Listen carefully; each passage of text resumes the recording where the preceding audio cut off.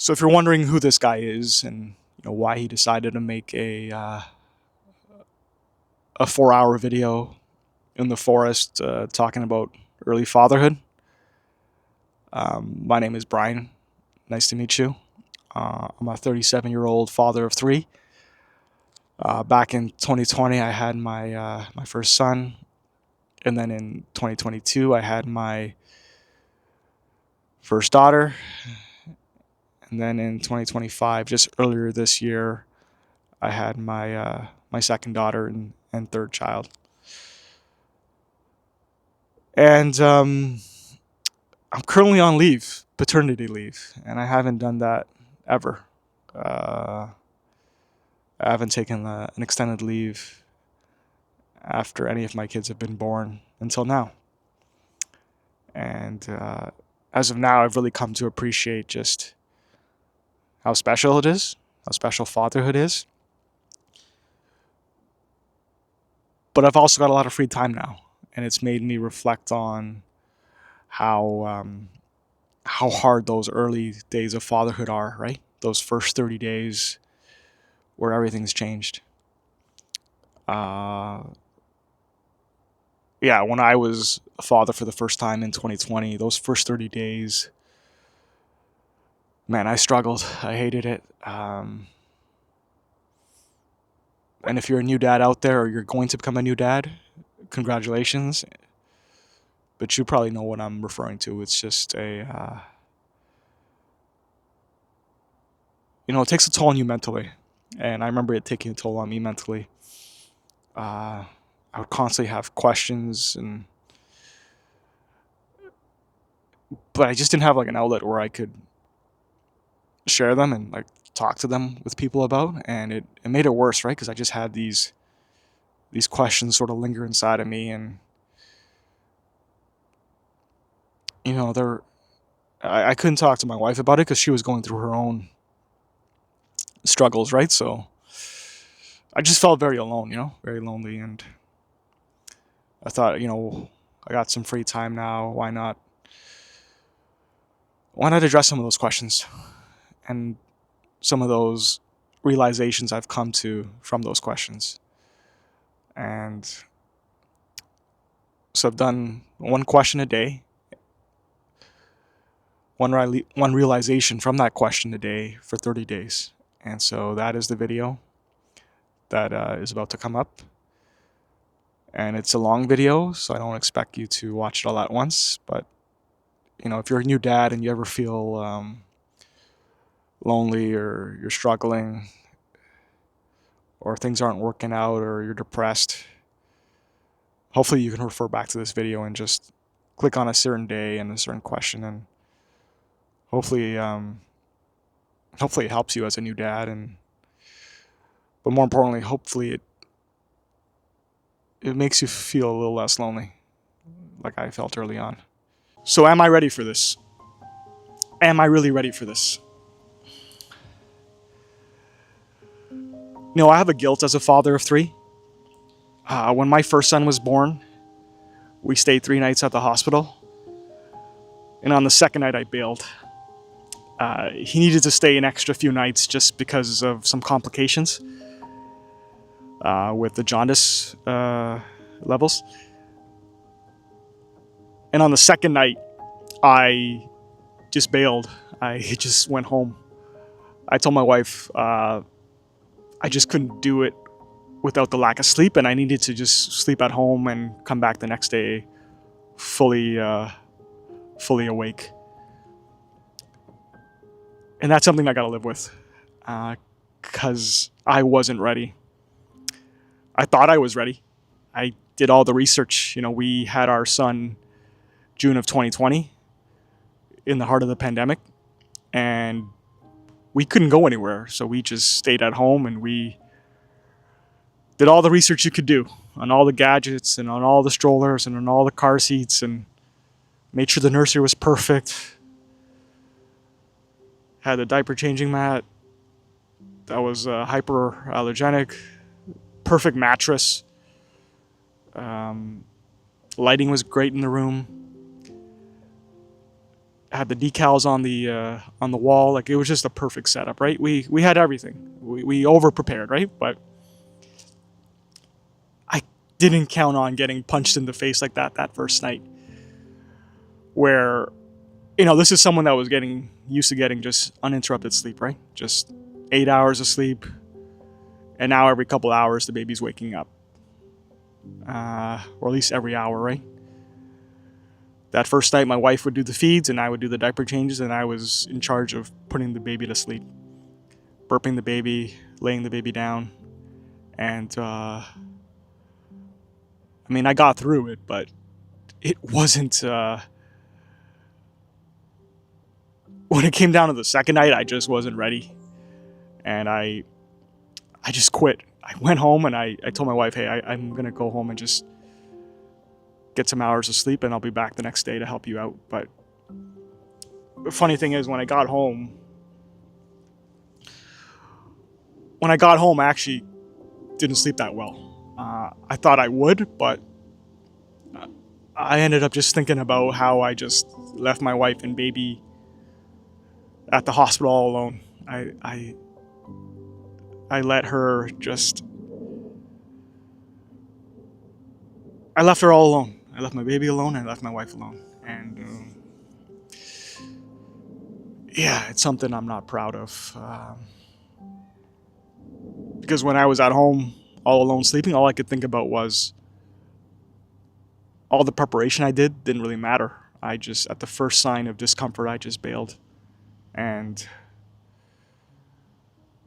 yeah, I couldn't even sleep. I actually slept worse because I think the guilt had just overcome me, and yeah, it was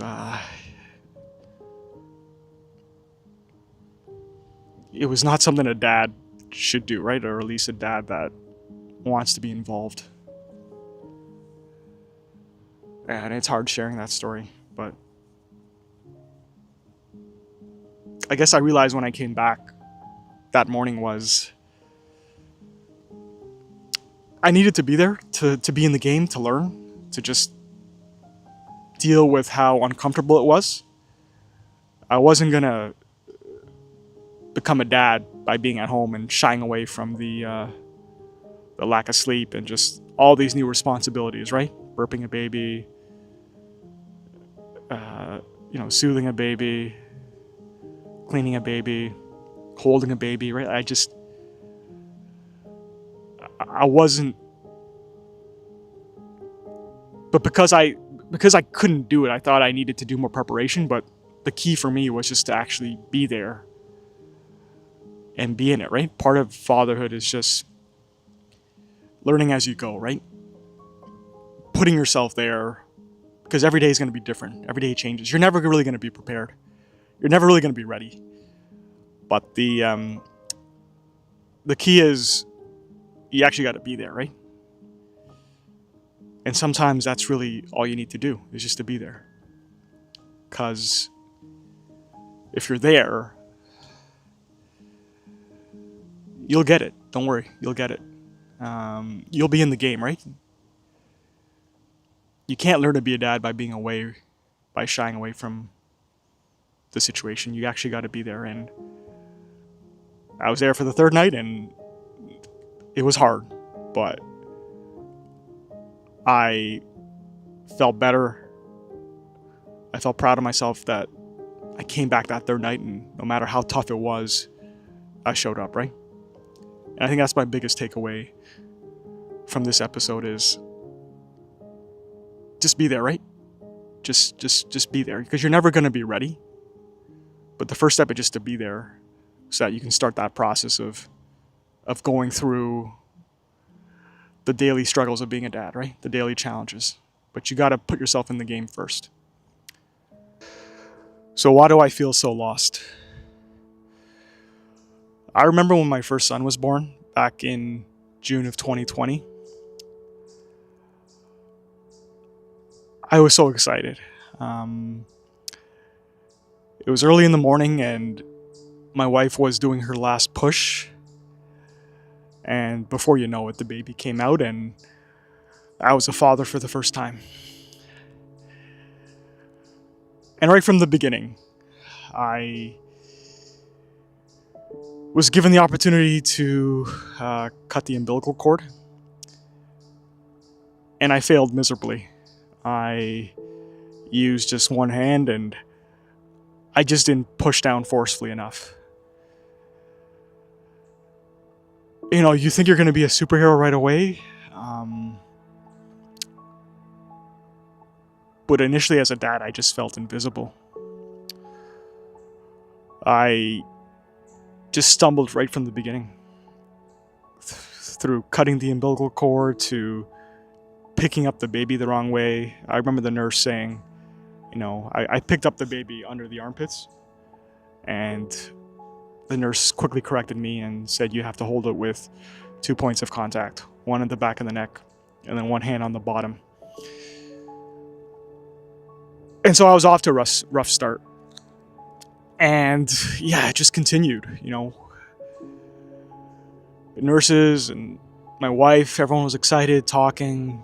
They were talking about breastfeeding and, you know, all the tips and tricks, and I just felt left out, right? I didn't know where I fit in. Yeah, I just felt lost. You know, that night, I was in charge of diaper duty, and it just took me so long to change a diaper. You know, the poo was very sticky, as it usually is with a newborn, and yeah, I just couldn't get it off the butt. So it took me like 20 minutes to change a diaper. And then all while that, you know, you're changing the diaper and the baby's peeing, and then you got to change the mat, and now you got to change the outfit, and it was a bit of a mess, right? You know, but looking back on it now, I would say I can't say I'm surprised, because what job do you do well right away, right? You know, when you start a new job, that first week is pretty rough. You know, you're learning systems, new procedures, new softwares, new rules. You're getting used to the people around you. And this is a job that you probably went to school for, right? Whereas with being a dad, you got no experience, right? You can do all the preparation you want, you know, and I did a ton. You know, I watched a lot of videos. I, you know, talked with a lot of friends who had kids. You know, I even changed a diaper on a on a doll just to practice. So I did my fair share of preparation, but you know, with anything, unless you actually have experience, it's another story. And so I think I should have been more kind to myself. I should have given myself more grace. Because truth is, I was just adjusting, right? I was just adjusting to this new life, to this new human being, and it would have been weird if I did get it right away, right? But things didn't get better from there. I went home, and my, you know, at the newborn stage, week 1, they're sleeping all day, right? And then when they're not sleeping, they're feeding. So I just felt like I didn't have a role, right? You think you're going to be the superhero and you're just invisible. Yeah, you're not really spending a lot of time. You can ask my wife. I just took up other interests. I took up gardening. You know, I was into Japanese maples, and I was tending to our garden in the back, and I think that was just more of a coping mechanism, just to be useful, you know? Like, I just didn't feel useful. I just didn't feel useful. So yeah, it was a rough start for me, and I felt lost. And it wasn't until this one night where my wife was just so tired. You know, baby was waking up every hour. She asked me, "Hey, can you just, I'll feed the baby. Can you just take the baby, change the diaper, and just hold him upright for about 10-15 minutes just so I can get a head start on going to sleep. And at that point, babies are quite gassy, so it's always good practice to keep the baby upright after a feed. And so I did that. And that changed everything for me. I was able to, even with the lack of sleep, just have some type of purpose with this baby. Even if it was just as simple as changing a diaper and just holding him upright for 15 minutes. I wasn't doing much. I was just sitting with the baby on my chest. But it was in those moments, or that moment, that you're looking at the baby and you're holding him and you're caring for the child, right? And that's when I started to build a bit of a connection with the baby. Well, not a bit, but you know what I mean, right? Like, you start to gain a connection, and it went uphill from there. I got good at that. That was our routine. I would change the baby, burp the baby, hold the baby upright, and then put the baby back to sleep. And that was every day. And then from there, my confidence just grew. I got better at soothing a baby, changing a baby's diaper, walking the baby. I just got a lot more confident, and I just needed that one breakthrough. And so if you're like a dad out there, or not like a dad, but if you're a new dad out there in week 1 and you feel a bit lost, I would say just try to find one thing that you can just do consistently. And that could be anything. It could be changing diapers, it could be burping the baby, it could be taking the baby out for a walk so your wife gets a break. Just try to find one breakthrough, and that from there you'll get confident. You'll get confident. It's, you're not going to learn to be a dad overnight, right? It just takes, and I've learned this later in life, it just takes small wins every day, those compound. Just do one thing every day, get good at it, and then add another thing, and then go from there. And take it from me, just find that one breakthrough, find that one thing that you can have a role in.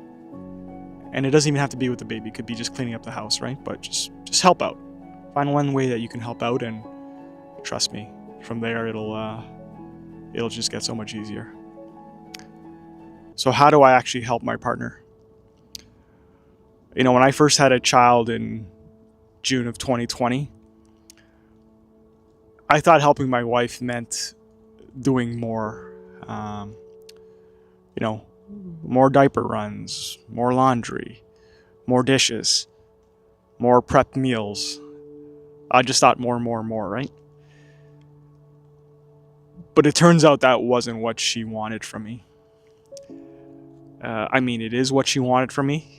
I think those were all nice to just keep the household in order, with all the chaos going on of raising a new baby boy. But it took a while for me to realize what she actually wanted from me. I've always been a doer. I've always had trouble, sitting still, which is ironic right now. But I've always liked just packing in my day, right? Just making sure everything's done. It gives me stress when the house isn't clean, or there's dishes in the sink, or if there's garbage that has to be taken out. I can't sit still, and it's it's a blessing and a curse. But yeah, that wasn't what she wanted from me. And motherhood is hard. I saw it firsthand with my wife. They're with the baby, at least that first week. It's all the time, right? The baby's sleeping most of the time, and most of the times it's the mom or the mother, nursing the baby, breastfeeding the baby, putting the baby to sleep. I helped out where I could with diaper changes and burping, but the mom is primarily with the baby all the time, and I think that took a toll on my wife. She might not say it, but a mom, I guess you hate to say that you want distance from your child, or if you want a break from your child. That's not how a mother thinks, right? A mother wants to care for their child. But it wasn't until I gave her a bit of a break. Actually, she initiated it. She said, "Hey, I just need a bit of a break. I just need to go take a shower to reset myself, to feel better." A shower makes anyone feel better. You always feel brand new. But I think more than the shower, she wanted just some time away, time for her to, finally collect her thoughts, reset, be away from just the constant responsibility, right? Even if it was just for 20 minutes. And when she came downstairs, I could sense a different person, a different change in her energy. She felt a bit more rejuvenated. She wanted to cook herself a meal. You just see that your partner has a bit more pep in their step, just by the way they walk down the stairs, right? If they're dragging themselves,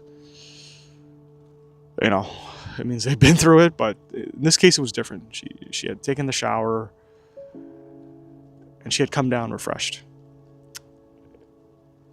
And at that point, I thought to myself, hey, this is where I can help her out.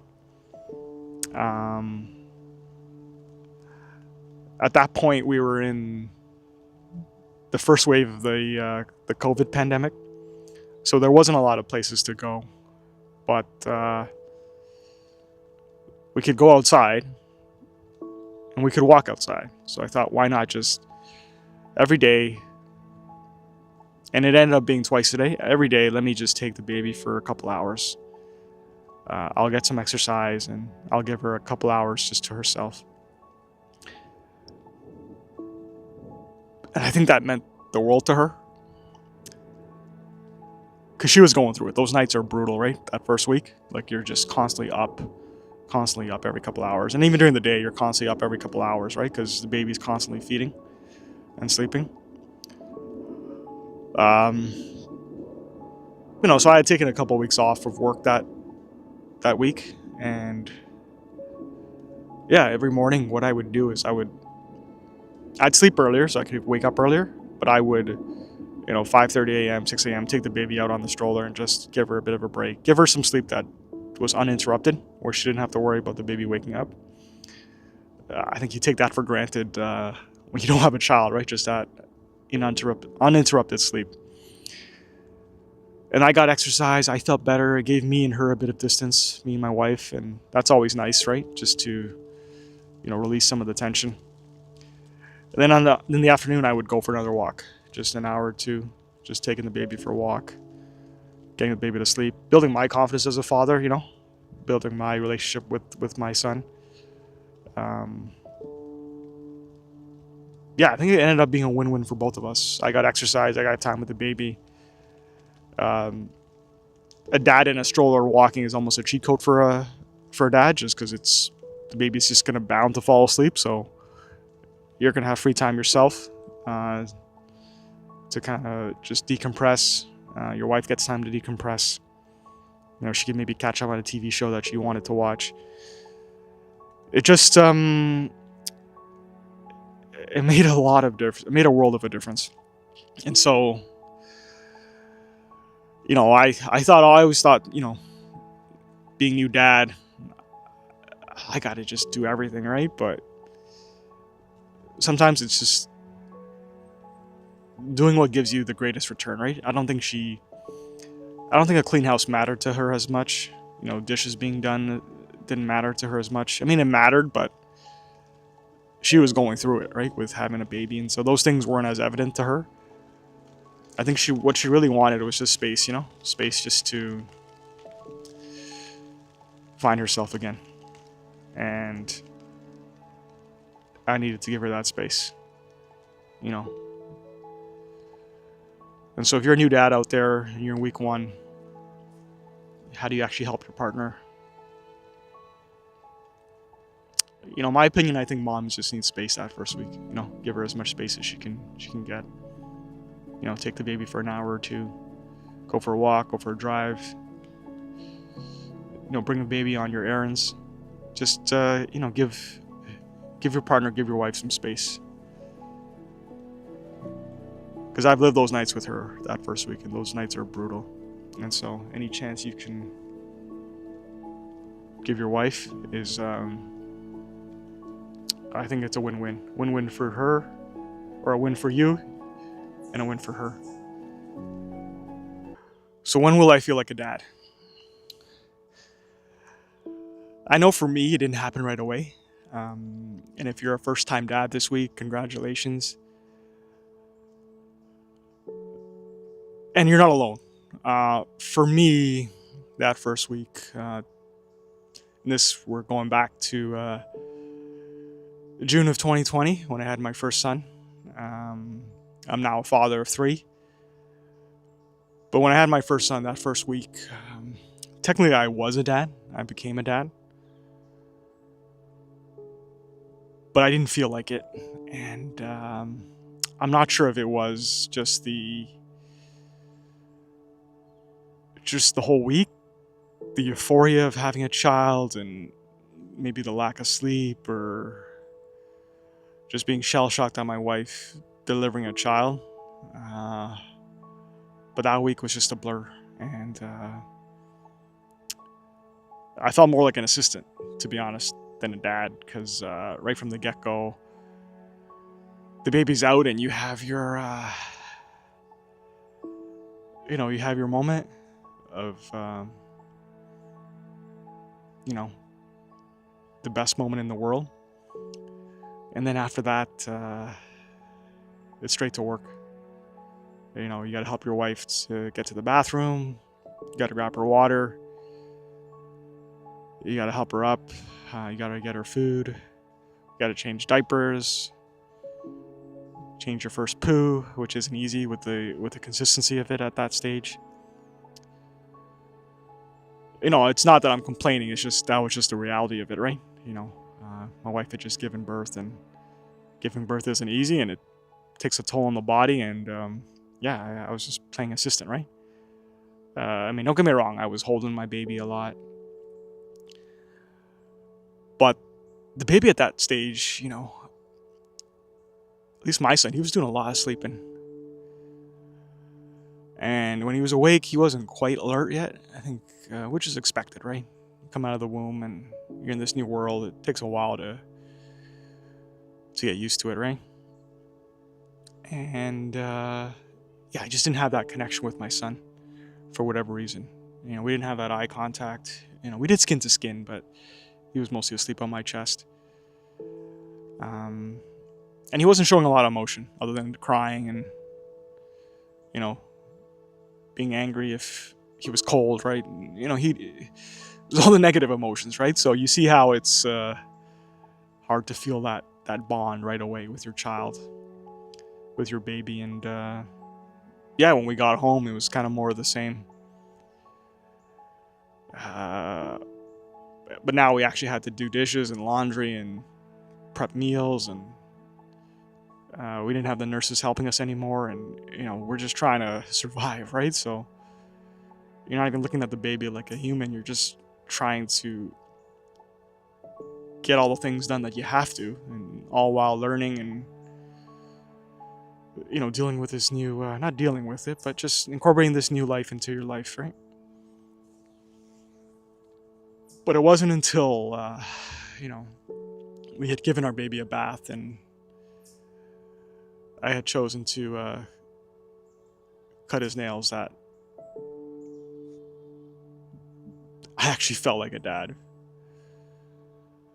And yeah, I noticed my baby's nails were quite long, which is expected, right? All the nails are growing long in the womb, and when it comes out, a couple more days pass, and it's quite long, right? You know, came to a point where, you know, he was scratching me if he was on my chest, and I was like, okay, maybe this is a good time to cut the nails. And yeah, I cut his nails like I cut mine. I rushed through it. When I cut my nails, I'm cutting them in the shower and I'm flying through it, and if I have time, I'll file, but most times I'm just cutting it to somewhat of a round shape, right? It doesn't have to be perfect. And I kind of did the same with my child. Only this time it was worse because he was crying and he wasn't enjoying it, and I rushed through it and I cut him. A small cut, but I later realized that at that age, baby's skin is quite soft and the blood doesn't clot that easily, or doesn't clot as quickly. And so now me and my wife had a situation where I had to hold the babies or apply pressure to the babies. Forget if it was the thumb or index finger, but one of those fingers. And I just applied alcohol, which disinfected it, but obviously created a lot of pain in the baby, in my son, and I had to just hold his finger for the next hour because we couldn't put a band-aid on it. Not at the size of those fingers. And I definitely got eye contact from my son at that point. He definitely looked at me with a vigor in his face and an anger and just in pain, right? Just wailing, and I couldn't do nothing else but just hold the finger and just wait for the blood wait for it to stop bleeding, and it just took forever. It seemed like an eternity. And I think it was at that point that I just felt like a dad. I felt like, wow. Because prior to that, it was just kind of the similar emotions from the baby, crying, sleeping. Yeah, crying, sleeping, and if he was awake, he was in a very sleepy state. And so I definitely woke him up. And I definitely felt the bond. I felt like, wow, I'm a dad now. I have responsibility over this child, and every action I take or inaction I take has a really significant impact on my child. So I'm a dad now, right? I can't just think about myself anymore. I just can't be careless. I actually have to think through things for the next 2 decades until my child hopefully moves out. I'm the caretaker. I'm the role model. I have a large impact on how my child is going to be shaped throughout all the years, right? Throughout toddlerhood, preschool, grade school, high school. Like, it's all on me and my wife, right? And it was in that moment that it hit me that this is just not a baby that's crying all the time. This is actually a human being that I can affect and impact. And sometimes you don't always learn from the wins. You learn from the losses, right? The mistakes, right? In this case, I learned, or I felt, what it was like to be a dad. And so if you're watching this and you don't quite feel like a dad, believe me, once you make your first mistake, and it's inevitable, once you make that mistake and your child lets you know about it, you'll feel like a dad. You'll definitely feel like a dad. And at that point, it's off to the races. At that point is where things begin. Because your mindset will shift. At least it did for me. And also, please be careful when you're cutting your baby's toenails. Don't make the same mistake I did. So why am I so tired, yet I can't rest? I remember back in 2020 when I became a father for the first time. The baby was waking up every couple of hours, maybe even less. And I remember just putting my head, at the end of the day on my pillow, and I was exhausted, just mentally, physically exhausted. I was adjusting to being a new dad, and I just couldn't sleep. I was exhausted, but I just couldn't close my eyes. Or I tried to close my eyes, and all I could think of was the next cry, the next task, the next moment where I would have to step in and care for my child. And,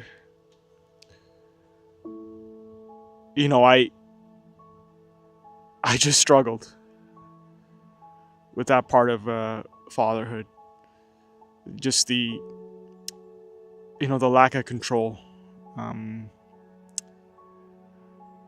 I had lived my life a certain way. I had my schedule to a T. I got to work at the same time every morning.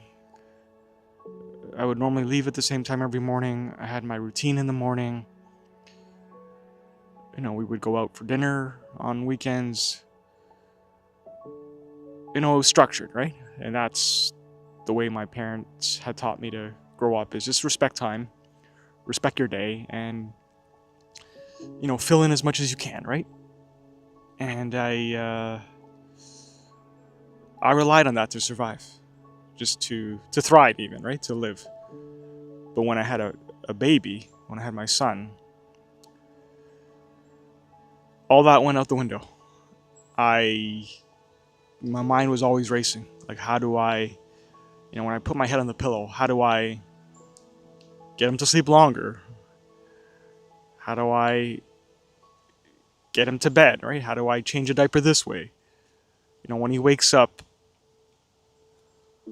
how long should he be awake for? When's the next nap, right? Like, you're just constantly thinking about the next move, to a point where you can't even rest yourself, right? Your mind is just so muddled with information, and you're going back to the books that you read during while you were expecting the baby. You're trying to grasp at straws and at anything and everything. And I just didn't sleep well. I just did not sleep well. Even when I was tired, like I said, I just couldn't sleep. I just couldn't sleep. I just could not sleep. And it wasn't until I had to just surrender to my new reality. And that new reality was, you can't have schedules. You can't have, the baby is your schedule. You can't plan your days anymore, right? You can plan them to a certain extent, but you just have to let go, right?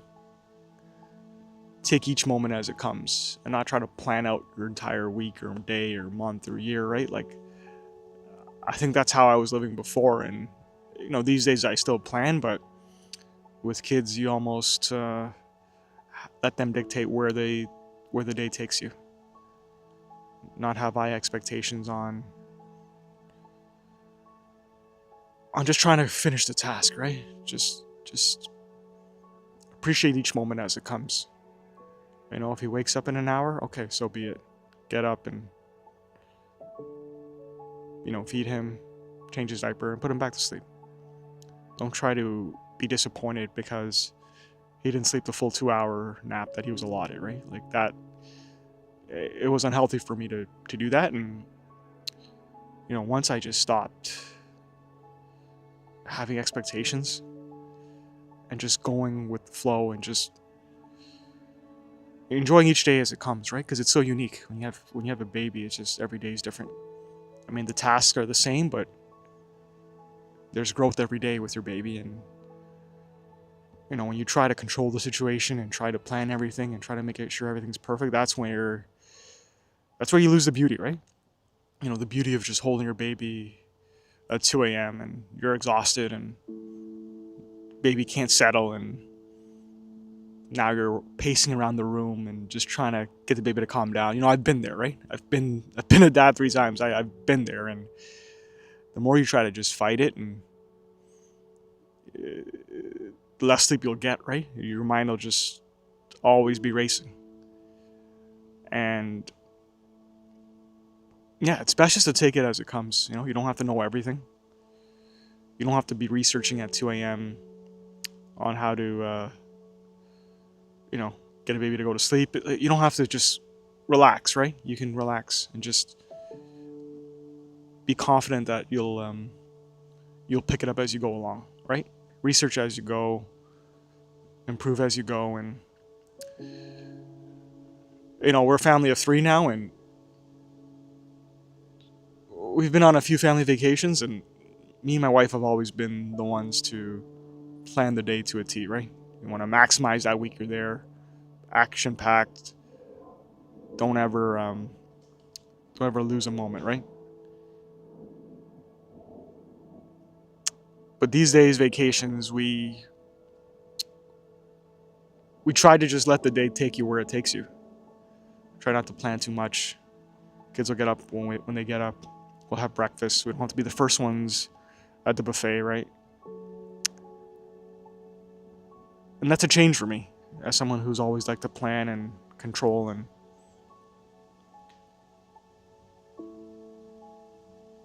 But when you surrender and when you relinquish some of that control, you can just enjoy the moment and just enjoy the day and enjoy what's in front of you, as opposed to just looking so far in the future. And only now have I fully realized that just enjoy it, right? Just enjoy your first week of fatherhood. Don't get stressed that things aren't going to a T. Yeah, because each moment is a special one. And there's going to come a point where, your kids are all grown up and it's just you again in an empty house, right? And yeah, you're going to be sleeping well. I promise you, you're going to be sleeping well. But you're also going to miss the moments where, you were getting up every hour, nurturing your baby, giving your baby kisses, changing your baby's diaper at 3 a.m., right? You're going to miss those moments. So just know that sleep will come, right? Sleep will come. But you just got to let go of that control. Free your mind, empty your mind, and just accept it, right? Accept this is the season where I'm going to feel some discomfort. I don't know everything, but it's not forever, right? So just enjoy it. You'll get through it. Because I did. And I was the furthest thing from a father initially, and I got it, so I trust you. So what happened to us? What happened to our marriage? Before the baby came, me and my wife, we had our own schedule. We had quiet moments. We had quiet dinners. We could watch Netflix late into the night. We had time for each other. And then when our first baby came, back in 2020, we stopped becoming partners in life and we became more like partners in survival. I remember that first week of being a dad. We were just trying to survive, We always had lots of time for sleep. We prioritized it, but when the baby came, we put all our energy into the baby, and we lost a little bit of ourselves in each other. the nighttime feeds, the lack of sleep, just trying to give the baby a bath while he was crying. Just, oh man, it was a lot, right? For both of us, and mainly a lot for her, my wife. Waking up every hour can play its toll on the body, right?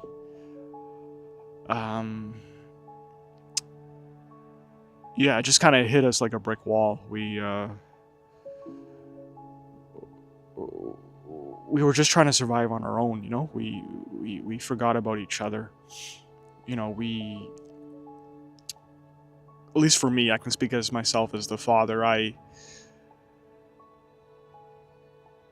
got a little selfish, I'm not gonna lie. I thought it was all about me and not about her. How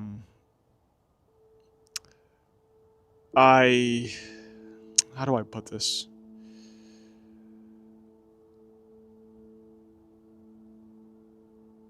I only thought about me in the sense that, wow, this is affecting my life in this way. I can't get to go to the gym when I want to. I can't get to watch the show when I want to. I stopped appreciating what my wife was doing for the both of us. I just didn't, give her that appreciation at the end of the day or during the morning. The little gestures, right, that kind of keep a marriage strong, right? Because we didn't have a lot of time for each other. A lot of our time was for the baby. A lot of our energy was for the baby. We're just trying to figure things out. But looking back on it, I could have done a lot of things differently. I could have just, at the end of the night, just told my wife, hey, I love you. Thank you.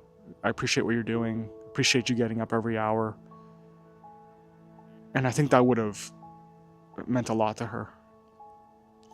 Instead of just thinking about myself, right?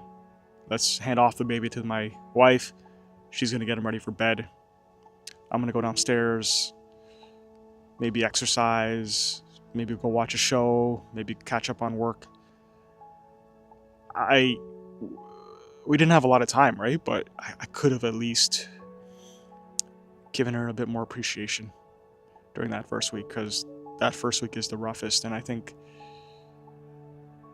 it would have meant a lot to her. I think it would have meant a lot to her. I've only come to this realization now because,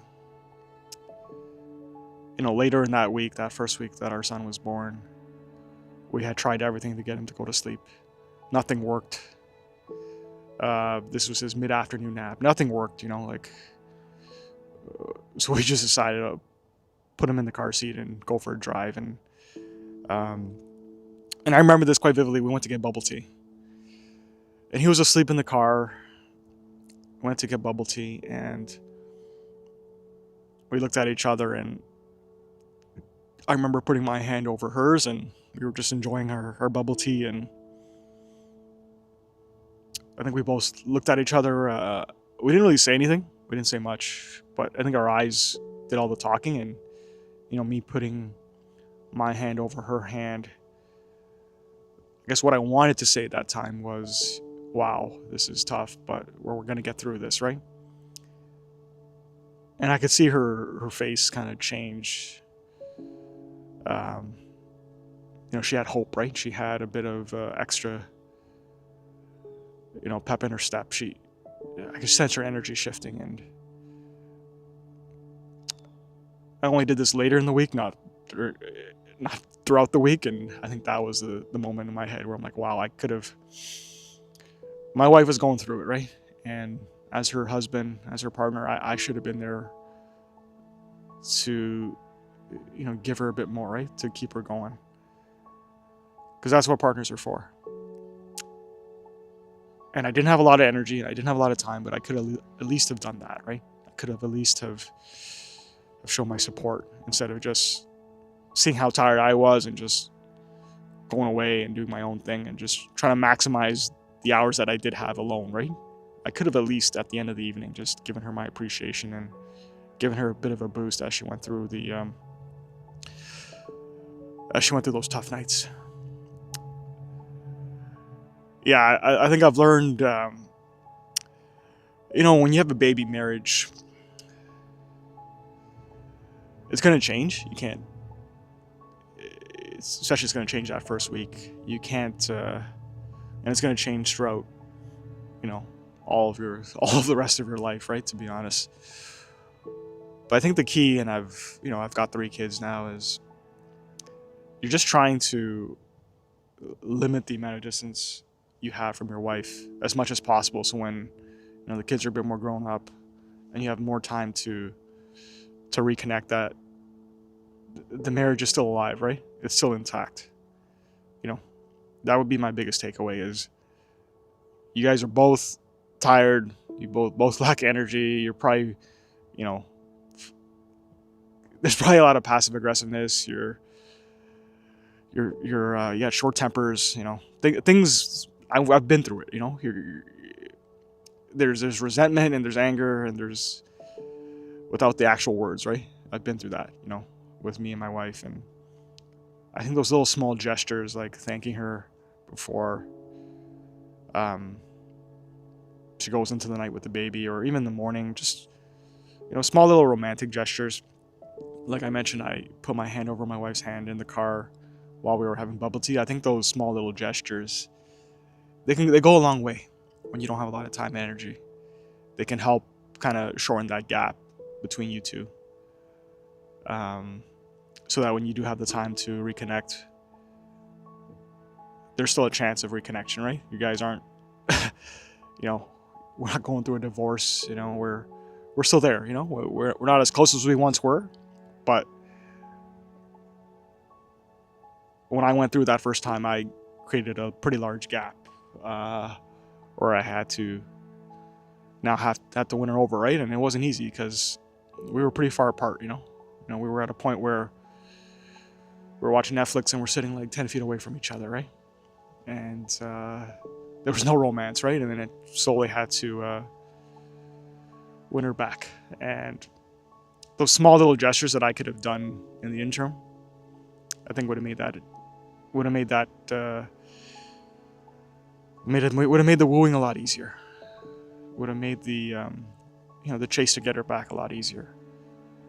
And so the key is just to try to survive the marriage, right? Try to make that distance as short as possible so that you have an opportunity to win her back. If you do want to win her back. And I definitely did. So how do I know if I'm doing enough? That first week for me as a dad back in 2020, I saw my wife do everything. She took a lot of the brunt of the evenings, just waking up every couple hours, feeding the baby, burping the baby. I'm not gonna lie, it made me feel a bit guilty. And I ended up overcompensating, I think. And it wasn't until my wife said something later in the week that completely made me feel at ease on if I was doing enough. Or at least she woke me up on what it meant on doing enough. As a dad, I just saw my wife do everything, right? Nursing the baby. She just, I don't know what else. She just did so much. And in my head, I have this like mental scoreboard, right? And if she's doing all this during the night, how can I help during the day, right? And then you start trying to learn everything, do everything. I was constantly on my phone, just, researching the next thing. How do I soothe the baby? How do I install this car seat?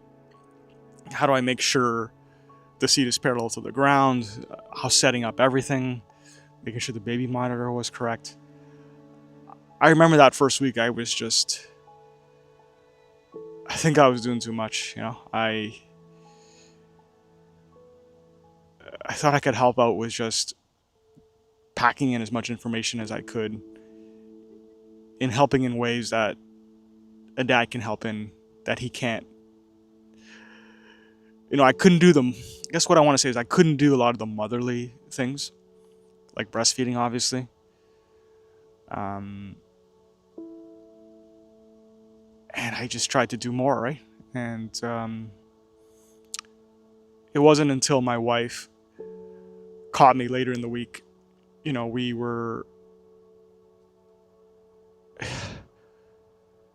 were just sitting there, and it was very quiet, and she was nursing the baby, and I just stuck around to just research the next milestones, right? Research how to swaddle a baby. I think that's what it was.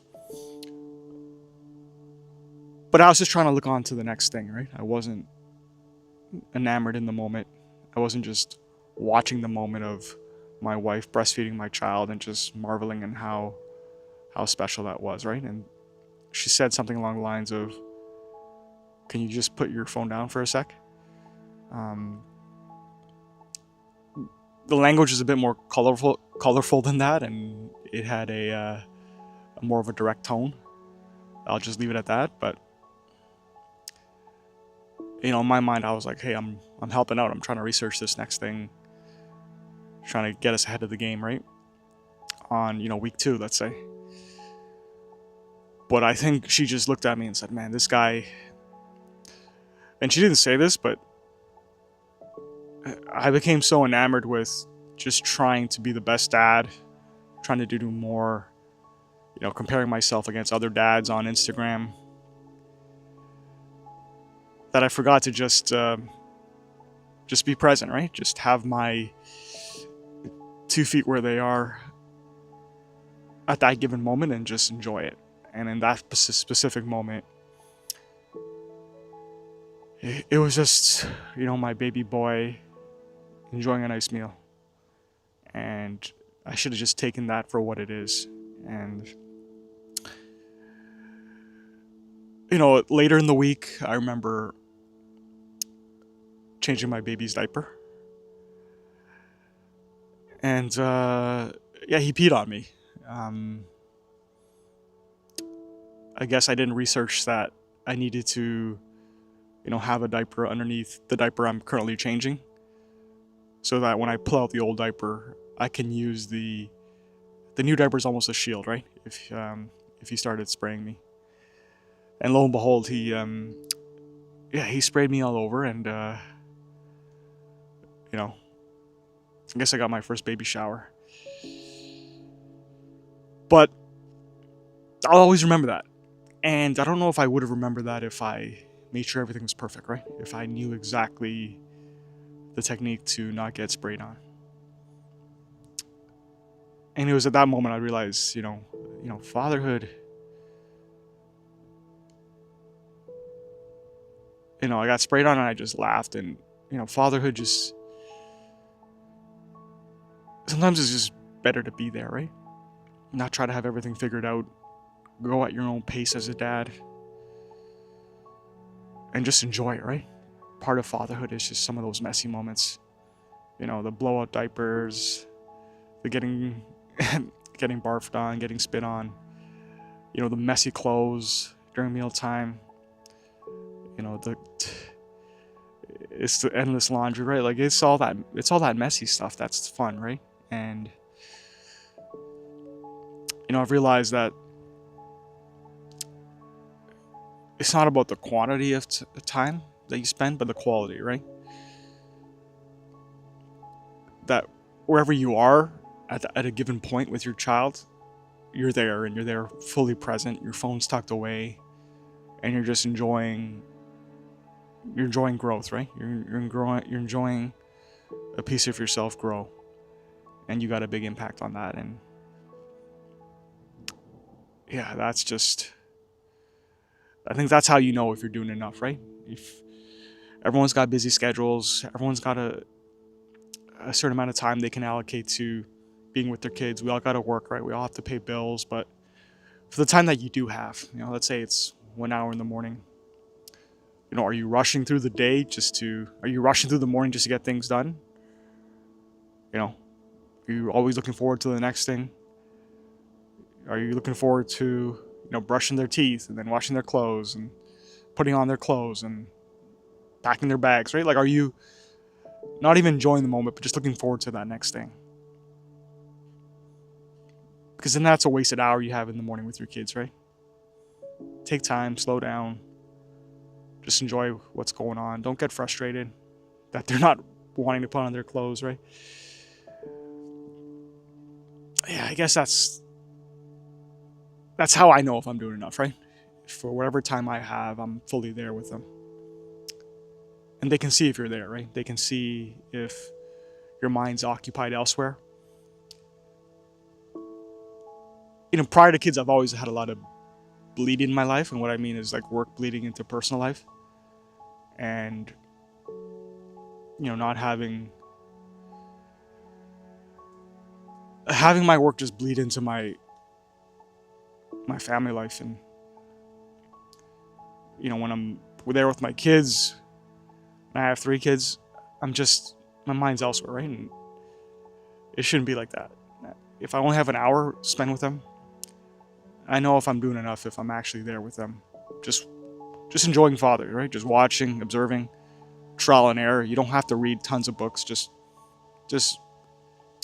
watch and react, right? Watch and react, watch and learn, watch and do something new the next day. Enjoy the ride of fatherhood. Don't try to look on to the next thing. Because when I'm not really enjoying the moment with my baby, this is what I learned from week 1. I'm looking forward to the next thing. That's when I know I'm not doing enough. It's not how much I actually produce, but it's where my mind's at that given moment. And yeah, it's just, this is only week 1, right? And you can see how it can change you right off the bat, right? It can change you right away.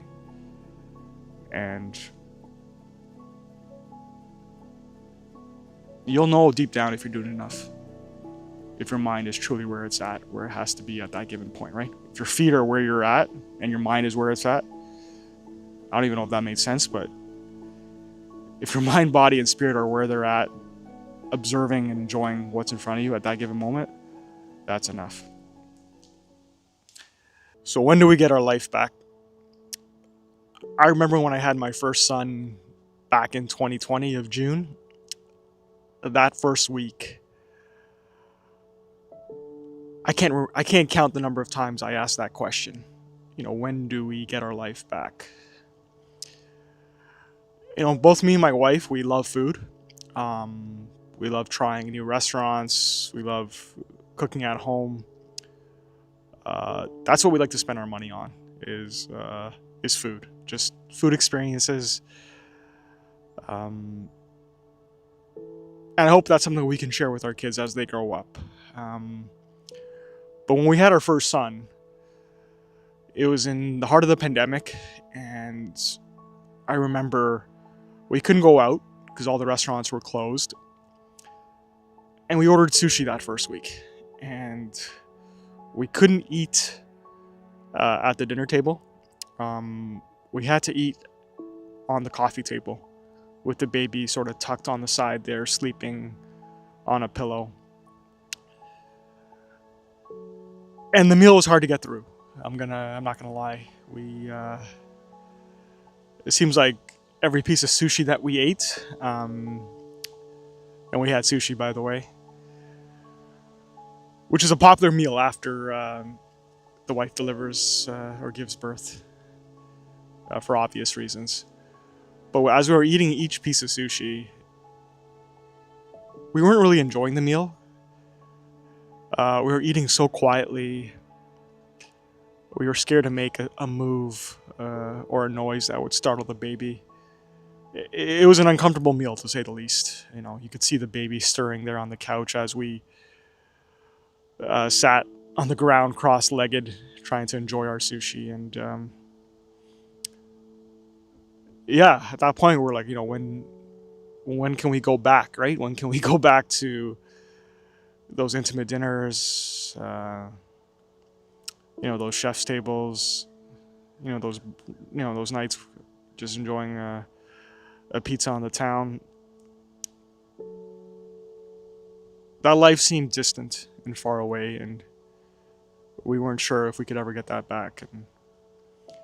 And as things slowly opened up, as restrictions slowly opened up after the pandemic, we started going on more date nights. And the first date night, we brought our baby, and again, the meal was tense, right? If you've ever gone to a restaurant with a baby, at least in the first week, we realized we had to rush through the meal.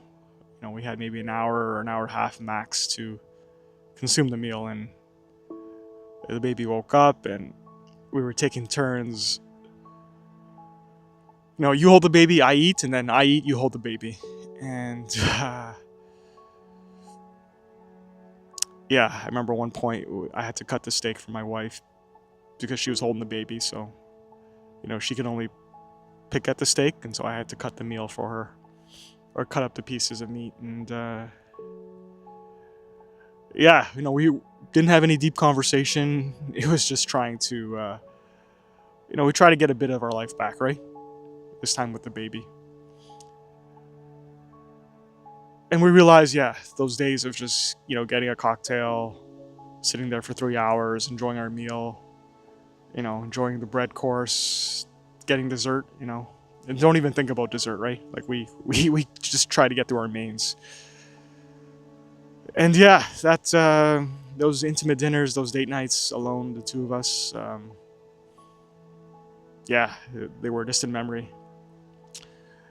It was not until the baby got older where we started, leaving the baby at home with my mother-in-law, and we started going on more date nights. And yeah, for a moment there, we got our life back. And then we went on more date nights, and you know what? All we could think about was the baby. Funny enough, we ate with no distractions. We enjoyed our meal, but at least in the back of my mind, I just missed the baby. I missed I thought I wanted that old life back, but I sat there a little empty. I missed the chaos of it all. Holding the baby in one hand and trying to enjoy my meal in the other hand. Yeah, it was just weird, And now that we have 3 kids, I have a 5-year-old son, 3-year-old daughter, and 8-month-old daughter. I love going to dinner with them now, and it's a family of 5, and it's chaotic, and we usually have to order their meals ahead of time, so that their meals come first, and they're not hangry. But it's usually we have an hour max, right, to eat dinner, and it's chaotic, but I wouldn't trade it for the world. And if I reflect back on that week 1, I wanted that old life back, right? I wanted just me and my wife. I wanted those fancy dinners and just the two of us and getting dressed up, and I thought I missed that. But when we got to go on a date night with just me and my wife, I thought to myself, wow, I miss the chaos of it all. Dinner just seems too easy, right? I'm not juggling 4 or 5 things at once, and I think I missed it. It took a while, but I think I enjoy meals now with everybody.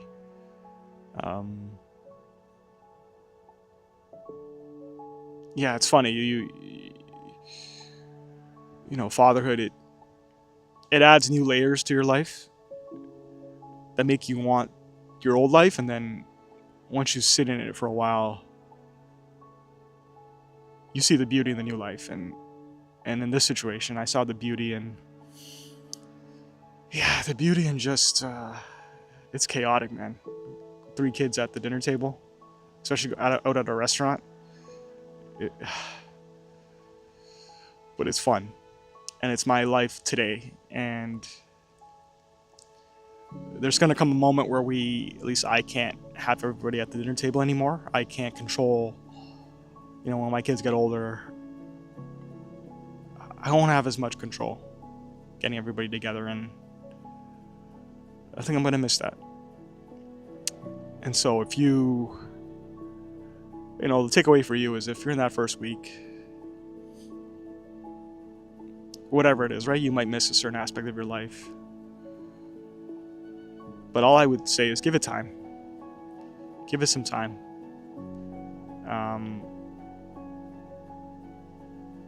Because there's going to come a point where you hit that realization like I did, where you don't want that old life back.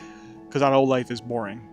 That old life had no complexity to it. It had no nuance to it. It had no uniqueness to it, right?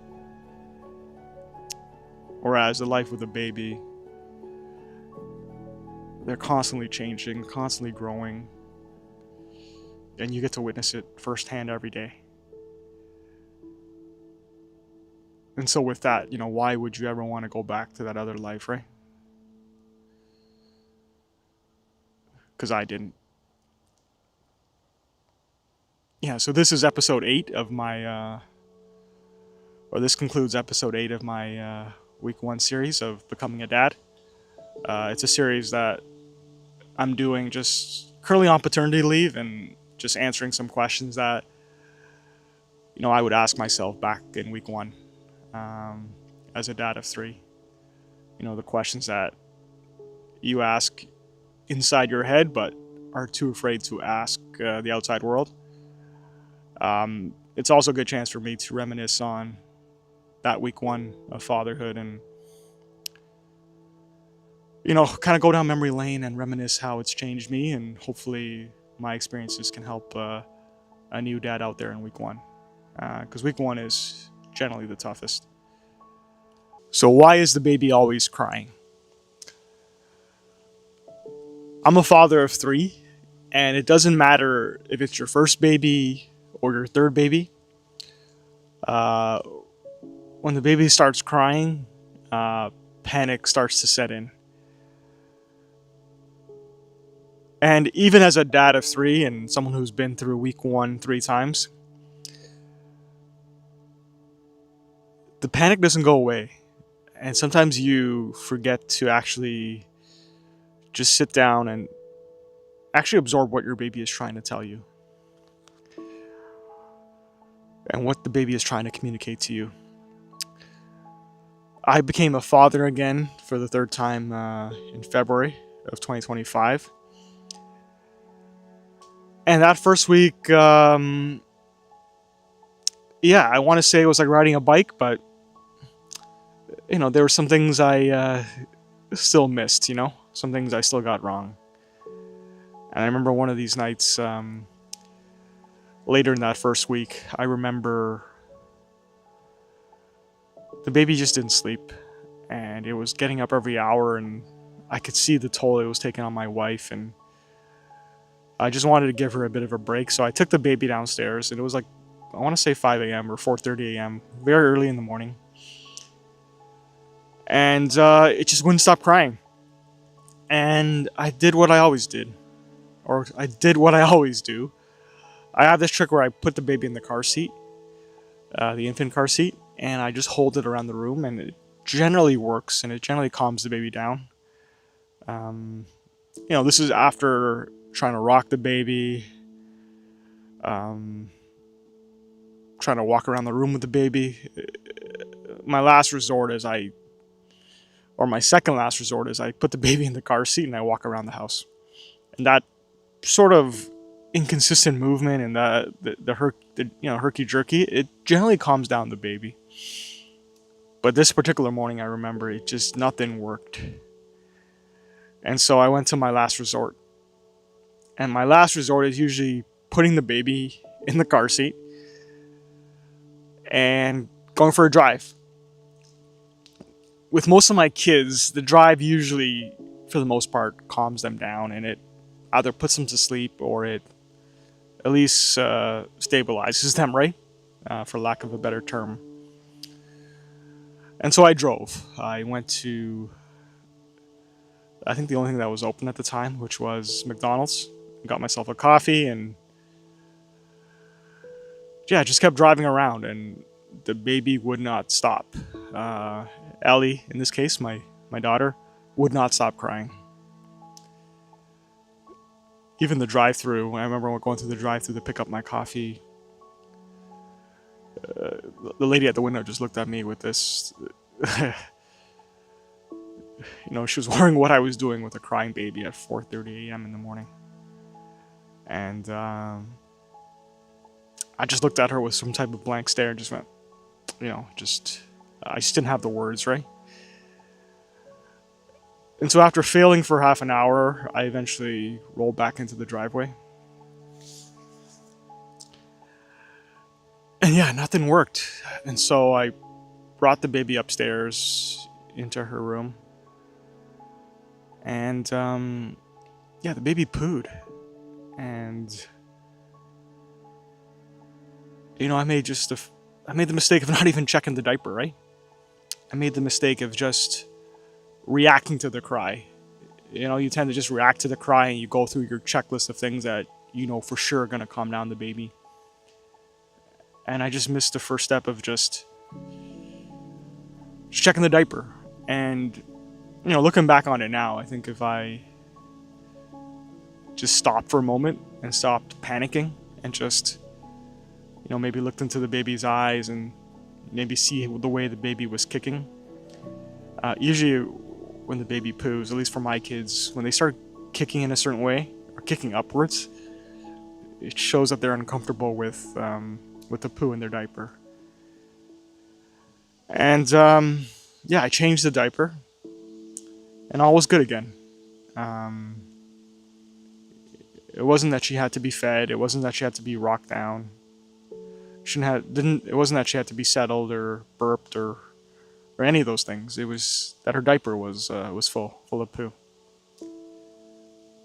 And if I had just taken a moment to slow down and actually, process what was happening, look at my baby's cues and see what she was communicating to me through body language and through her cry, I would have saved myself a half hour on the road. And I think that's the point, right? The point is sometimes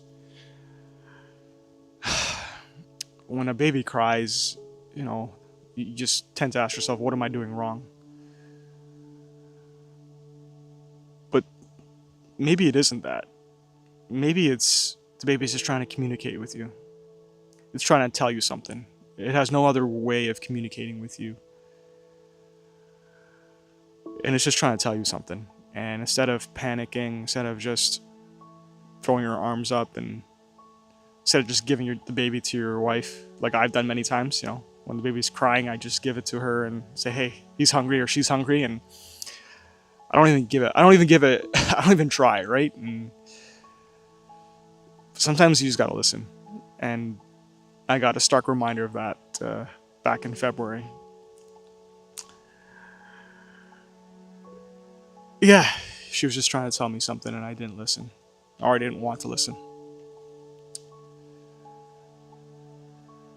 And it's funny, sometimes I've always been a reactionary person. Sometimes I just want to fix the problem right away. Sometimes when they cry, it's not really a problem. This is just what needs to get done. And so you don't have to race to get the baby to calm down. It's just, okay, what are you telling me? What are you saying? What are you saying in your cry? Is it a cry that's kind of weaning or fading? That might mean you have to take a nap.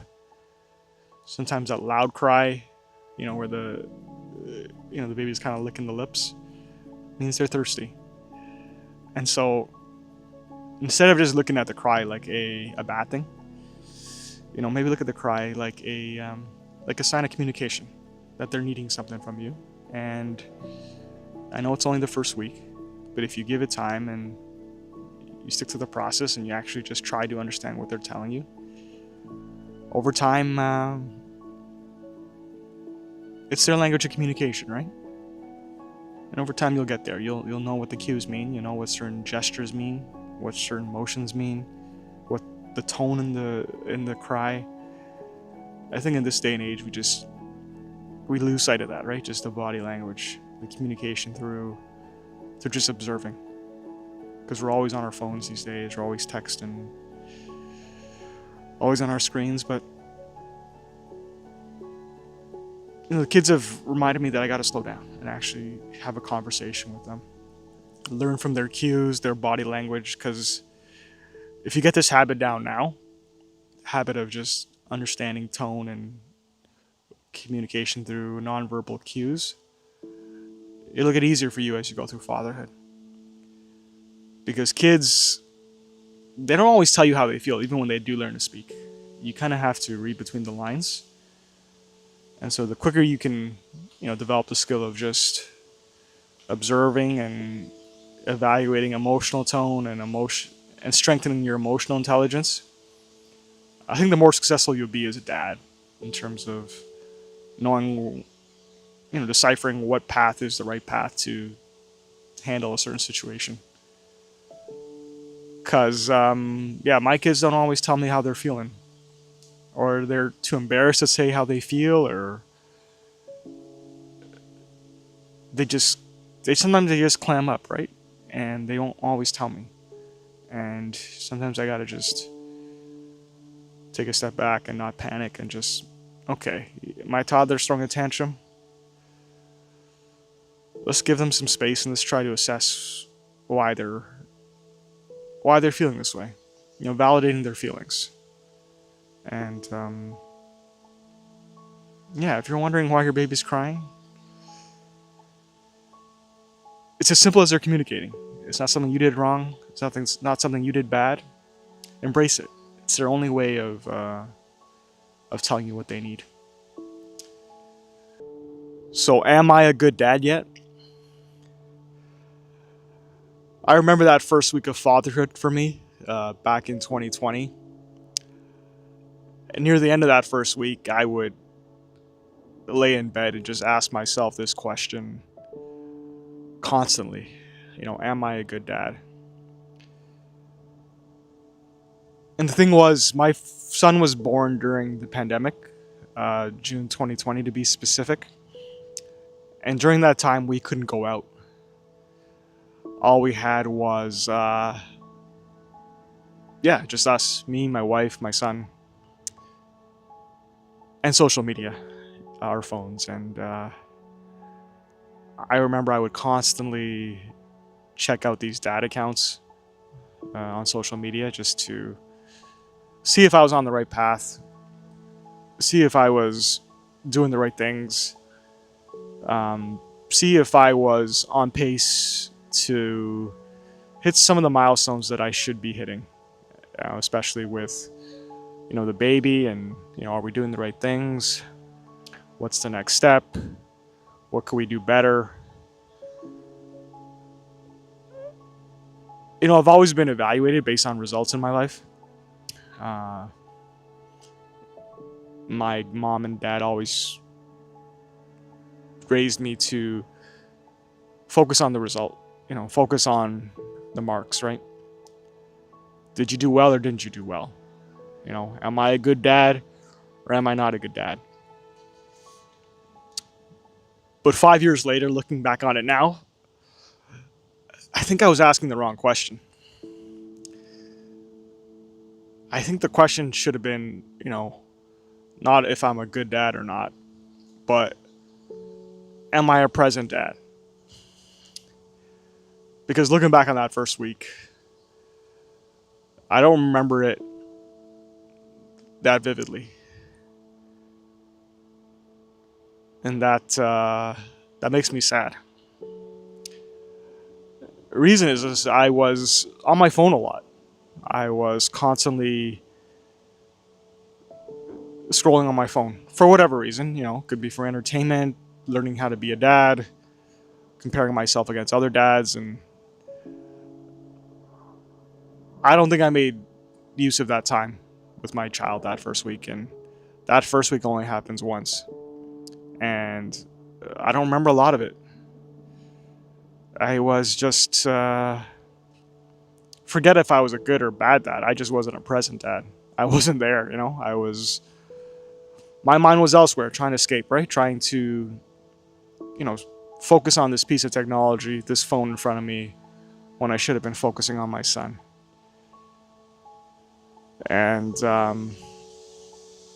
yeah, I guess I had this like scoreboard in my head that I had to hit all these markers and I had to live up to a certain standard. That I actually had to be a good dad. I had to prove that to myself. That's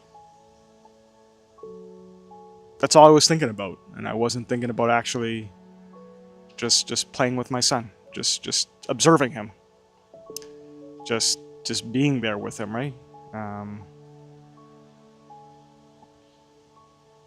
Yeah, I just I just didn't do that, and it's funny now. That same son, he's 5 years older now, and the other day I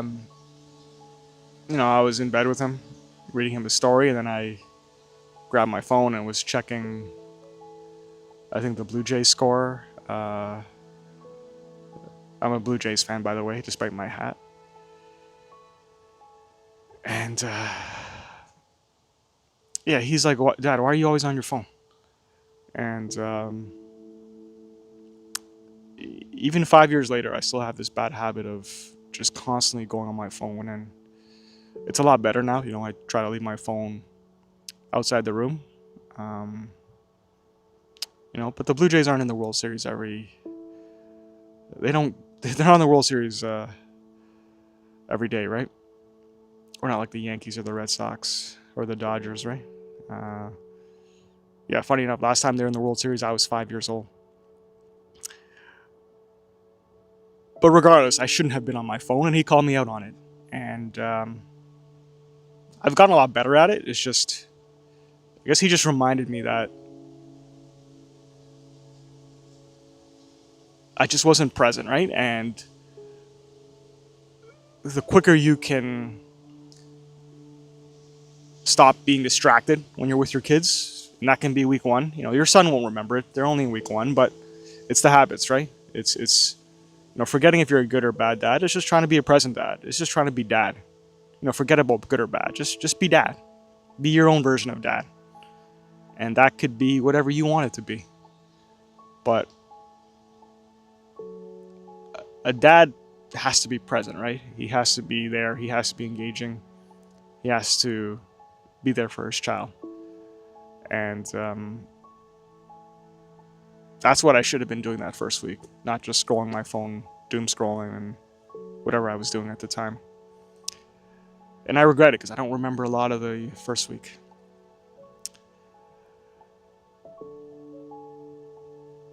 It's funny. I'm a dad now, but I remember a lot how my dad made me feel, right? I didn't ever classify him as a good or bad dad.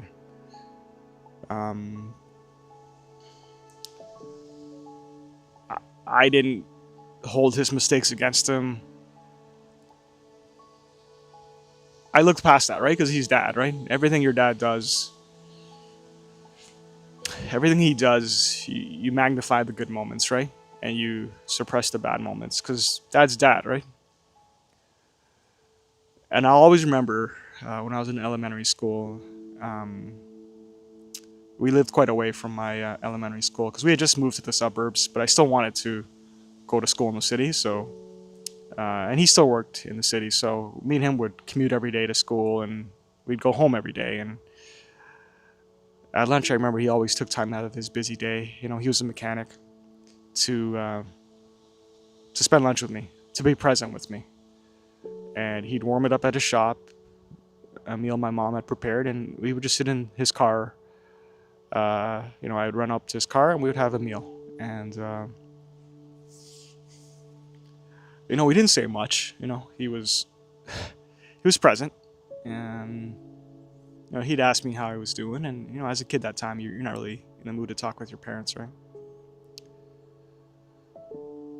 But looking back on it now, we did that for at least a year and a bit. And I'll always remember that. I'll always remember the way he made me feel. How he took time out of his busy day. Because he was a busy man, He worked early, he came home late, but he took the time out of his day to spend lunch with me. And I'll always remember that. I'll always remember how, not everybody's fortunate enough to have a dad, right? And I had one, and he was a good one. And that's my favorite memory of him. Just me and him at lunch, day in and day out, having a warm meal that my mom prepared.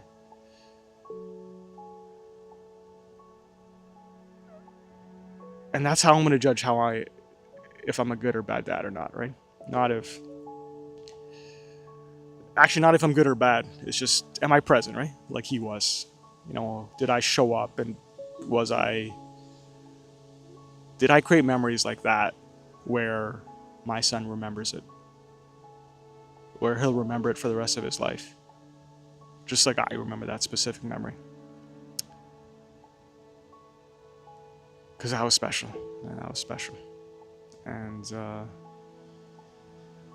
yeah, if you're in week 1, you're asking the wrong question. Don't ask if you're good or bad. Ask if you were there. Ask if you were present that first week, right? That's how you gauge fatherhood is. Were you there? Did you observe? Did you assess? Did you struggle? Did you mess up your first diaper? Did you laugh about it? Did you get spit on? Did you get peed on, right? Like, get off the phone. Drop that habit now, right? And yeah, just be present with your kids. That's the ultimate goal. And yeah, fatherhood's a wild ride, isn't it?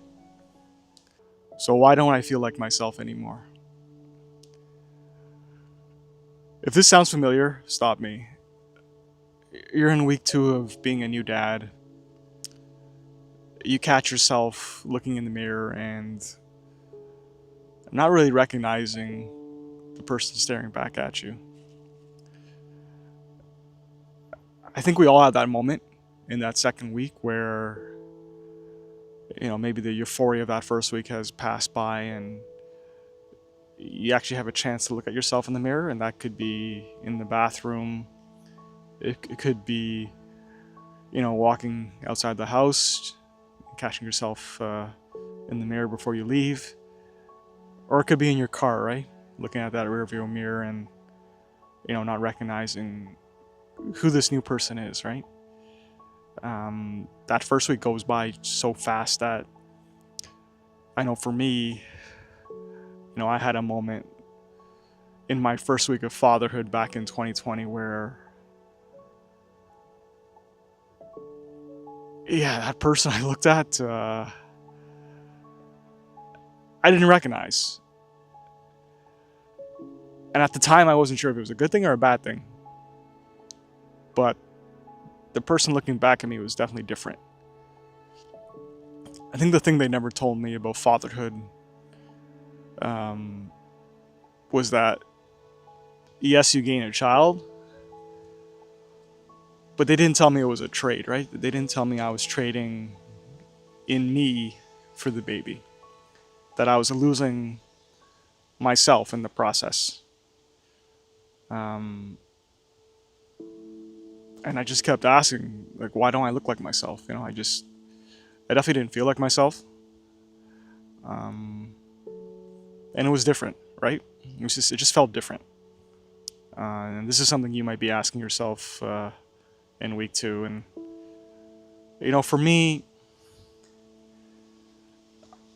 prior to having kids in 2020, and I have 3 of them now, I had such control over my life. I knew exactly what I was doing in a given week. I would go to work 5 days a week. I'd go to the gym after work with my wife. We maybe go to dinner on Friday night, just the 2 of us. We'd see friends on the weekend. Maybe have a drink or 2. And then Sunday we'd probably just relax and, maybe watch a couple of TV shows on Netflix. But it was predictable, right? I had control. I knew exactly what I could do and when I could do it. And this is how my parents raised me. They wanted me to optimize my day, and they always taught me routine, and they always taught me structure and getting up when you're supposed to and not sleeping in. And yeah, I just and then in an instant it was gone, right? It was gone. Yeah, I had no control that second week. I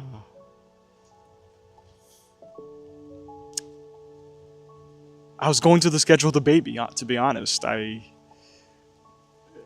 tried to take naps when I could, but especially that second week, you're getting up every couple hours because the baby's crying at night. You're changing a diaper constantly because he's peeing and pooing constantly, and you're still trying to figure things out, right? So you're not the fastest at any of these things, and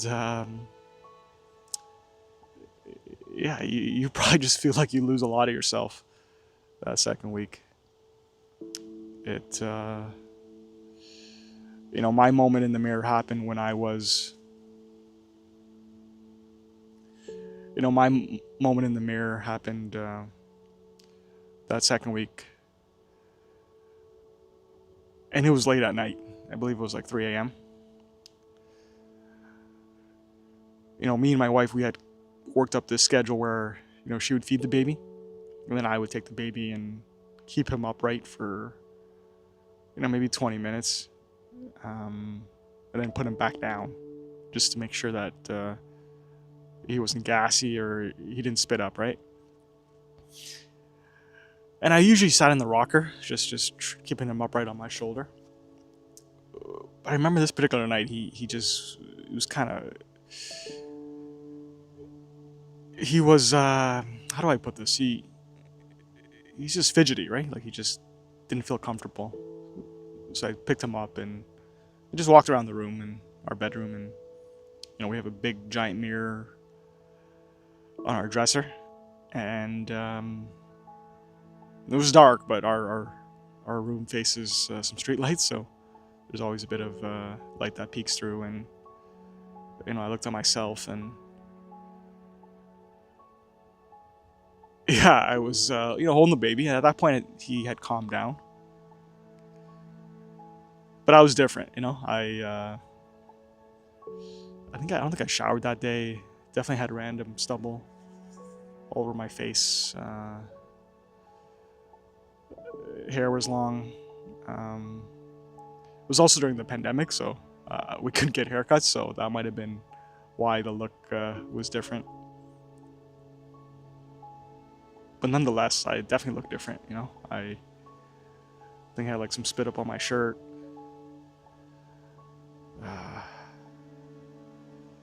Yeah, it was just it probably smelled funky, right?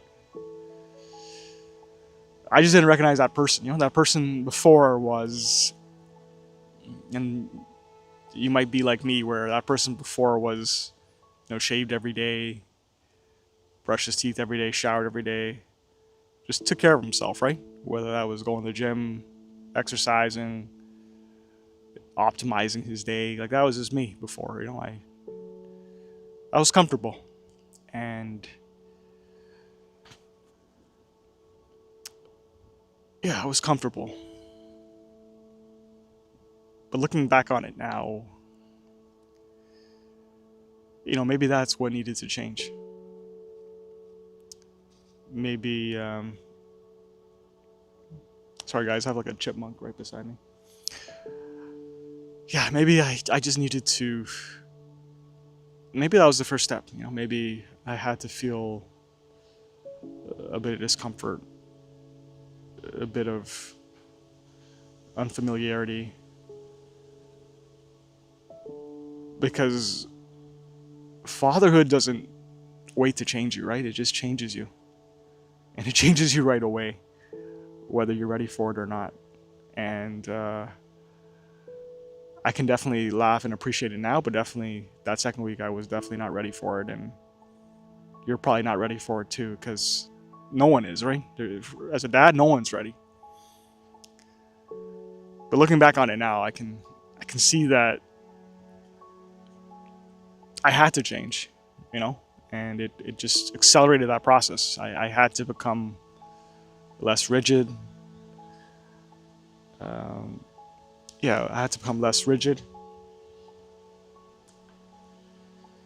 I had to relinquish a bit of control in my life.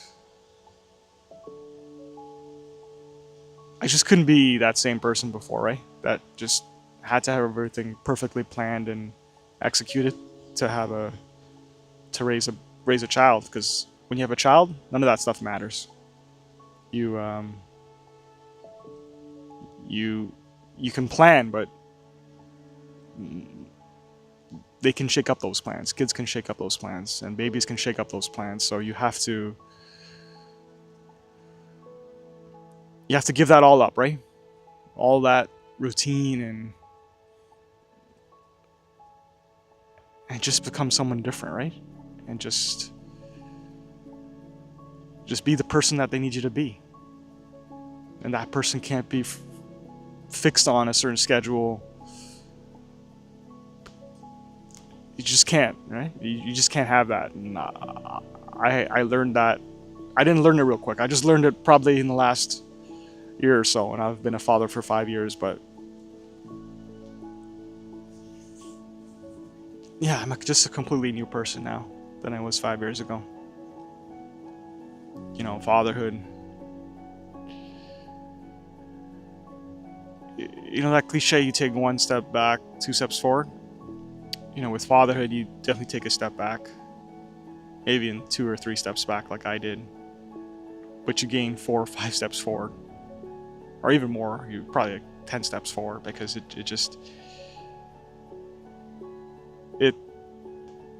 it kills the parts of your personality, at least for me, that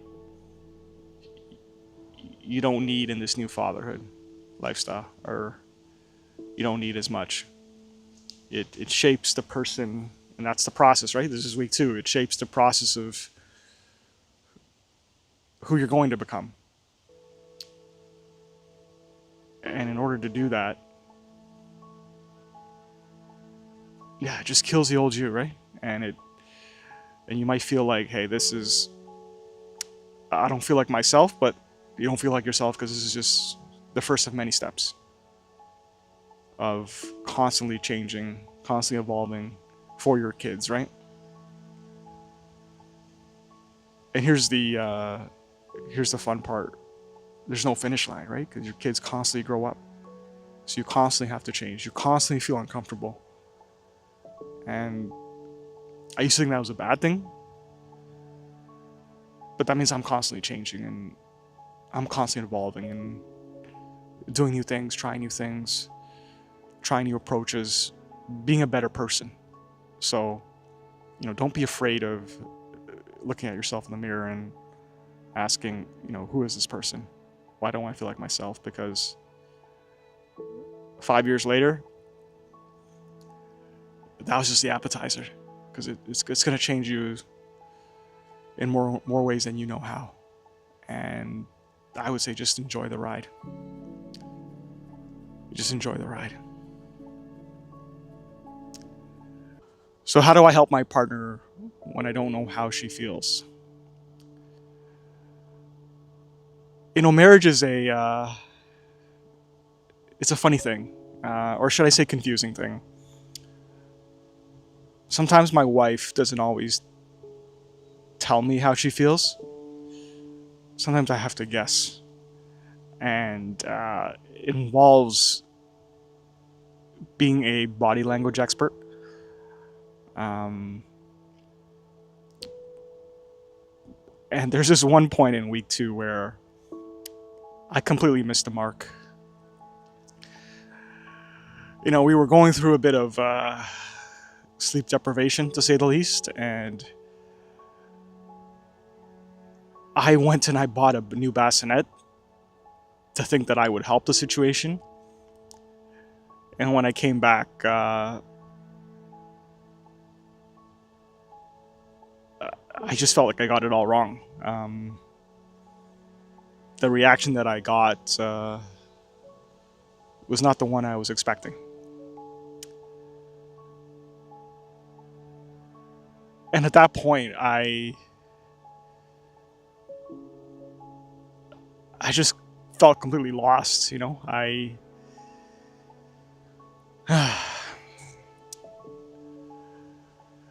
You know, I'm a problem solver, or at least I try to be. Um, when I see my wife look completely exhausted in the morning after a night of just constantly waking up with the baby, I try to, or at least I tried to fix that problem. I tried to suggest, you know, fixes. I tried to suggest, you know, me keeping the baby upright before putting the baby down so she can get a head start on going back to sleep.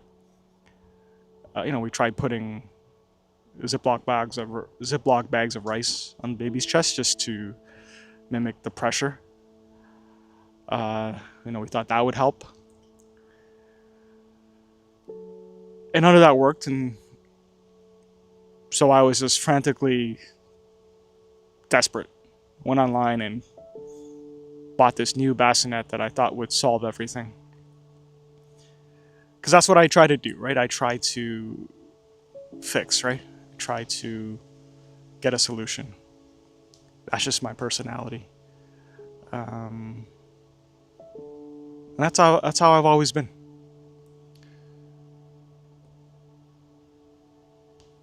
But going back, the reaction that I got when I brought home that bassinet, yeah, she was not too happy. Or should I say, she didn't really care too much for the bassinet. And at that point, you know, as a husband, as a new father, you're just in week 2 and you're just, man, what else can I do, right? You know, I went and researched and I looked up all these videos on which one was the best that could make our baby sleep longer so that you can get rest. And I don't really get any appreciation from that, right? I didn't sense any appreciation from her from that. But then she did something that just completely changed my perspective on what she needed at that point in time. You know, so I come home and there's this big bassinet, and it's like this new smart bassinet, and it's able to kind of initiate movement when the baby starts to stir. And so the idea is that it helps get the baby back to sleep, right? And who wouldn't want that, right? But I bring the bassinet back, and she didn't really say much. So again, on brand. My wife didn't really tell me how she was feeling, but she showed me, and I could see in her eyes, and she said these exact words that I'll never forget. She said, "This is so hard," and she hugged me, and she wasn't crying, but she had some, you know, she was teary-eyed, and at that point I knew exactly how she felt without her even having to say it. I knew what she needed from me. I think looking back on it now, that week 2, you know, she wanted to show strength. You know, moms always want to feel like they can do this, right? No mom wants to say, hey, this is too hard, or this is too overwhelming, or because you want to be a great mom, right? You want to show up for your child. You know, you brought him or her into this world, but you start doubting yourself, right? Especially when you're not sleeping well, and there's not exactly a manual on how to do it, right? Because every baby is different. And so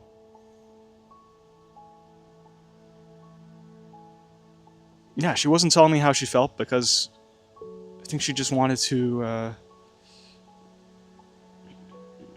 show she could do this, right? And she did it, right? Like, we have 3 kids now, and she did it. But we all have moments of low, right? Like, of adjustment, and at that point, she just needed me to be there, right? She didn't need me to overwhelm her with information. She didn't need new technology. You know, none of that stuff was going to work, right? Or it was going to incrementally work, and it wasn't going to... She just needed me. Needed me there, just going through it with her. Going through the tough times. Going through the low times. Going through the lack of sleep.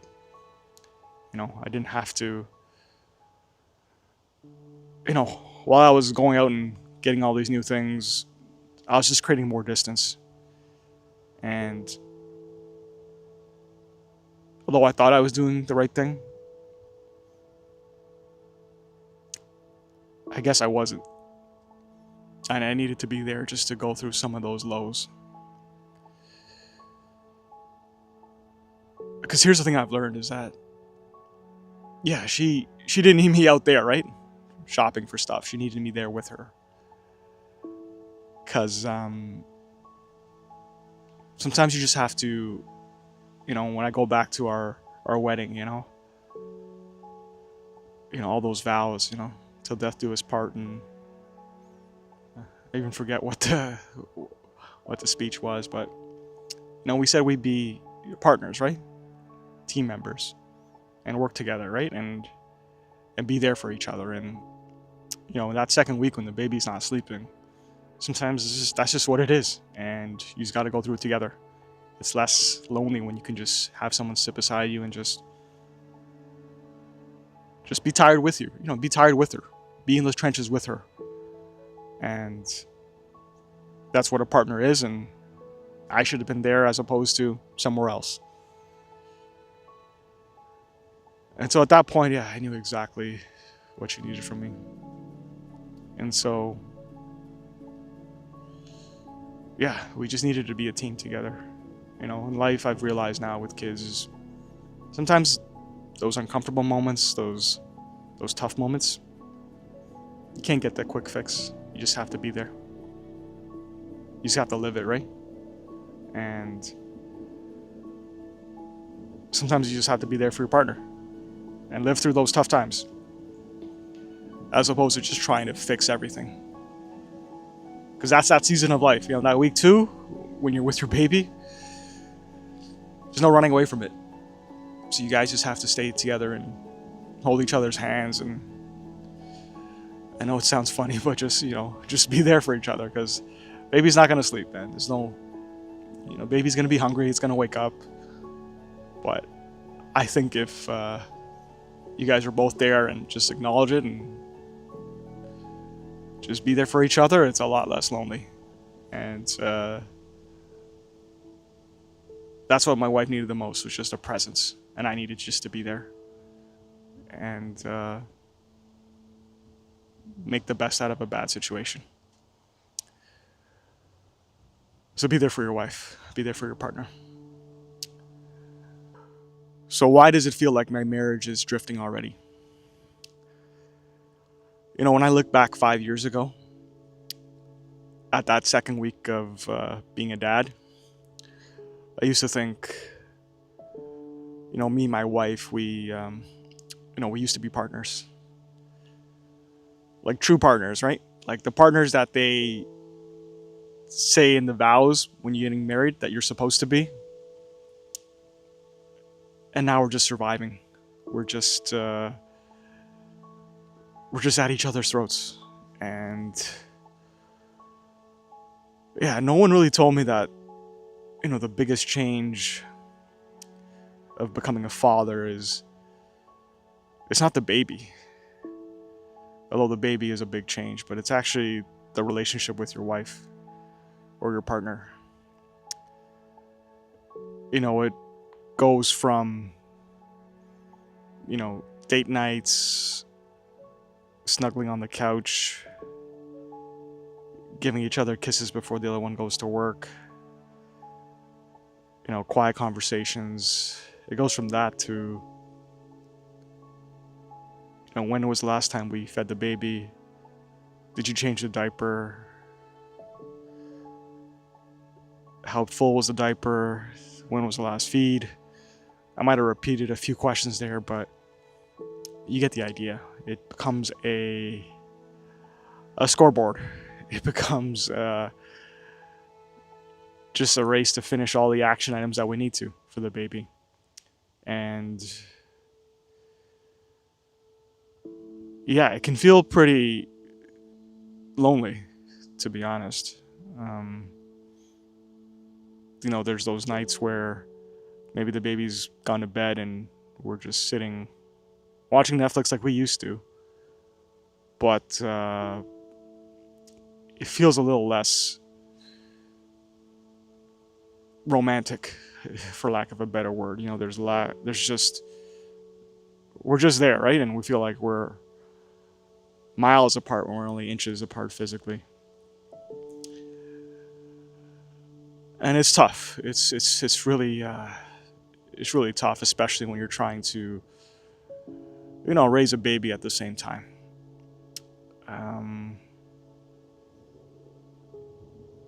Yeah, I mean, we the intimacy isn't there.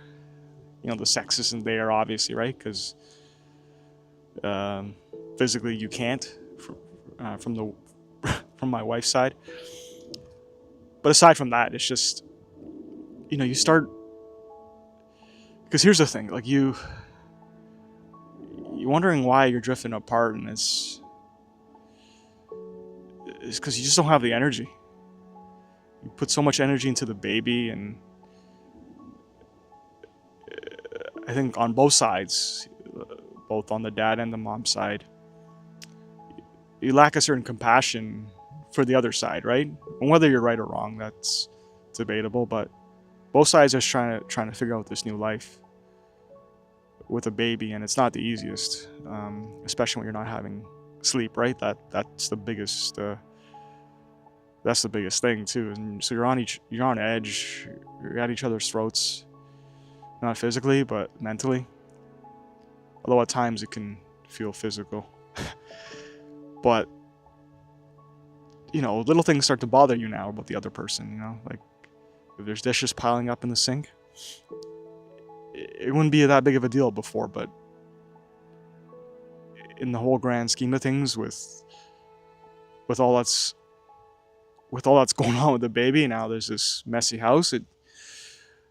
You start maybe slamming the dishwasher harder and not actually physically communicating, and it's just because you don't have the energy.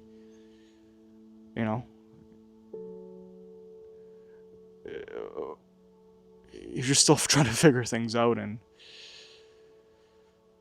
you're still trying to figure each other out, right? Because marriage is about a partnership, right?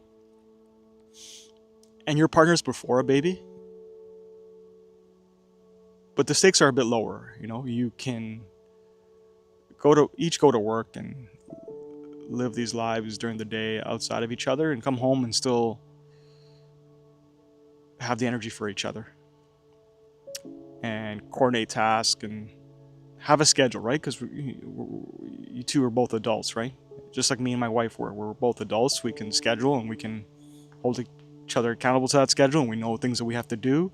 We know when garbage day is. We know when we have dinner. We know what to prep for mealtime. Like, we're partners, right? But I think when you have a baby, that week too, it tests that partnership. And it makes you actually become team members. Like, you actually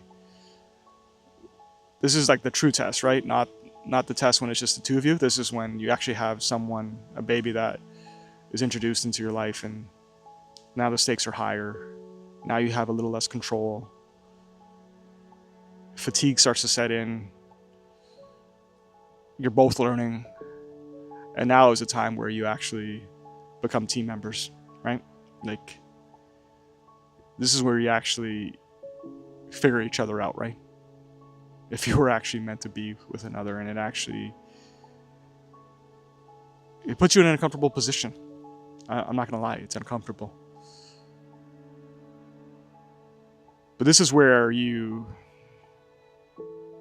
have to just accept that maybe the first few weeks, months, year, there's a bit of drifting apart, because you're still learning to work with each other. You're learning how you can help. You're learning each other's true temperament. You're learning what you have to hold in terms of comments and what you can actually communicate. And you actually start having more fights, right? And you actually start having like real conversations. And you might have to start sacrificing some of the work life and actually prioritize family life. That was the case in my situation. But you're learning to work with each other. And that's not to say that you can't have a little romance too, right? Just to keep things from becoming just a roommate situation, right? Because there was this one night where we had tried everything, and we finally got the baby to go to sleep, and it was just the two of us on the couch. I think we were trying to watch a show, and we were sitting next to each other, but we weren't like snuggling, right? It wasn't like close. We were a couple inches apart, but it felt like we were miles apart, like romantically, right? Or from a...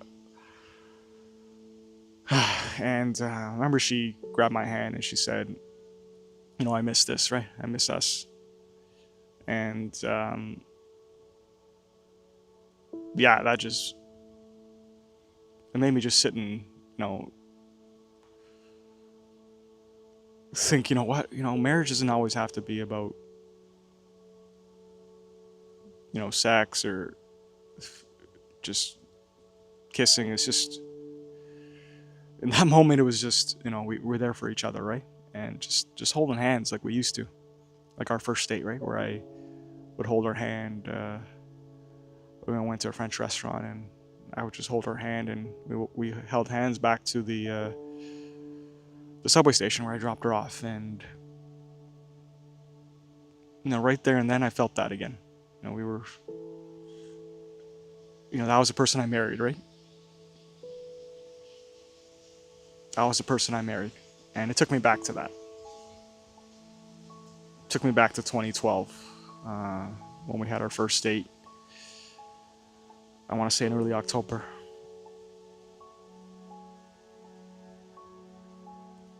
Yeah, that was a special moment. And it showed that,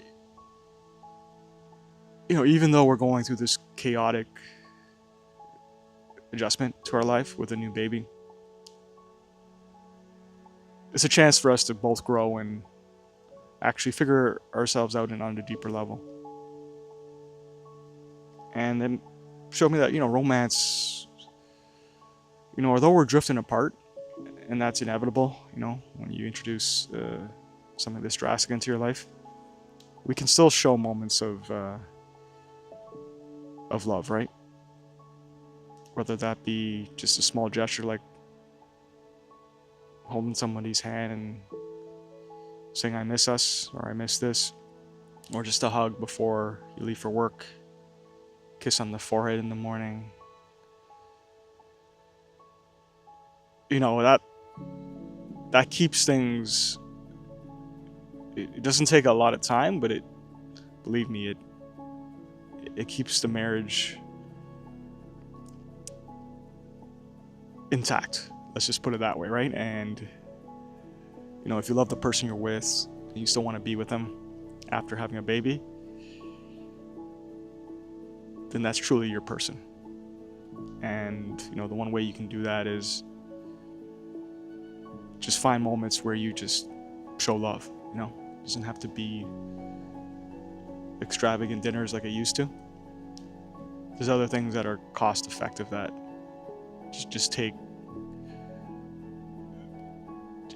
you opening up your heart back up, right, during a time that is a difficult situation. And yeah, that's just that's just how we, you know, I don't think you can ever not drift apart.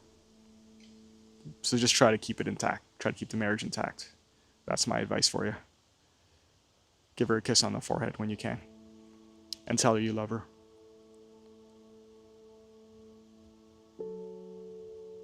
And in 30 years, when you guys are still together and maybe retired and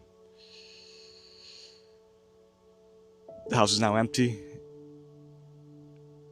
you look back and be like, wow, that was worth it. We got through a lot and we're as connected as ever.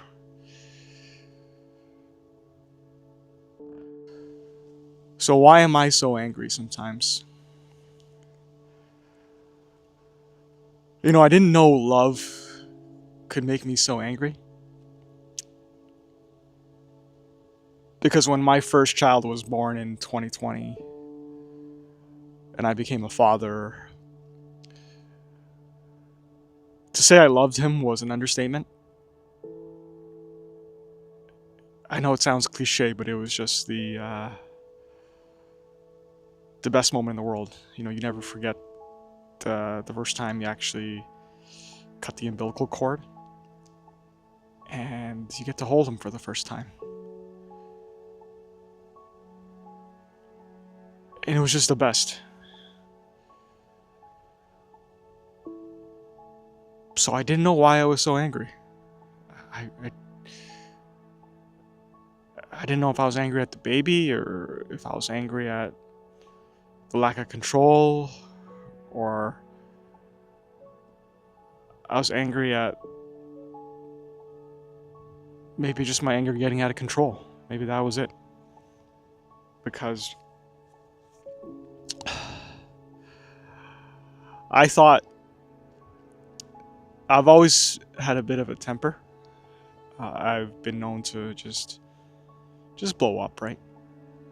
It's not something I'm proud of, but I'm working on it, and I'm, 5 years later, and at the age of 37, I think I'm in a good spot. But I've always had a temper, and I thought fatherhood would change that, right? Like, how can you be angry?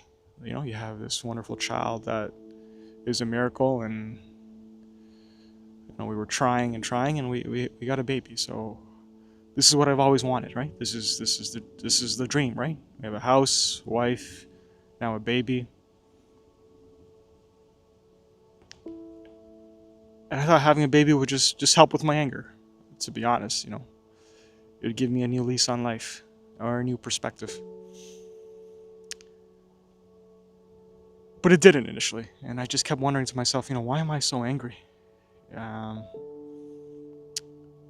This one story sticks out in my mind when I was growing up, and I think I was in high school, and I took a shower in the morning, and I had realized that there was no shampoo or whatever, where I was missing something that I needed to use to bathe.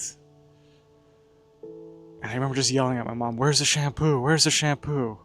Where is it?" Right? And she was just trying to get to work, and I think I was running late, and that particular story just sticks out in my mind in terms of how angry I got at something that seems so small, right?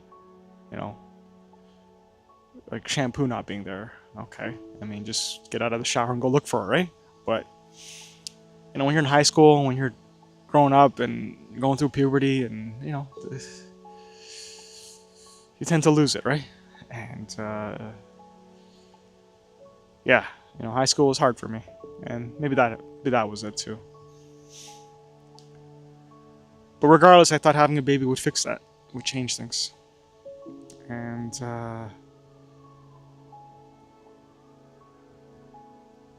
fatherhood's just hard, and I just struggled with it, especially that first time. There was a moment in week 2 there where our baby wasn't the greatest sleeper. Most babies don't sleep well. When I say they don't sleep well, they'll get up every couple hours, right? Because they're still feeding and they're hungry, and they have needs early on that get better as they grow up in that first year. But yeah, I remember at night was one time, probably middle of the night. My wife had just fed the baby, and it was now my job to, burp the baby and just keep him upright. And he was just so fussy. He just kept trying to get out of the swaddle, and I just I got so frustrated, right? Because I think I had spent like 10, 15 minutes getting him to calm down, and then I got up to put him in the bassinet, and then he started just getting all fussy and just trying to get out, and all that work I had built up, those 15 minutes to get him to calm down, were all lost, right? And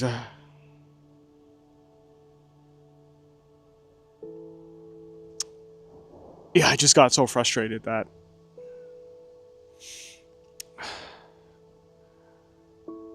I put him down on the bassinet, and I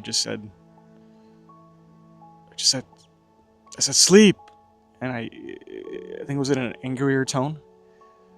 Yeah, I didn't slam her or anything. I just put him down and just said sleep, and I walked away knowing that he wasn't gonna fall asleep. I think I just given up, and my wife stepped in and was like, "What are you doing, right?" And it was at that moment I realized how ridiculous I looked. That I was getting mad at my lack of patience and getting mad at a baby for not sleeping when they're just trying to communicate what they need, right? And that's their only way of communication. I keep going back to that moment where I just gave up, and I just so frustrated, so angry at myself, or I'm not even sure why I was angry. I just was angry that I couldn't do it. That I was struggling at fatherhood, and I just put the baby down and said sleep. Said sleep. And it was just, it's a tough moment to reconcile, as a man. Just I think you're going to be this great father, and you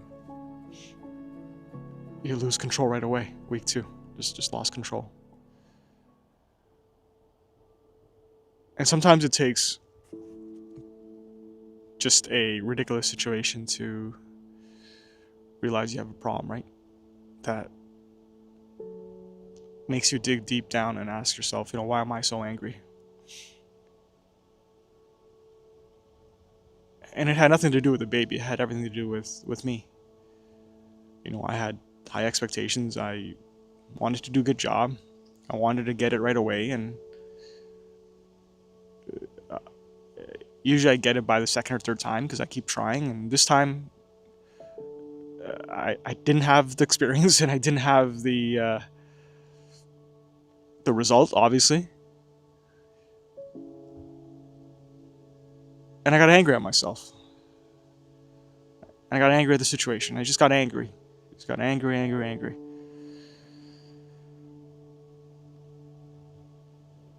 And I knew I needed to change because that wasn't going to help going forward.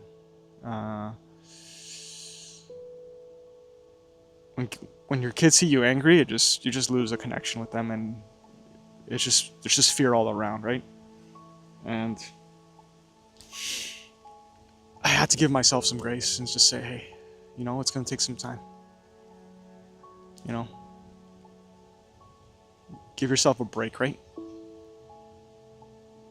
I'm my toughest critic, and I'm sure if you're watching, you're your own toughest critic, right? Sometimes when things don't go the right way, or you're not the most patient person, you just get angry, and it's okay. It's okay to get angry, but you got to recognize, and I had to recognize that it takes time. It takes time. There's ups and downs, and it's okay to feel angry, but you got to understand why you're feeling angry. And for me, it was just, it's so hard to describe, even sitting now today. Yeah,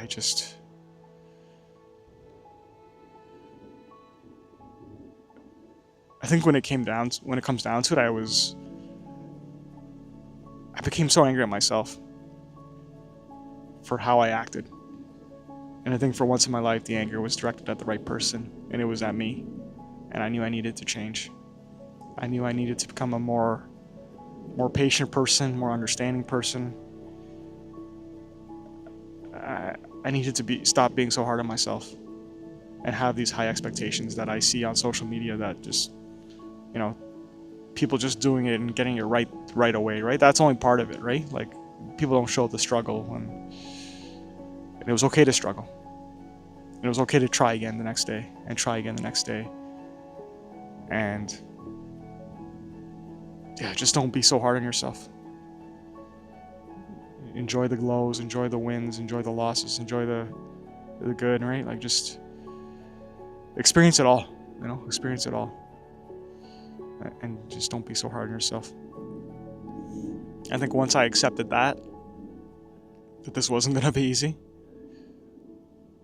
I got a lot less angry. And I still haven't removed all that anger. It still lives inside me, but I've done my best to control it and show my kids in a more calm manner, right? In a more reasonable manner. And yeah, it's tough, man. It's tough. But we'll get through it, right? You'll get through it. I got through it. It's only week 2, right? It's a long ride, right? So why get angry when it's only week 2? Because there's lots more challenges ahead. I can assure you of that. And next episode's challenge is, it's week 2. Why aren't I feeling that love from my baby? Why don't we have that bond right away? Like where is it, right? Like, you might be feeling that way. Like, how come I can't? How come I don't feel the love from my child? And it seems stupid, the question, but there's a lot more to it. So what if my baby doesn't love me yet? I used to think there was something wrong with me. Back when I had my first son 5 years ago, he was just born, and it was just he was mine. And I'll never forget it. My wife recommended I take off my shirt and do skin to skin with my newborn baby boy. And I still remember that smell, that newborn smell. It's hard to describe, but it's kind of, it's the fluid, right? It's the fluid that he's still, they've cleaned him, but that smell still lingers, right? And I'll never forget that new baby smell. And my wife handed him to me, and I was laying on the sofa, right? That hard sofa that every dad sleeps on as he awaits his baby's arrival. But I was on there, and I don't know. I just didn't feel anything. I didn't feel the love.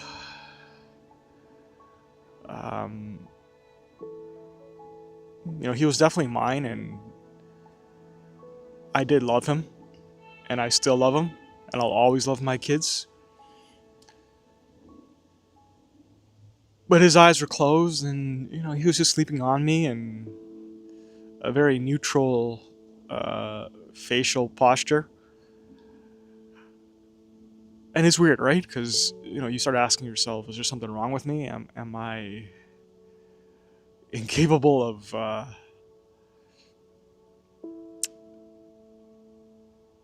what the hell is wrong with me? I just didn't feel it instantly, right? Like, I don't know, I'm not sure if that's you, but that sort of bled into week 2 for me as a new dad. I just The baby early on, they're rarely do their eyes open. They're almost in this like coma state. And there's not a lot of emotion being shared from the baby to you, right? They're mostly crying, or they're neutral, or they're sleeping, and it's just, you're happy. Don't get me wrong, I was happy, right? Like, we had done everything we can to get this baby, and here he was. But he wasn't giving me much. He wasn't giving me much. And, I struggled to have that deep bond with him, right? I just wasn't sure if it was supposed to happen right away. In life, you're always, at least when prior to kids, it's always a, you give love and you receive love, right? And it's a two-way street. If someone gives you attitude, you might give attitude back, right? Like, rarely are you giving love to someone who doesn't give you love back, right? But this was the case. I was given a lot of love, a lot of kisses, a lot of songs, a lot of shh noises. I was sacrificing my sleep, right? But I wasn't getting much back. I really wasn't getting much back. And I was like, why doesn't my baby love me yet? Which sounds so ridiculous in hindsight, but later in that second week of being a new dad,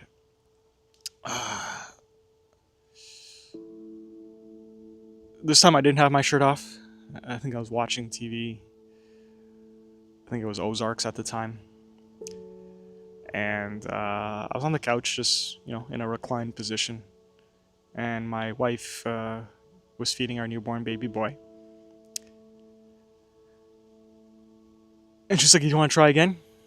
And before I could answer, she just dropped the baby on my chest. And I'm not sure if it was the impact, but he burped immediately, and then let out this like this smile. I don't know if it was like a reflex smile, or he felt better because he burped, but just a little smirk, right? Like, not a full wide smile. Babies at that age, they don't really smile, but he seemed happy, right? And he was on my chest, right? And that moment there, it was small, but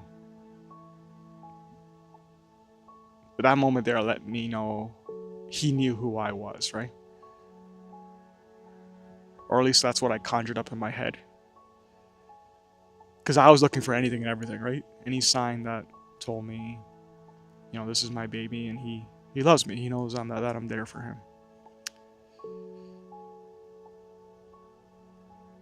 And that got me going, right? All it took was just one little moment to remind me, hey, sometimes. And this is what I realized, is that, with 3 kids now, 5 years later, sometimes that's what being a dad's about. It's, you give love, you give love, you give love, and there's no guarantee you get it back. That's why they call it unconditional love, right? And, I've heard that before, right? People always say, the dad-child relationship is, it's unconditional love, right? You hear that, but you don't really know what it means until you experience it for yourself. And I've accepted now that I might not get love back, just from that one situation. You give love because you have to give love. That's your job, right? You give love, you nurture, you care for your child. And if they give you love back, hey, that's a bonus, right? But you shouldn't expect much. Chances are they're going to love you back. But don't have that ruin your day if they don't give you that love back right away. Especially like when I never got that love in week 2, right? And now in retrospect, that sounds crazy, right? How can a baby show emotion in week 2? But maybe that's what I expected, and it was the wrong expectation. Because when I look at my life, like, I don't, I kiss my mom, I give her hugs, but I don't show her a lot of love. And I don't think I showed her a lot of love growing up. And she still loved me back, She always gave me love. When I was sick, she always cared for me. And same with my dad. Although he was a bit rough around the edges, but they loved me, right? They gave me a place to sleep. They paid for things I was interested in. They took me to practice and classes and birthday parties. I mean, they loved me, right? Like, there's no way I can debate that. And I never really showed it back. I mean, not, or at least I don't think I did. And that's what I realize now is whether it's week 2, week 10, week 1000, I'm always going to love my child. I'm always going to show them love, and every day. The little things, right? The little moments, and I don't expect to be loved back, but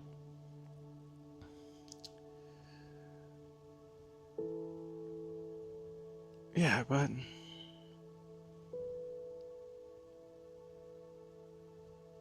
yeah, I know deep down that I love them, and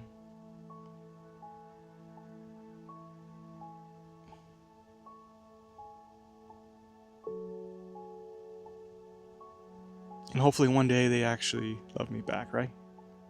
At least that's the hope. So why does everything feel so hard? It's week 2 now, and you might feel drained. You might feel drained to the point where you feel like you got nothing left to give, right? But maybe that's a sign that your body is just saying, or asking you, remember me? Because here's the truth, as a father,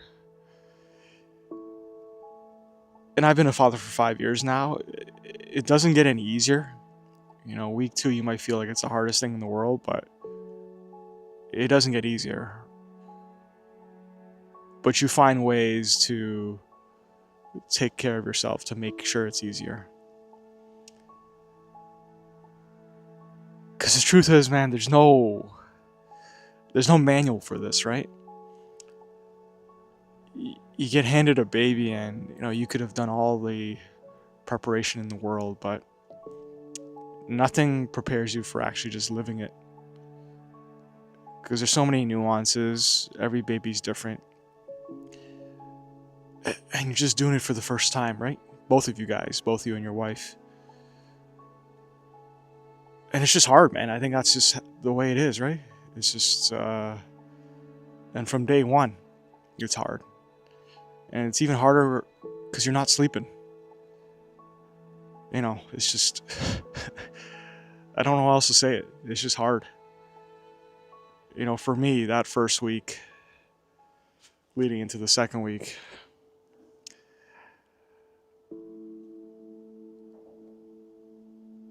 I just made it so much harder on myself. I remember that second week, I was asking myself, why is this so hard? And looking back on it now, that routine that I had, and we're talking like 2020 in the heart of the pandemic, when we were all at home, right? I was sleeping late, watching Netflix. That was my recovery. Uber Eats was my fuel. I was a mess, I was just a mess. And I could have blamed it on the pandemic, but looking back on it now, it was just me. I made it so much more harder on myself. I just was wondering why I had no energy. And the truth is, I had no energy because I wasn't really focusing on myself. I put so much energy into just taking care of this baby and doing what I could do with the resources I had, that I forgot about me. I forgot about taking care of myself. And I gained weight, and I stopped showering, and I stopped doing anything that I loved. I just sat on the couch. Like most people during the pandemic, I just decided to rot. The only difference here was I had a baby to take care of, and I couldn't do that. I just couldn't do that. And it wasn't until my wife, we're in the second week, and baby's just not sleeping, and he was born in the summer, so at least the sun was rising early. And I was dead tired in the morning. I just, that second week, the baby's probably waking up every hour and a half, right? Maybe 2 if you're lucky. Baby wasn't sleeping. My wife wasn't sleeping.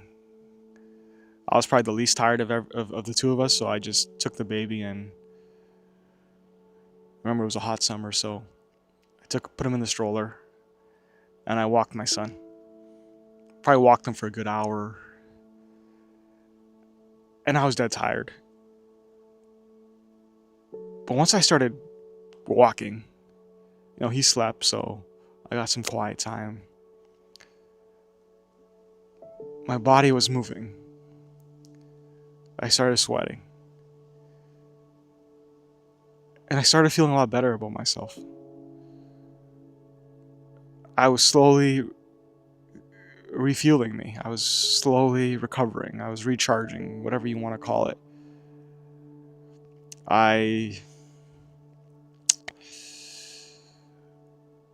was focusing on me again, and it was just by chance. And I got back, and I was still tired, but I definitely had more energy. I was sweating, and I just got some sun on my face, and I just felt like $1,000,000. And the day was still hard, right? Don't get me wrong.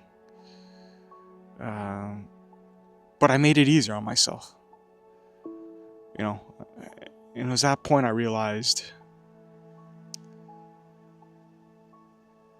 this is a secret, Fatherhood doesn't get easier. But if I stop taking care of myself, it's going to get much harder. And here's a spoiler alert. I'm 5 years into fatherhood, and I've got 3 kids, and it's a lot harder now than it was in week 2. Now they're actually talking, and they're fighting, and there's conflicts, and there's situations at school, right? It's harder, but I think I'm the healthiest I've ever been. My mind's at the best point it's ever been. And physically, I'm taking care of myself. I'm out in nature, as you can see right now. I focus a lot on me now.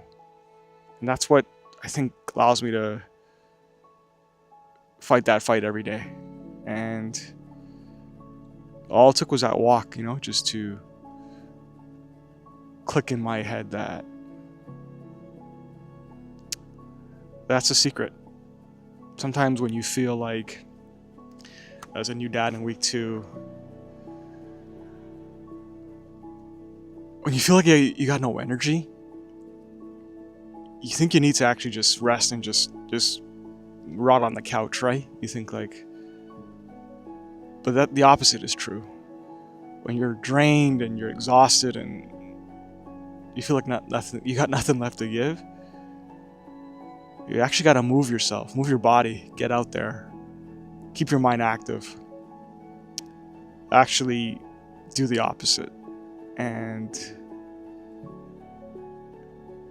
back to the original question, why does it feel so hard? It's just hard. Fatherhood is just hard. I don't think you can get around that. And you got to just accept that it's going to get harder. Lack of sleep is the least of your worries, right? But if you take care of yourself, and if you have good sleeping habits, and you eat a healthy diet, and you do things that make you happy and fulfilled, it's going to make things a lot easier. And so I leave you with that. If you're in your second week, you feel like you got nothing left to give, get out there, go outside, go for a hike, go for a walk. And hopefully for you, it's like it was for me, it's that first step in realizing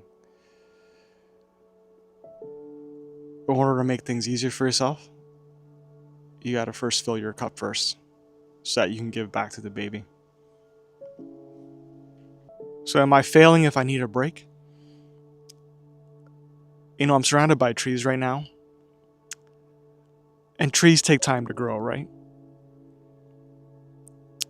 And so does being a dad. I think I've realized that, as a father of 3 and 5 years into my journey now, is that fatherhood takes time. It's not a race to the finish line, because truth of the matter is there is no finish line. It's a slow and steady grind. And you might be in week 2 now, and you're dying for that break, right? You're just looking for that quiet time. And the adrenaline's gone, right? That first week, you're excited. Baby's probably sleeping a little bit better than they are now, right? Because they're just out of the womb. So when they're out of the womb, they're still a bit sleepy, right? But now the baby's at home now. It's a new environment, and reality kicks in, right? And it's hard. And it's constant stimulation. Your wife's going through it. You're going through it. Nothing makes sense anymore. All that quiet time is gone, and yeah, you feel like you just need a break, right? But it's hard because you want to give your wife a break too. And so these are the things I was thinking about when I was going through fatherhood for the first time in week 2. I just needed a break. And I think I just needed time to reset, right? Take a few steps back, because it just hit me. It just hit me so hard. And funny enough, we're surrounded by trees, and during that second week, my son was born during the pandemic, so a lot of us were just doing house projects, right? Because that's all we could do at the time. We couldn't go anywhere. And my project was working on my garden. I had a stretch of land there in the backyard that I really wanted to grow and just plant, just to signify the beginning of fatherhood, right? A place I can always tell my kids this is where it started. And I grew very fond of Japanese maples. And every couple of days I'd go pick up a new one, right? Because I just was so enamored with all the species and different colors, and pruning them and trimming them, and I became obsessed. And I remember that during that second week, I was always out there. And I know my wife would give me a hard time for just being away from her and my son, and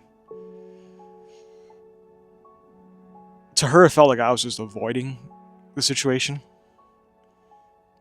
like running away, not making any attempt to bond or connect with the baby. And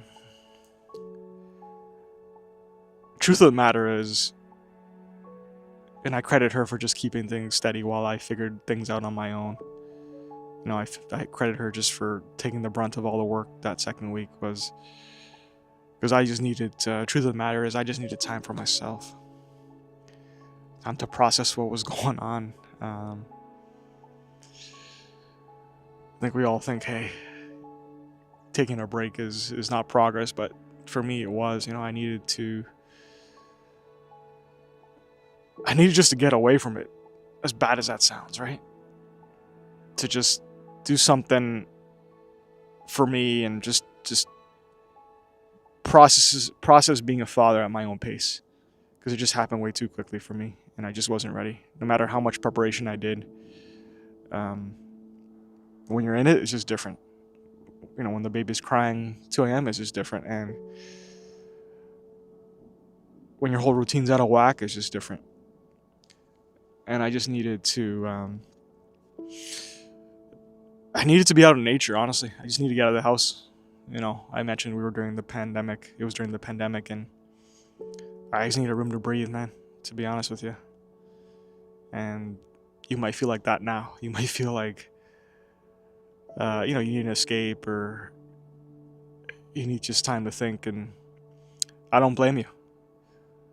I don't blame you at all, because I did the exact same thing. And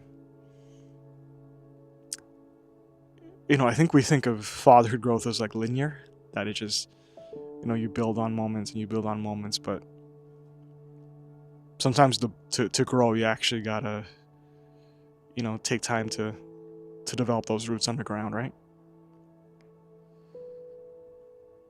To just, yeah, because my wife did, to my wife, I was just absentee, right? But looking back on it now, in my mind, I was growing, but it just wasn't visible yet. I was just trying to place my roots, build myself up, get my mind right to a point where I could accept this new life, right? Because truth of the matter is, you can take a step back that second week and still be a great father, right? Still feel like you're a great father, because fatherhood it's a long road ahead. So, and even now, 5 years into it, there's weeks where I take a step back. I maybe yell at my kids when I shouldn't have, and then I gotta recalibrate, come out here, and just get back on that trajectory, right?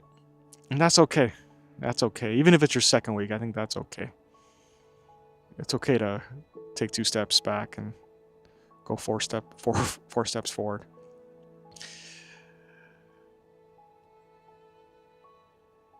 Yeah, because the one thing about Japanese maples that I learned is that it just takes time. I think Japanese maples, you plant them, the roots spread very slowly. They grow about, I'm gonna say, a foot a year. But in contrast to these maple trees and these trees here that grow at a lot faster pace, Japanese maples, they just take time. They take constant care, constant regrowth.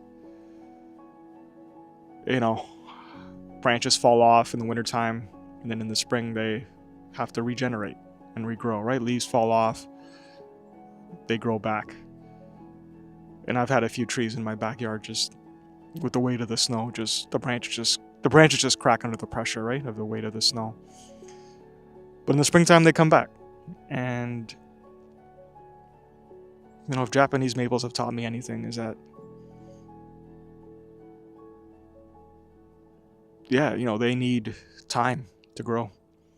They need sun, they need space to develop.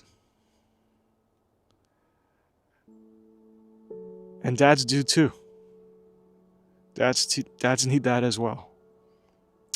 So don't feel guilty if you need a break, because whether it's your second week, 5th week, 100th week, sometimes dads just need time away to come back stronger. So why does no one talk about how lonely this feels? It's week 2, and fatherhood doesn't make you feel lonely because you have a lack of people around you. It makes you feel lonely because no one told you that it would feel this way.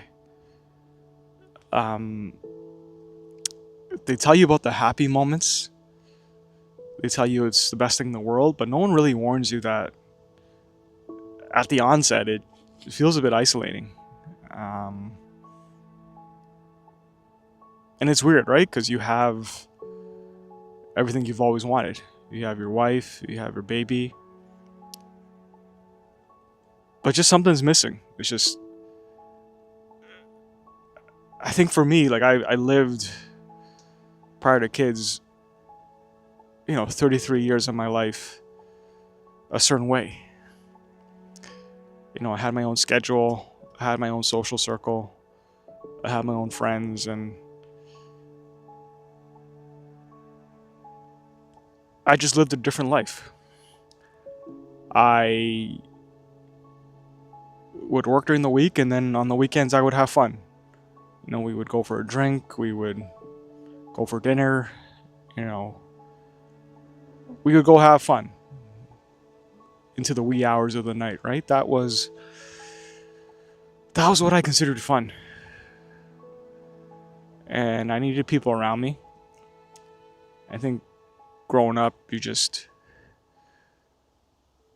I always wanted people around me. I always wanted friends. I always wanted to fit in.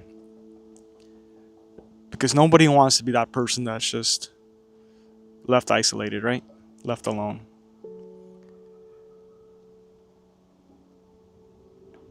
And that's what I thought I was missing.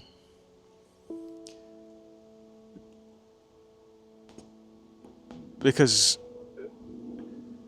it's 3 a.m., it's that second week, and my baby wasn't sleeping, and I was up and scrolling on my phone, and it was right when the pandemic had started easing up some of the restrictions, and you're scrolling your phone and you see gatherings at the house of your friends and just people drinking and having fun and smiling, and I was one of the first out of my group to have kids, and some of my friends didn't have kids, and you're there just lonely, right? You're there with your baby, and it should be the happiest time in the world, and I don't know, I think you envy that life you had where you just drink and have fun, right? And have no responsibility.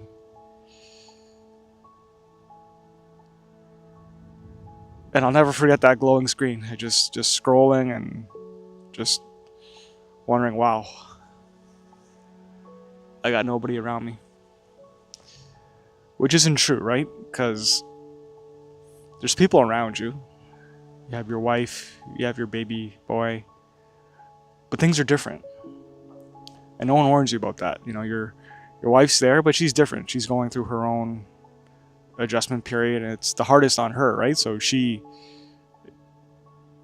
as from a father perspective, you can't complain to her, right? Because she's got it worse, and the baby's there, but they're sleeping most of the time. So if you've watched some of my earlier episodes, I mentioned how it's hard to have that bond with your baby instantly, right? And you don't want to complain, right? Like, people are asking you, hey, how's the baby? And you're saying, yeah, baby's good. Just very generic surface level answers. And, but nobody asks, like, how's dad's doing, right? It's like, oh, how's the wife doing? How's the baby doing? But nobody was asking me how I was feeling. They just assumed, I had it easiest. And in a way I did. I didn't deliver a baby. I didn't just come out of the womb into this world that I've never been in, right? Out of the 3 people, my wife, my son, and me, I probably had it easiest, but I was going through some challenges as well, right? But nobody was asking about me, and which is fine. But from the fatherhood perspective, it's lonely early on, right? It's you crave people around you. And I've never been the one to have a lot of friends, but I got a few good ones, and I did miss some of those outings that were going on without me. Friday nights were different. Saturday nights were different. I couldn't live that life anymore, right? I had responsibilities, and that lonely chapter where you're still adjusting from fatherhood. You're not quite that new person that is that present father, and you're still adjusting, and none of your friends have kids yet. It's lonely. To be honest, it's lonely. Because like I said, I always wanted people around you. I don't know if you're like me, but you associate more friends with more connection, right? And I think 5 years later now, I've realized that it was only for a while, but I had everybody I needed in front of me. It just took a long time to get to that realization. Because fatherhood teaches you it's about, the depth of the connection, not about the breadth of connection, right? You don't need a lot of people around you to feel loved and to feel connection and to feel like you have everything you need. Whereas in my past life, I needed surface level connections, right? Just more people to know me, more followers, more friends, right? People just love to feel popular, right? And that's how society wants you to grow up, right? You don't want to be left out, and fatherhood, it just teaches you that, hey, you don't need a lot of people around you. You really don't. Just to, I have everybody I need around me now, right? My dog, my wife, my son, and my 2 daughters, and I don't need anybody to like me. I don't need to feel like I have to go out. I'm gonna be me, and I'm gonna have who I want around me, and that's all that matters. And it's quite, I don't know, it's quite liberating. It makes me feel quite free. And if you're there and you're feeling lonely that second week, it just takes time. It takes time. It takes an adjustment period to know that. Father teaches you it's really about connection with those who matter, and focusing on those people, not focusing on everybody and anyone. And yeah, it's just, you know that expression, less is more. Like when you have kids, they teach you that you have everybody you need around you. They're the greatest teachers. My children are my greatest teachers, and they make my life exciting every day. But it takes a while to get there. That second week,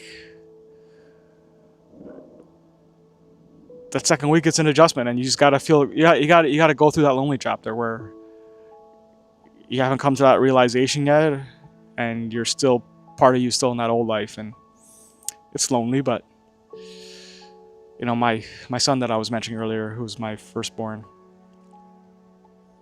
it was lonely in that second week, but 5 years later, he's my best friend, right? And my kids are my best friends, and my wife's my best friend. I have 4 best friends. And yeah, I couldn't be happier. So am I supposed to feel this exhausted forever? The short answer is no.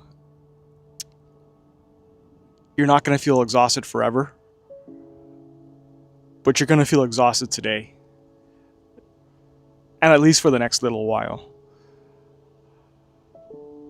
Because the truth of the matter is, no one warns you about this, right? I mean, they warn you about, the baby waking up every couple hours, but they don't warn you about how it actually feels, right? Like it's an exhausted feeling, because, I've had those nights where prior to having kids, I'd maybe stay up longer than I should have, and then sleep at 2 a.m. and then wake up at like 6 a.m. for work. Like I've had those nights, and the thing about those nights is you can usually catch up on sleep the next day. But when when you have a baby, you feel exhausted one day, and there's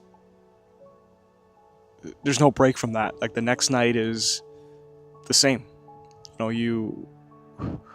It's almost like this fear that, I don't know if you feel it now, it's week 3. You just dread the nighttime routine just because you know what's going to happen. You know what it's going to take. And you almost get this anxious feeling every night that, wow, I'm going to be going through something pretty difficult, right? Because it's unique, right? Because there's times where you wake up, you go to the airport, 4 a.m. It's bad, but at least you got to wake up at 4 a.m., right? With a baby, it's just you really don't know when they're going to wake up. It could be now, it could be in 10 minutes, and it's just this anxious feeling all the time, and you just feel exhausted. And it's like if you were to do a test, right? You have this big test every day, because week 3, that's what parenting is, right? It's like a big test every day, but you can't sleep the night before, or you get maybe 3 or 4 hours of sleep. So you're having this constant daily test, and you can't get adequate sleep. I remember one time, me and my wife, early on, we looked at each other and we just said, hey, how do people do this more than once? We were kind of just dumbfounded that, we always wanted we always wanted 2 kids, right? And we ended up with 3, but we always knew we wanted 2. But after that first one, and just going through those early weeks, especially week 3, we just said, yeah, we can't do this again. We just felt defeated. It was just one of those nights where it's dark and it's lonely, and we looked at each other and we just said, yeah, this is something else, right? Yeah, we were struggling, and I think that added to the fatigue as well. It's just a combination of everything, not just the sleep, although sleep is the big one, but it's the fatigue of just dealing with a new situation as well. Just dealing with a new person, your wife's changing, a new person's being introduced into your household. You feel like you're doing this for the first time, and you are, and you feel like you're winging it, right? Like everything is so new, and you're making mistakes, and it's also that pressure that you put on yourself, at least as a father. It all adds into a recipe for just one tired individual, and yeah, you just keep asking yourself, why am I so tired, and it's just gonna last forever? But there was one realization I came to one night where, and it really gave me perspective on that question. It was, one of those late nights or middle of the nights where, my wife would usually do the breastfeeding, and I would take over and calm the baby down, burp the baby, and then put the baby back for the rest of the night. But on this one particular night, and like many of the nights, he was very fidgety. He resisted going down on the bassinet. I would constantly, hold him for like 20 minutes, right? So I'm holding my baby in like an upright position. He's fallen asleep, and then I'm walking very, very gently back to the bassinet, and I place him very, very gingerly, right? Afraid to make any sudden movement so that he would wake up, and right when the back of his head touched the mattress of the bassinet, he'd cry. And then I had to start that process all over again. And I did it a few times until I just gave up, and I said, hey, you know what? At least if he sleeps on my shoulder, we'll both sleep, right? And I know that's a big no-no, and we maybe broke some rules there, but so I reclined the chair back, and he just slept on my chest for a couple hours, and yeah, that moment there just taught me that there's a certain selflessness fatherhood teaches you, but you don't get it right away, right? It doesn't come in an instant. But that was my first taste of, of sacrifice, like this is what it's going to take. And believe me, I spent hours online just trying to search for the best way to get him to fall asleep. And the truth of the matter is, like, this is the phase of his life where he's not going to sleep that well. And I'm going to feel a bit uncomfortable. I'm going to feel exhausted. But this is what it takes. This is what sometimes it takes. It just takes sleeping with the baby in an upright position just to get him to go down. Maybe he needed my warmth. Maybe he needed my comfort. He just didn't like sleeping on the back of his on his back. For whatever reason, it just taught me that, this is one of the first steps of many steps where I'm gonna have to sacrifice. Put my child ahead of me, and there's no shortcutting it. This is what it's gonna take. Because the truth of the matter is, like, you always think you're gonna fall asleep again, right? Like, there's gonna be days where you get that full night's rest. It just doesn't come right away. But you don't know when it's gonna come. But for me, each day it got better, and I became stronger, and eventually by month 6, month 7, he slept throughout the night, and he slept in his own room. And that first night was magical, right? The first night that you get to sleep a full night without any interruption. I can't tell you how amazing it is, right? You almost keep checking on the baby monitor to make sure he's still breathing, because it seems like it was a lifetime ago when you actually could sleep. But I'll tell you this, like, when you wake up, not only are you rested, but all those nights that you felt exhausted and you put your child ahead of you, you put their sleep ahead of you, you put their needs ahead of you, each one of those nights just, when you finally do get a good night's rest, you wake up with just a stronger version of yourself, right? This, like, selfless individual, this patient individual. And that's just the beginning. So just know that, yes, you will sleep eventually.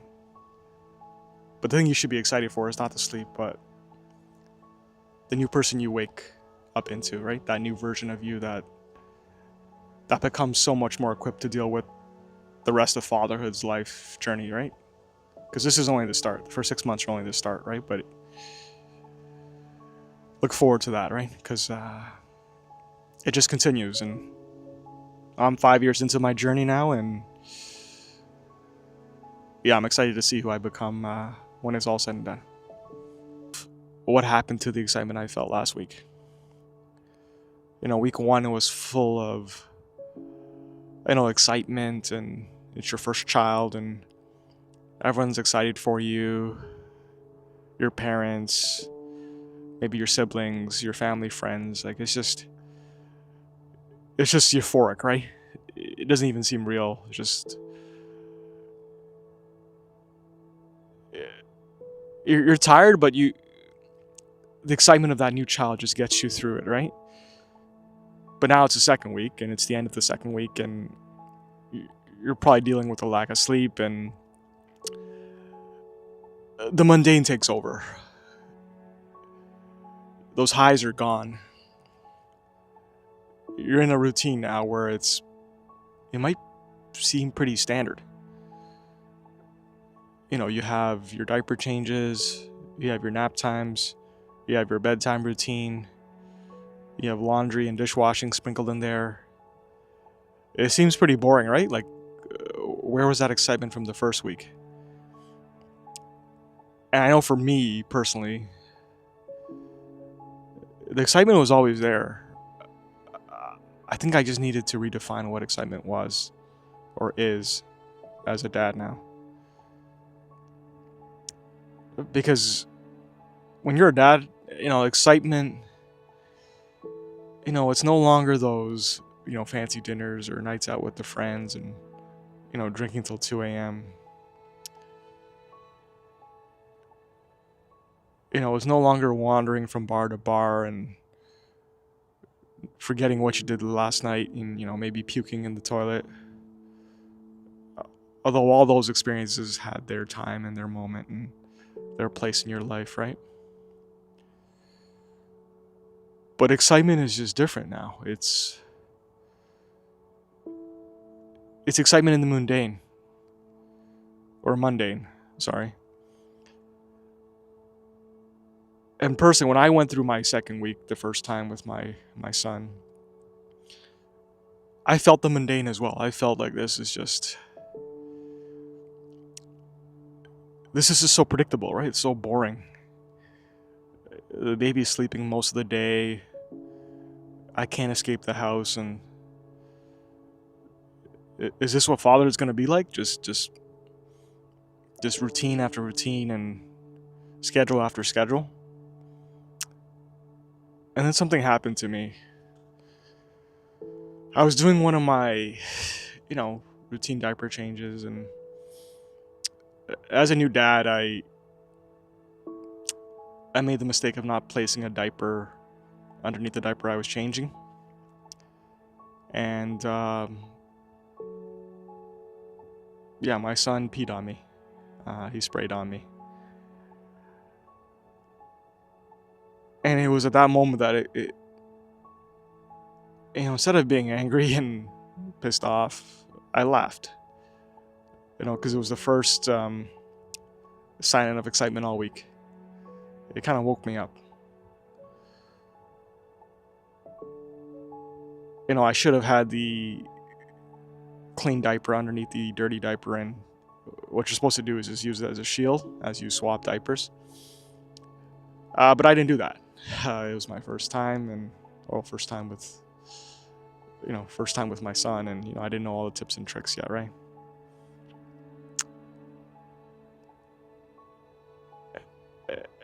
And I just laughed, right? It was just something different in the week that I wasn't expecting. And it was at that moment that I thought to myself, this is what I'm searching for. This is what excitement looks like now as a dad. It's the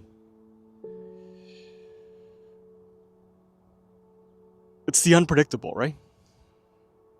Because although the routine is the same, and although certain aspects of your child's life maybe seem repetitive,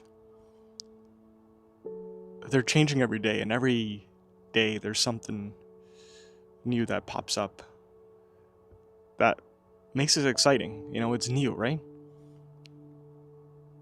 I really changed my perspective in terms of, prior to fatherhood, I would have a pretty predictable routine. Go to work, hang out on Fridays and Saturdays with my friends, have a good time. But I didn't ever remember anything significant from the year. I thought I was having excitement. I thought going out was exciting, but all the weeks sort of just blended in with one another, to be honest. And I couldn't, I can pinpoint going out, but I couldn't pinpoint any special moments. I mean, here and there were some special moments, milestones, promotions, but with a child, you get that repetitiveness in terms of routine, but you also get these exciting moments, like getting peed on, right? And then the next week it could be that smile, and the third week or fourth week it's that blowout diaper, right? And that's the excitement, right? It's the constant change, constant growth of seeing someone you brought into this world grow. And yeah, and a spoiler alert, I'm 5 years into my fatherhood journey, and looking back, week 2 was only the start, right? It only gets better from there. It's just we have to, you have to reframe what excitement looks like for you, and it's exciting. It's just you might not see it yet, but if you hang in there long enough, you'll you might have your moment in week 2 where you get peed on as well, right? And that's a unique experience, I'll tell you that, right? And then so forth. But I think if you're asking that question, where did the excitement go from last week? You're settling into week 2 now, and you're settling into fatherhood, and it's a different type of excitement. And you don't have to look for it. It'll come to you. You just have to be patient. And it might come as a surprise. Just like it came as a surprise to me. Fatherhood, it reframes what excitement looks like. And for me, it was getting peed on and finally waking me up to this new reality of what fun looks like in my life. And it's a fun life. I can guarantee you that. So why do I feel everybody else has it together except me? Week 3 is difficult. You definitely don't have it together as a new dad. But social media will convince you that you're the only one. Because when I was a father 5 years ago, back in 2020, for my week 3, the noise had sort of subsided. All that excitement was for the most part gone. And you're in the trenches, right? You don't have as much help as you used to. Maybe your mom or dad have done their part, and they're at home now, and it's just you, your wife, and your baby. And you start looking around, right? You kind of feel a bit lost. And when my son was born back in 2020, it was an unusual time, right? With the pandemic and with COVID-19, and we couldn't really go anywhere. So really, it was just us 3. We couldn't meet up with anybody. We could only FaceTime, and there wasn't a lot to do, right? I was at a point in my life back then where I was maybe more susceptible to social media, more susceptible to just going on my phone and just doom scrolling. And when you scroll, and at that point I was, what interested me was dad content, right? Because that's what I was. I was a new father. But you're looking on social media, and you, at least at that point, you didn't see a lot of situations that were similar to yourself. I don't know about you, but you see a lot of the happy moments, right? You see a lot of the humor accounts where dads are joking with their kids, and they're having a good time. They're doing baby talk, and then you start wondering to yourself, hey, why does everyone seem like they're happy, like they're not struggling, right? Because here I was at home, in a dirty shirt, taking 5 minutes to change a diaper, just struggling to keep together a routine that felt sustainable, right? Every day felt like survival. And when I was scrolling, I didn't really see people struggling, People were just showing the good moments, right? The happy moments, the comfortable moments. At that point, I was maybe naive or just unaware that there were difficult moments. There were times where things weren't going to plan, right? And it played a lot with my head. I think for me, it made it a lot more difficult than it had to be. Because growing up, I always looked at comparison points, right? I don't know about you, but your whole life you kind of compare, right? You, at least my parents, they compared me against my cousin, and when you go to school, you're compared against your classmates, and in the workforce for promotions, you're compared against your colleagues, right? So I've always had that stuck in my mind just to compare, right? And when I was comparing myself against these dads on social media, it just and looking back on it now, it's kind of ludicrous how I was using 60-minute reels, or sorry, 60-second shorts or reels to gauge how other dads were doing, right? Because that's only a glimpse, right?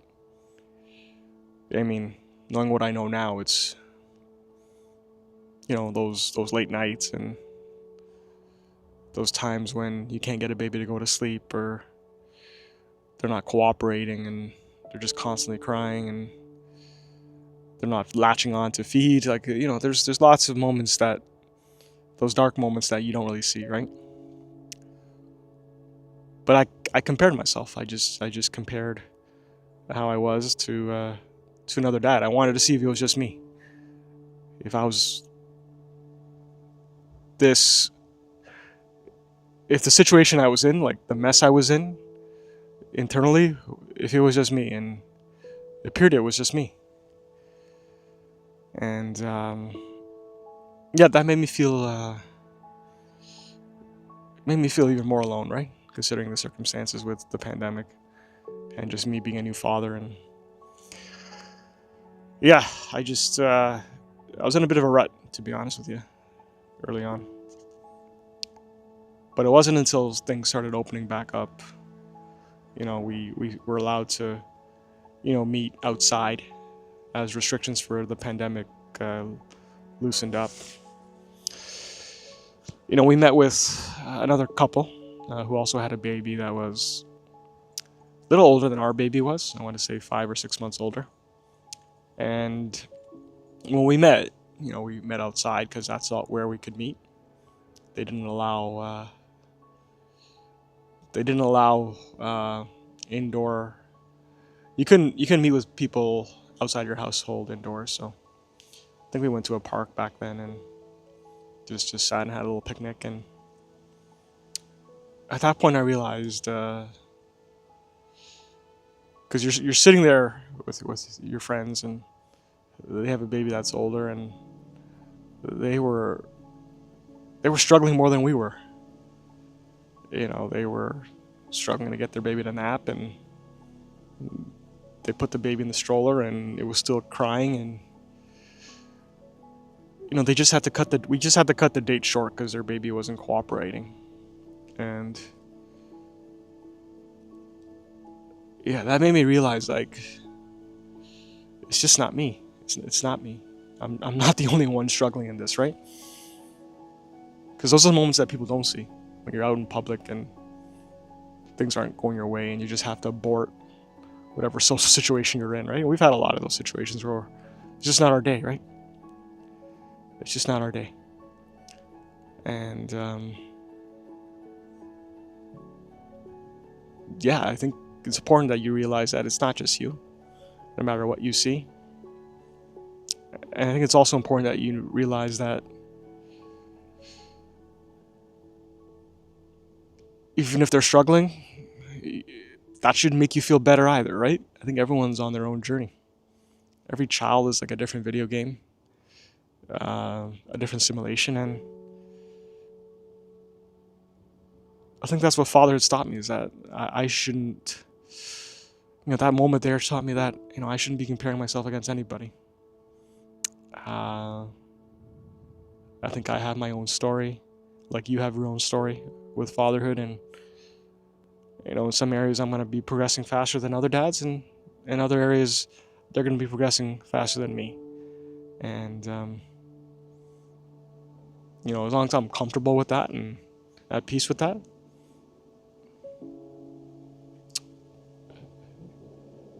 I think it's made me a lot better dad, to be honest with you.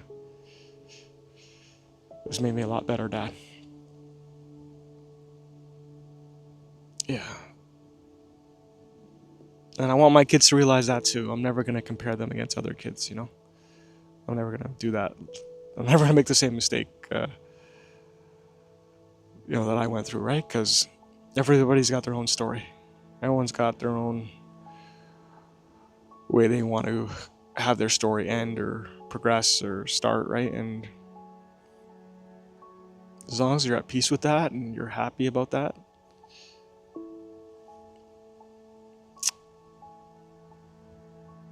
it'll just make your mindset a lot more clear going forward, right? That this is me, this is how I parent, this is how I dad, and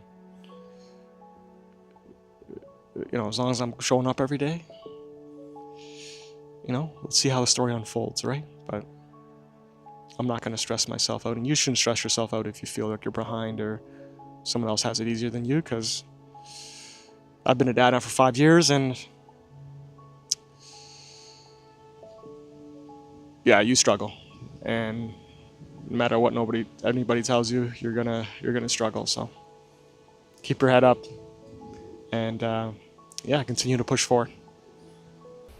So why do small things set me off so much? In week 3,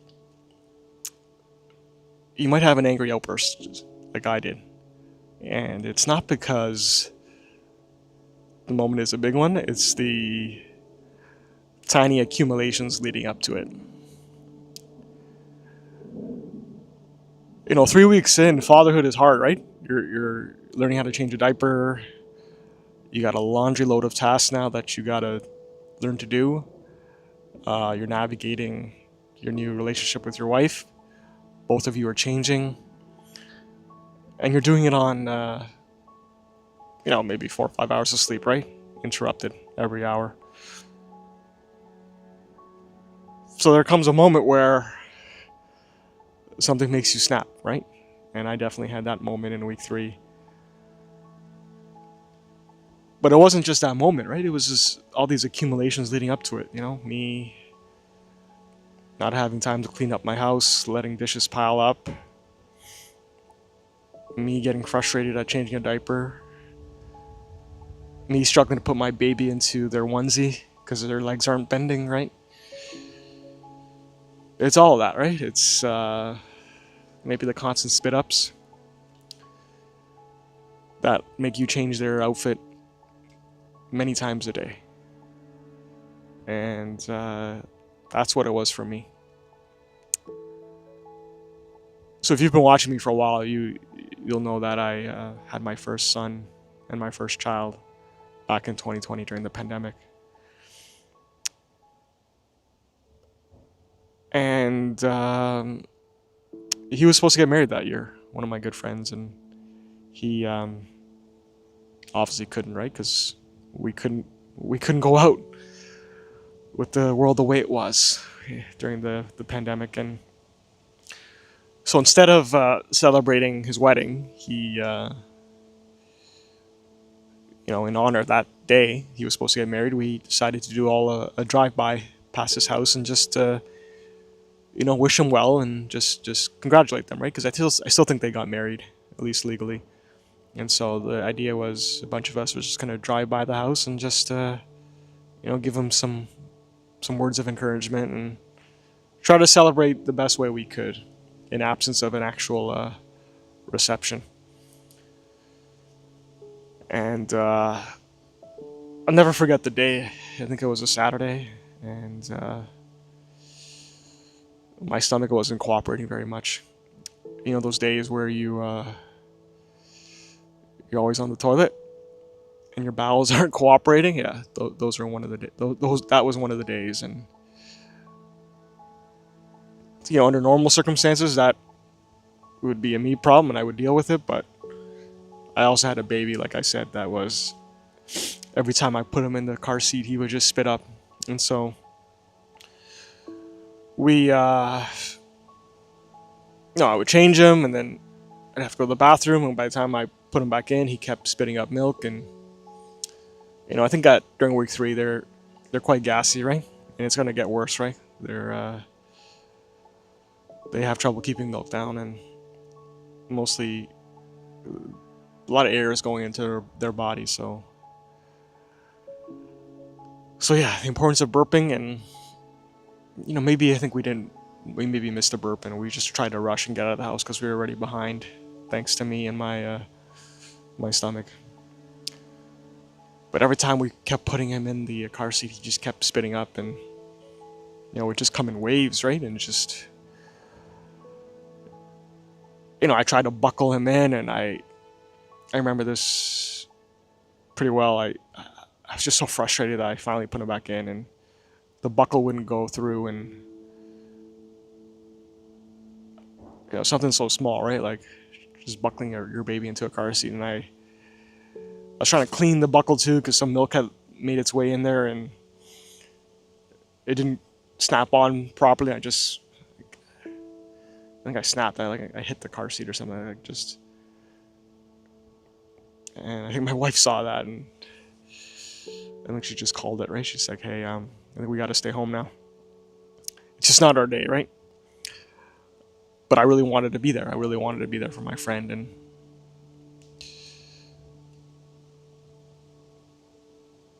but I just snapped, right? And I don't think I was in the right mindset to go, to be honest. My stomach wasn't well. I had little to no sleep the previous night, most likely. And yeah, I just was in an angry mindset, and I snapped, and it was everything leading up to it, right? Because I was trying to do something nice for my friend, but all these tiny accumulations of control, and I think that's what it was. I'm still grasping with the lack of control. And yeah, that's what it was. I think week 3, what would normally be an easy thing, just going to see my friend and celebrate and give him well wishes, became a struggle. And that lack of control and struggle, I just snapped. And yeah, like anything, a good nap always fixes things. And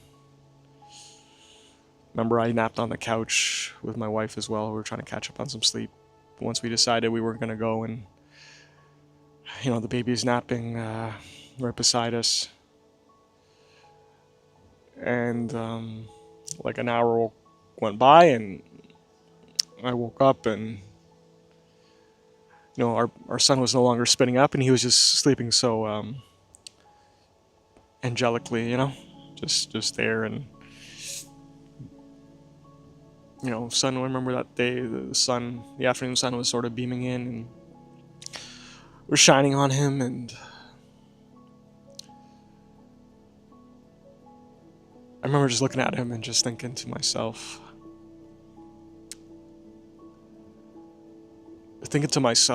this is what it is now, this is what it is now. You got to do better, right? Because this little boy here is he needs you. And your lack of patience and your outbursts and you wanting to control the situation and make things go your way, that previous side of you, that's got to go, right? And don't get me wrong, like I'm still struggling at that aspect of it, but I'm a lot better now. But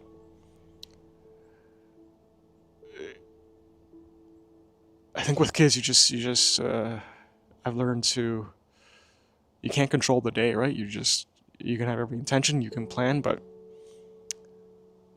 you just got to be patient with them, and you can't control how things go. And it's taken a lot of time for me to accept that.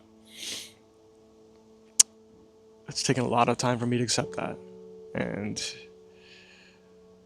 just this past weekend, we were trying to see the Christmas tree light up in our town, and we thought we went early, and when we got there, it was just so much traffic, no parking, and our third baby now is crying, and So kind of like a parallel, right? Kind of like deja vu, right? Third baby now is crying, and me and my wife, we fought a little bit, but we ended up just calling it, right? Just going home and getting ice cream or getting dessert. And it's funny how, like, from that first story to that weekend story, 5 years have passed, and I've got a totally different approach on control. And that's limited the amount of outbursts I have as a dad, and I'm just becoming a more patient person. And I think that's something you got to experience. It's hard for me to explain it, but it's okay if you have those outbursts early on, especially in week 3. It's just part of taking, one step back, 2 steps forward, right? Because you'll have that realization like I did, where you have that outburst and then you wake up after a nap, and usually a nap helps things, makes things a lot more clear, and you realize that you just can't have those angry moments anymore. You just have to give your kids grace and patience, and yeah, that's what it comes down to. And I struggle with that every day, that lack of patience, that lack of control. And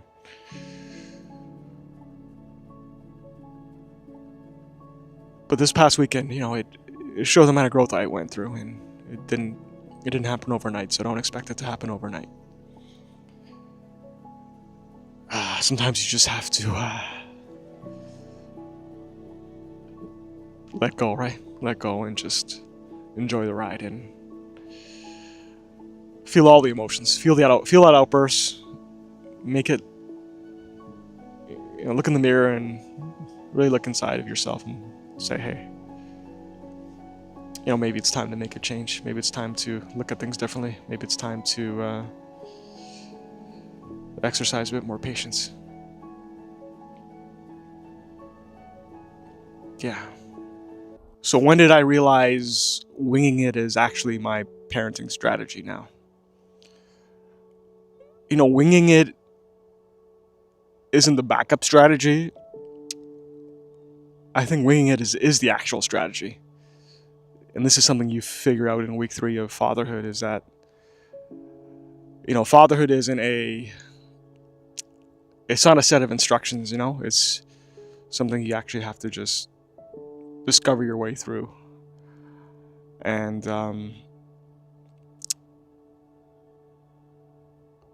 we're all just learning this for the first time. 5 years ago when I became a father, I remember learning to swaddle my baby.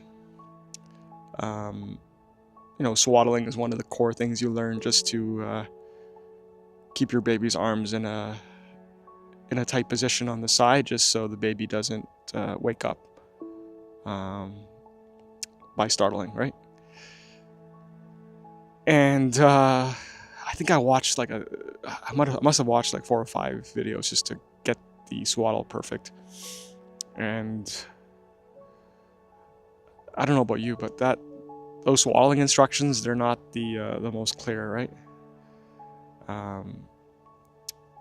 And so I just, that was my main job. That was the job my wife gave me. Learn to swaddle the baby, pass it along to her, and then she will feed the baby and put him to bed. So we had a nice routine going, but something about the swaddle, I just couldn't. Every time I thought I got it right, the baby would just break free. And I remember getting so frustrated that I went back to my childhood and something my mom taught me. My mom's Vietnamese, and growing up, we always used to roll these summer rolls, like rice paper. And she always taught me to,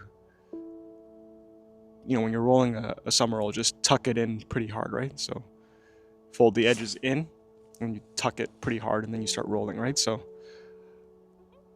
I improvised a bit, and I just said, hey, let me just see if this works, right? And lo and behold, it did, right? I mean, he still broke free, maybe later on in the night, but it wasn't as easy as the first set of instructions, the typical way to swaddle a baby that I was following. And at that point, I just realized that, yeah, we're all just figuring this out for the first time. There's no set of instructions. There's a set of guidelines, but fatherhood is for me to just improvise.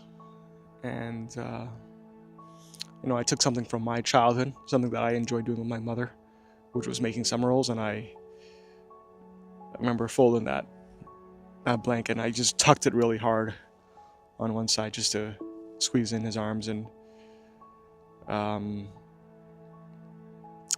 yeah, and it worked. So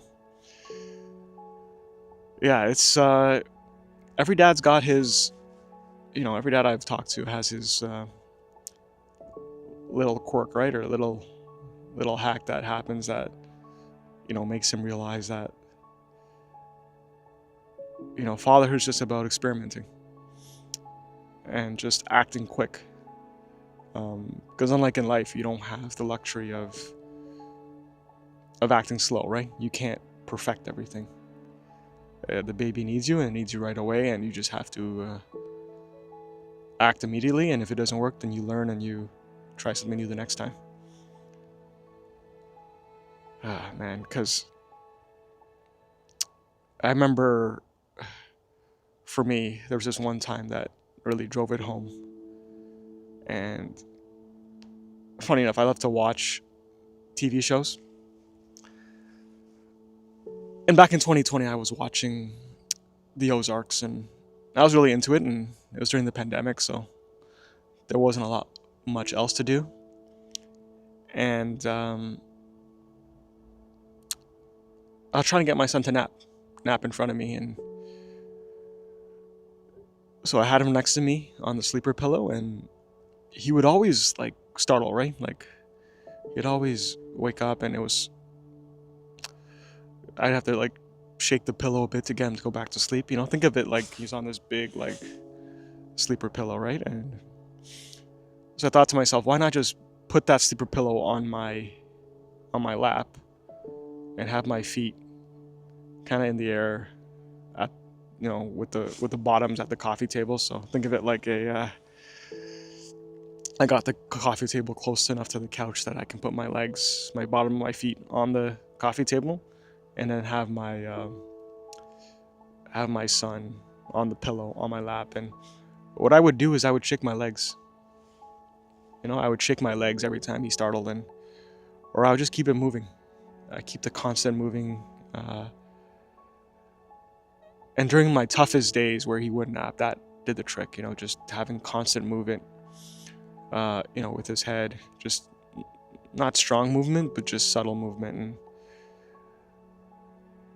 And that's when I realized, I didn't learn this anywhere. It was just me seeing what the baby needed, which was a little bit of movement, and then incorporating that into my day, which was, I like to watch TV,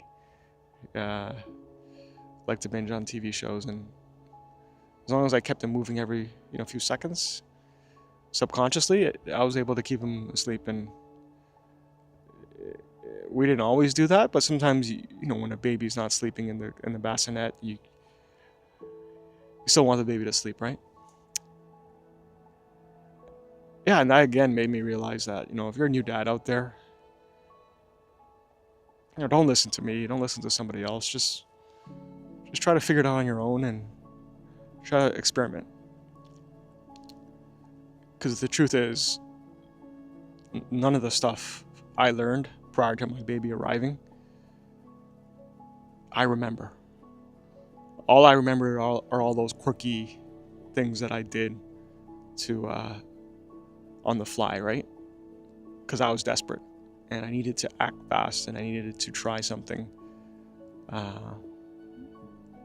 quickly. And that's what fatherhood has taught me in life, and that's what I hope I can share with you is that fatherhood is about experimenting, trying new things. And in life, you have to act fast. I haven't always been the best person that acts fast. I always like to make perfect decisions, analyze every detail, but my kids have taught me that you gotta try different things. Such as this YouTube channel that I'm doing now. You have to try different things. You have to act fast. You don't always have the best information, and I'll always remember that day on that couch where I figured a trick of, just shaking my baby on my lap and on a pillow, and that it worked, right? And maybe it'll work for you. But I think we always try to watch videos and read articles and ChatGPT the exact way to do things, when the cool thing about fatherhood is every week you're winging it, because every week your child changes and you gotta adapt to that particular circumstance in that particular week, right? My week 3 is gonna look different from your week 3, but the cool thing about fatherhood is you get a chance to do it every day. Come back the next day and try something new, and then try it again. And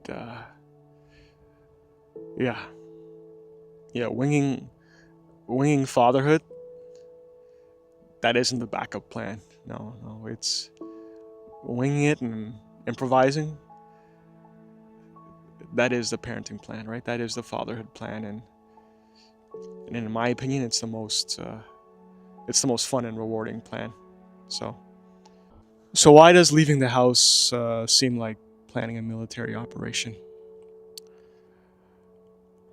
Leaving the house is hard because it's not because you're unprepared.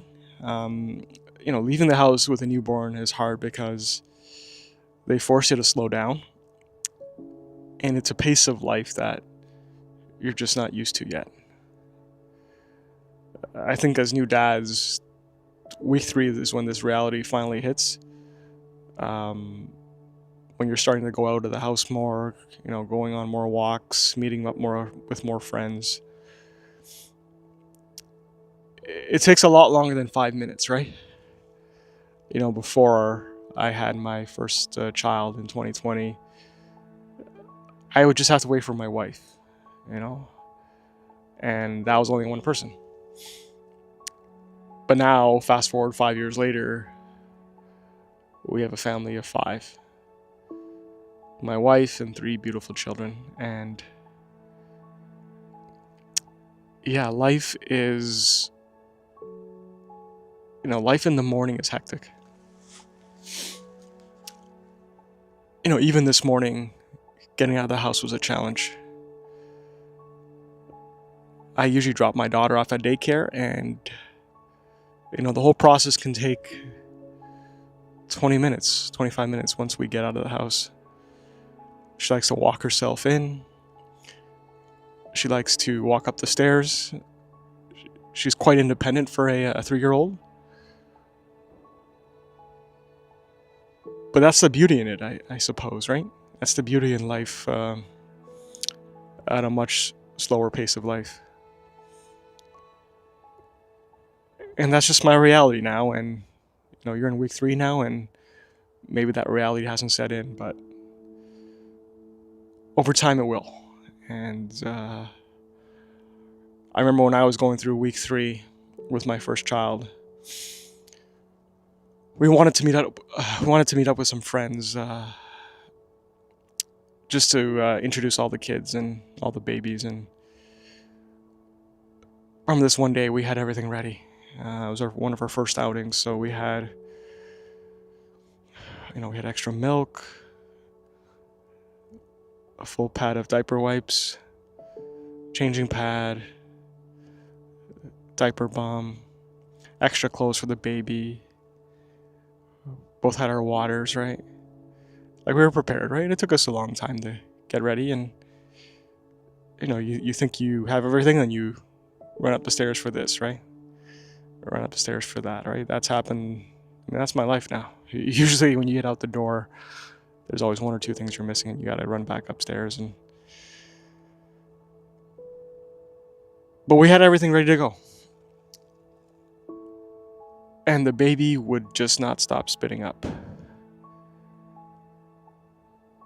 And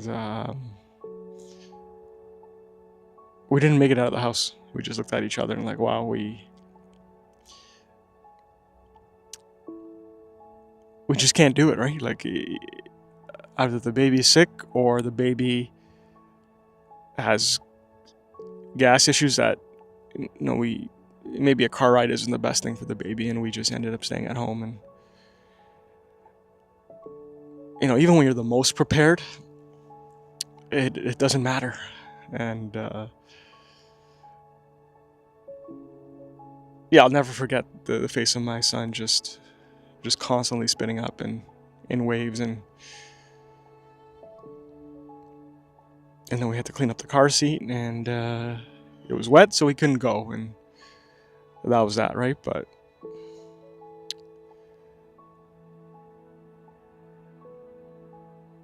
being a dad, it just makes you live life at a much slower pace. A much slower pace than I'm used to. And I think that's the beauty in fatherhood, is that you might not see it now, but sometimes rushing through life isn't the best thing. Sometimes stopping and, I told you that story earlier of me dropping my daughter off at her daycare, and, it's slow. I'm watching her take small step after small step, use the railing, and would I love for her to go a little quicker? Sure, but when am I going to get this chance again, right? To live this slow, to appreciate not the big moments, but just the small daily moments, right? Of her walking, learning to walk, being independent, and just watching that, right? That is the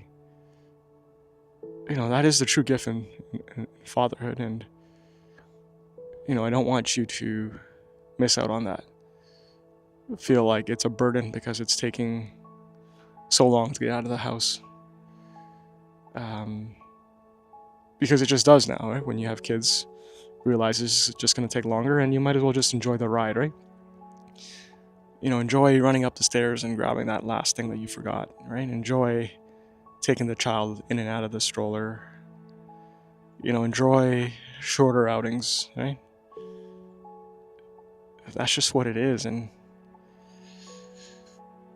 I maybe resented that early on, but 5 years later, my mindset has completely changed. Even now when we go on family vacations, our family loves going on cruises. And before, me and my wife would just, we'd be the first stop, first at the buffet line, first off the ship, first for everything, right? But now when we go, we don't really plan too much. We just, wake up when we wake up. There's no stress in getting the first hash brown, right? The first omelet. We'll get there when we get there. And, we might have to go back to the bathroom because maybe all of us need to use the bathroom. And then, we might have to apply sunscreen. And then someone might need a diaper change. And then someone might get a little cranky. So it is what it is, right? It takes the time it takes. And that's our family trips these days. It's slower, right? But it's a lot more exciting. And that's what I try to remind myself, is that, this, before having kids, I was moving at such a fast pace in life, wanting to get thing after thing done, and wanting to get places on time and maximizing my day, that I think that's the true gift in being a dad, and is that they just make you slow down. You have no choice, and they stop you and make you actually live life, right? Actually live life. Like, look at what is around you at that time, because they'll point it out too, right? They'll point things out that you might have taken for granted, but yeah, they just make life so much more beautiful. And so, I want to leave you with this. I want to leave you with, you might never ever get out of the house, just like I never got out of the house that first time, where my baby was just spitting up and we couldn't leave, but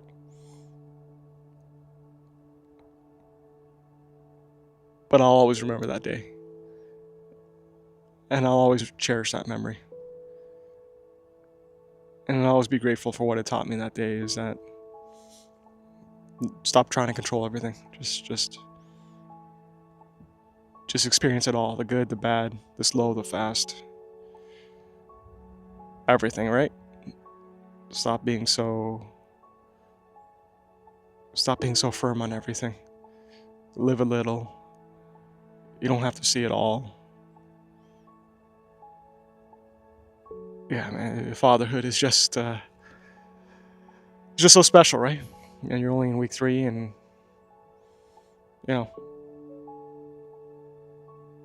there's gonna come a day where you don't have to worry about any of that anymore, and just you and your wife or your partner, and it'll feel off, right? It'll feel like you're missing something. It'll feel too easy, and yeah, one day you're gonna miss it, right? So enjoy that slow pace of life before it's all over.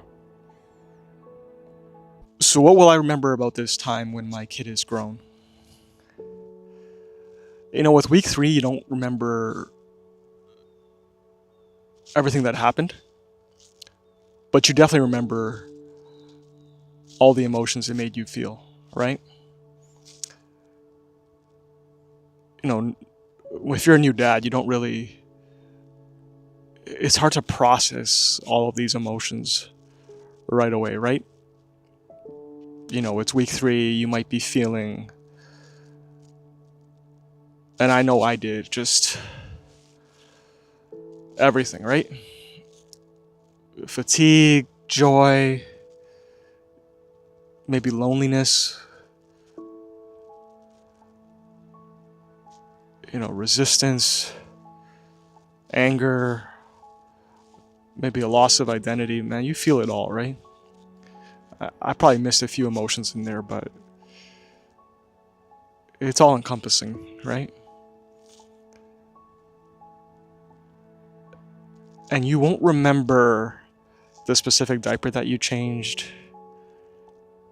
or the poopy diaper that exploded, or getting peed on, right? You won't remember all those moments, but you remember the man it's beginning to turn you into. Because I know for me, like, with my first child in week 3, it was hard to process it all, right? Like, you don't, rarely does a moment like this in your life shock the system this much and make you this uncomfortable.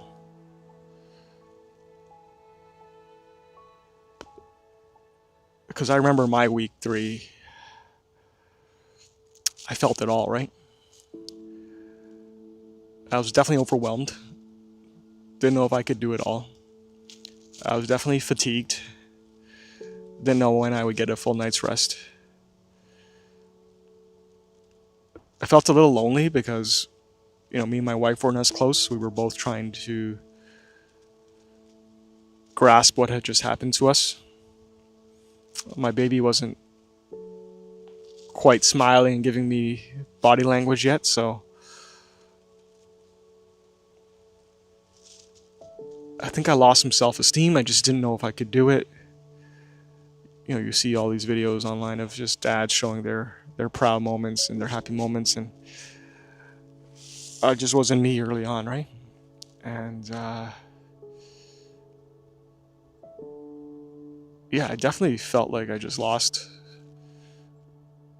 a sense of myself, right? I lost who I was, right? Because you remember just living your life a certain way up to a certain point, and then the baby comes and everything changes. But what I didn't see at the time, and what I realize now 5 years later and 3 kids later, is that all those emotions were, and me struggling to cope with all those emotions, was because it was just changing me into a different person. And I was resisting it. And that's why I felt so uncomfortable.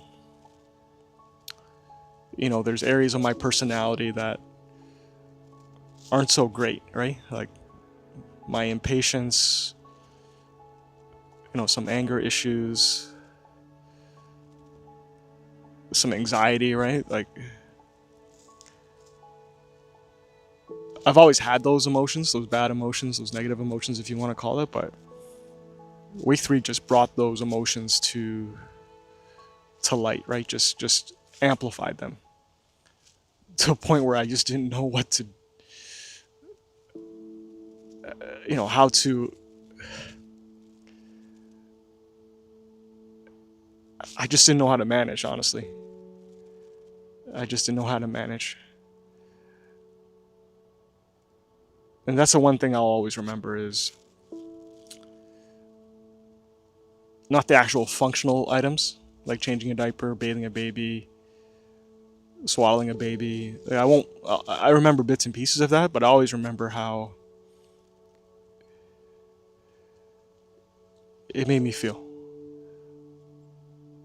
and the bad qualities it brought to light, and how it made me realize I probably had to change. And that's what happens when you become somebody different, right? You try to become somebody better, try to self-improve, is that you feel uncomfortable early on. And I just didn't know it at the time. And you might not know it at the current time, and it's that you can't hide anymore, right? Like some of those qualities you can kind of hide from your friends and maybe even your wife, right? Because you're not as vulnerable. But when you have a baby and you're taking care of a baby, there's nowhere to hide, right? Like it will bring those things out of you, and it will make you see how bad they are, right? See how much you have to change, because this isn't going to work if this is only going to get harder, right? So if you can't get a grasp of it now, it's only going to get worse. So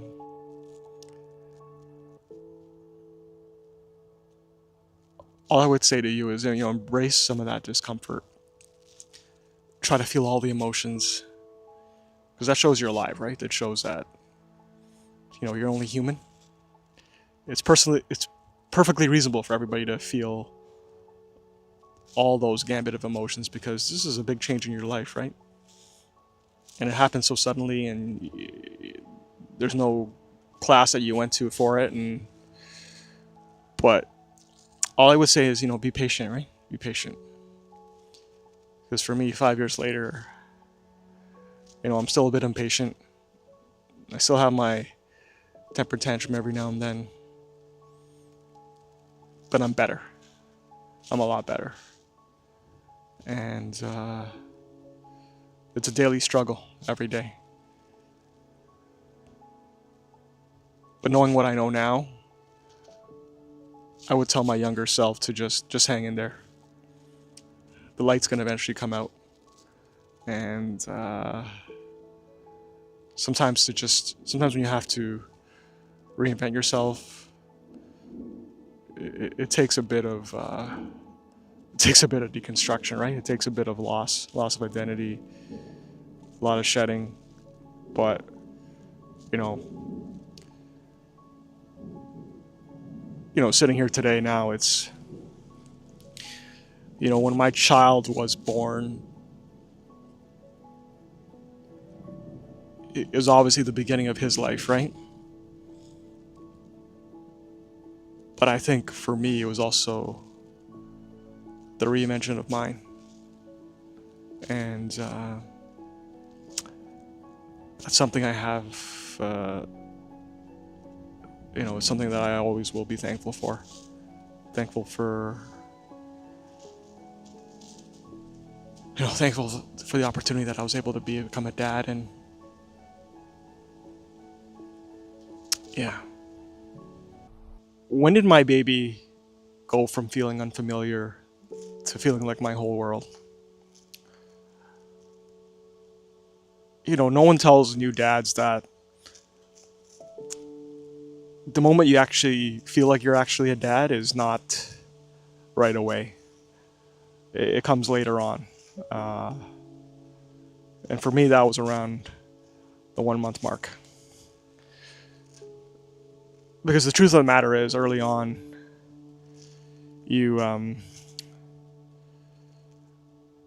don't get much from the baby.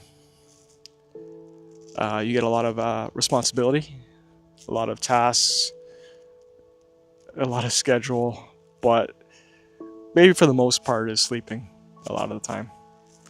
And there's not much emotion other than the emotion of crying and discomfort, right? But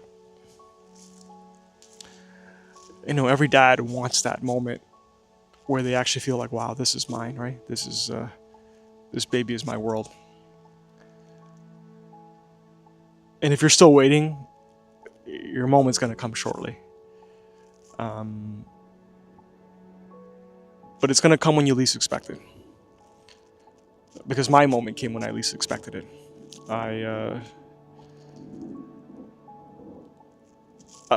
Don't get me wrong, by week 4, I was feeling a bit exhausted. I was giving so much to this baby, feeling all the emotions. I was just a shell of myself, and I never got a hug or a kiss, right? And obviously that sounds stupid to say, but you show some love. You want to maybe get some love back, right? But I never got any of that. And until this one night where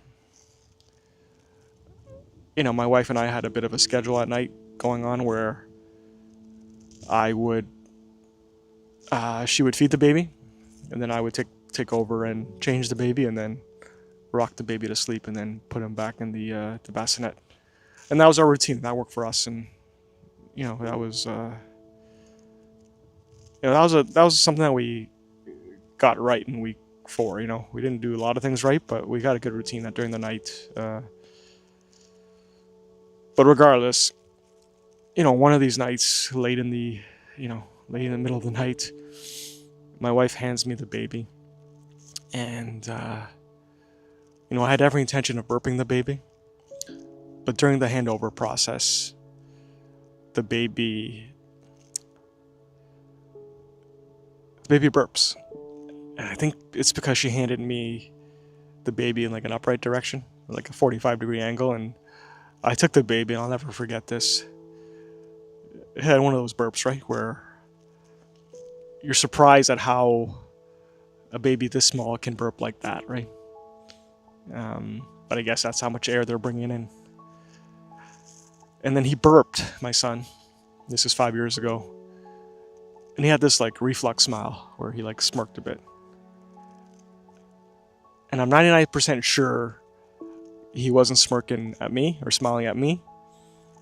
I'm pretty sure it was just a feel-good smile from the gas being let out through his mouth. But I still believe in that other 1% that smile was for me. And sometimes we have to make stories in our heads to keep us going, right? And I took that smile for myself. That smile was for me and me alone, and it gave me the energy I needed to maybe keep going when week 4 for me was a bit of a rough patch. I guess all those first 4 weeks were rough patches, right? But sometimes all you need is a bit of a sign, right? And the exciting part I want you to know is that you're going to get that sign. Maybe it's week 4, maybe it's week 5, week 6, but by week 4 they're given more facial, they're giving you more positive body language than in the earlier weeks when the body language is just wailing, right? But yeah, from that moment, I was all in, right? I mean, I was all in before, but now I'm all in, right? Now I'm like, wow, this baby's my whole world. He's smiling at me, and I'm gonna do everything I can to love him, to teach him, to motivate him, to communicate with him, just everything a father-son relationship entails, right? I was ready to sacrifice, right? And yeah, it just sometimes as a new dad, you don't need a lot to keep you going. You're just looking for a few things that will get you through those long nights and get you through this new routine and get you through the struggles. And that moment there was for me, and I'll never forget it. And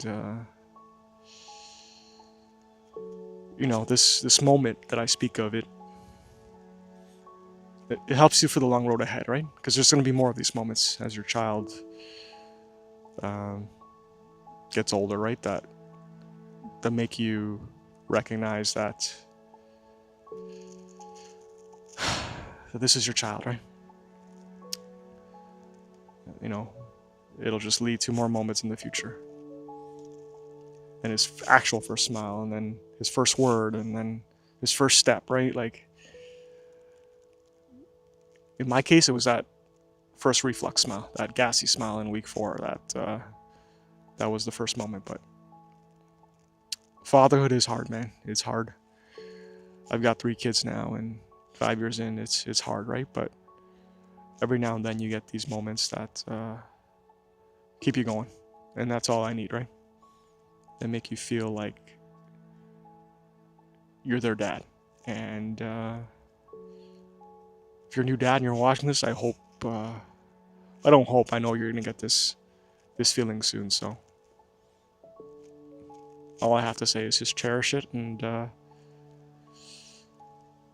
congratulations. This baby feels like your whole world now, and it won't ever go away. It won't ever go away.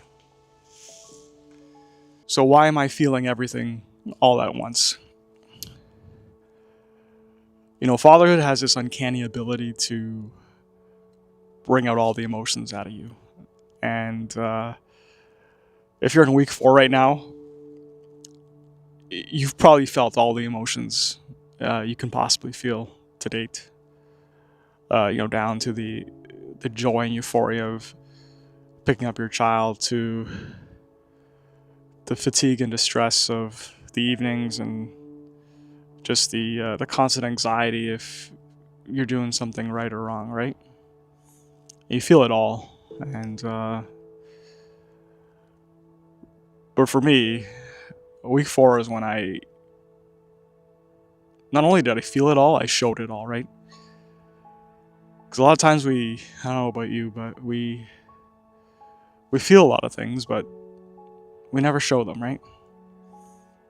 But there was this one situation where early on in my son's life, I just felt it all hit me at once.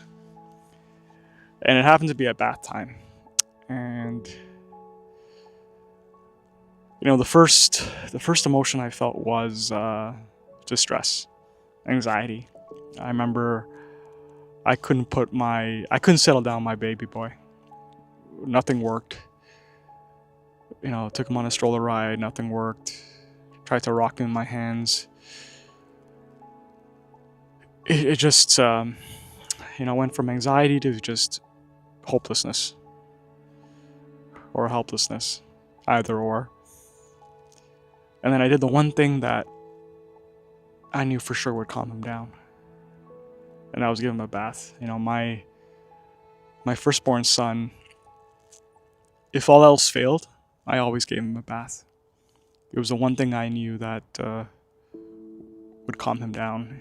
And to no surprise, you know, I put him in the bathtub. I put a little towel over his head. He looked like a little sushi chef, and yeah, he just started splashing his eggs in the water, right, as babies do. And I felt relief, right? I felt relief. But I remember there was this one moment where I turned my back around, and I forget what I was doing, but it was only for 5-10 seconds. I might have just been, you know, grabbing something from the other room. And when I came back, he, you know, if you're familiar with those infant bathtubs, they have a little small partition in the middle that keeps them upright. I guess he kicked so hard that he fell over that partition, or he went over that partition, and his head went slightly underwater for a split second, and I caught it just in time, I think.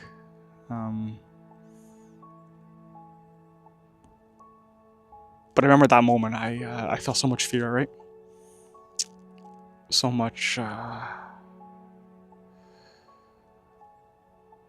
you know, all that happiness that I felt when he was born, like I felt that was almost taken away, right? Just from the sheer fact of it doesn't take much for babies to drown, right? And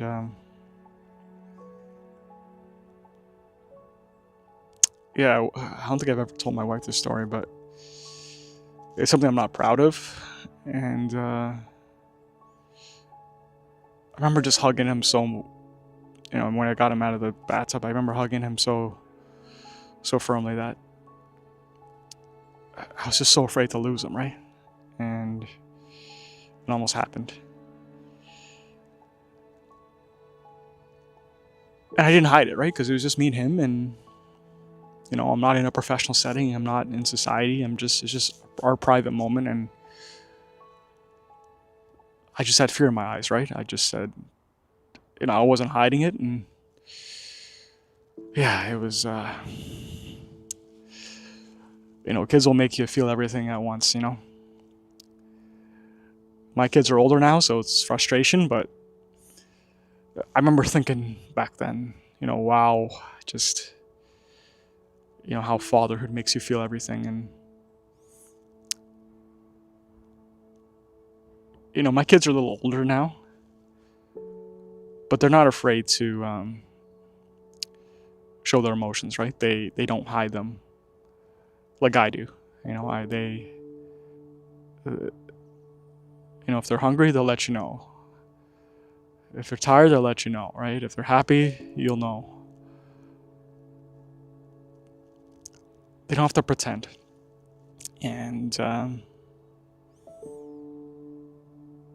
you know, if you're like me, you're a bit, you know, I'm a bit emotionally closed off. I mean, I'm a deeply feeling human being, but I tend not to show it a lot. And for whatever reason, maybe it's just society, you know, making you act a certain way. And, you know, in the workplace, you're expected to be a certain way. And, you know, my parents always told me, you know, you got to be strong, suppress those feelings of, you know, of sadness and fear, right? Like you got to be a strong boy. And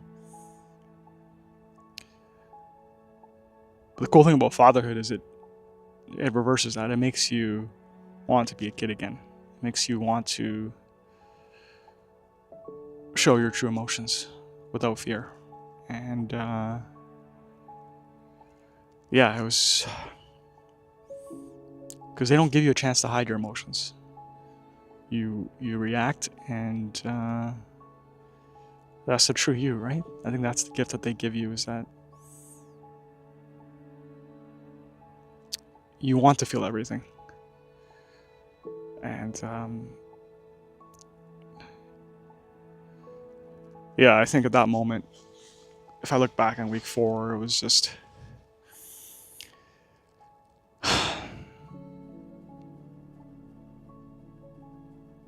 I was giving my son a bath. I was cleaning him. And in a way, he was ripping up some of those walls around my heart that I had up, right? That boy that was just so scared to show his emotions is now unafraid, right? And if you're a father and you're feeling these emotions, that's the best part. The best part is that you're feeling them, and the best part is that you don't want to hide it, and you can't hide it, right? Because it's so there's such a gravitational pull that kids bring to your life that it's just hard not to be a kid again and let your guard down.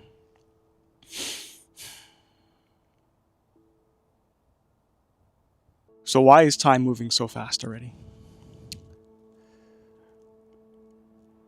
It's week 4, and I think it's important to remember that today's version of your child only happens once. Remember, for me, and maybe for you too, that week 4, you're probably not sleeping much, and the days can feel a bit similar. Let's just keep it that. Let's just say that. It can be diaper change, bath time, burp time, feed time. It can seem repetitive, right? But there's going to come a moment where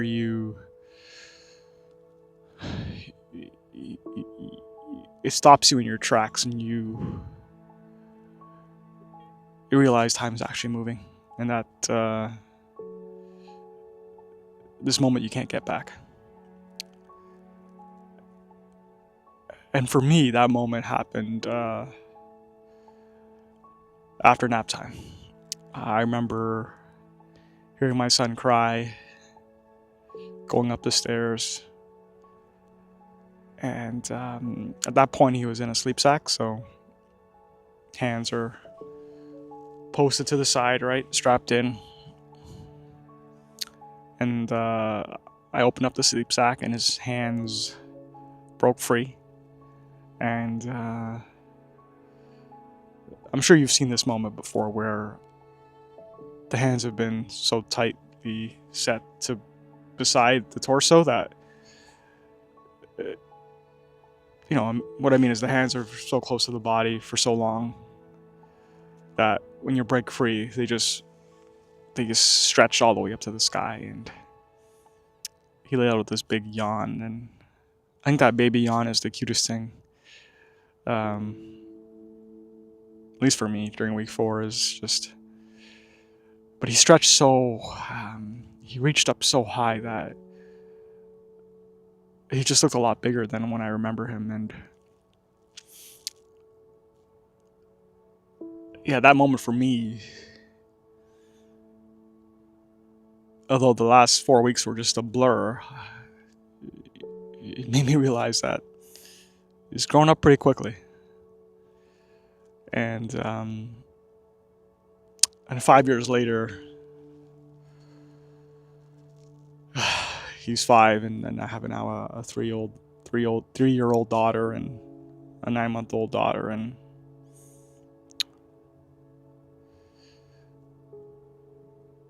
those moments you can't get back. Things are a lot easier now in terms of sleep.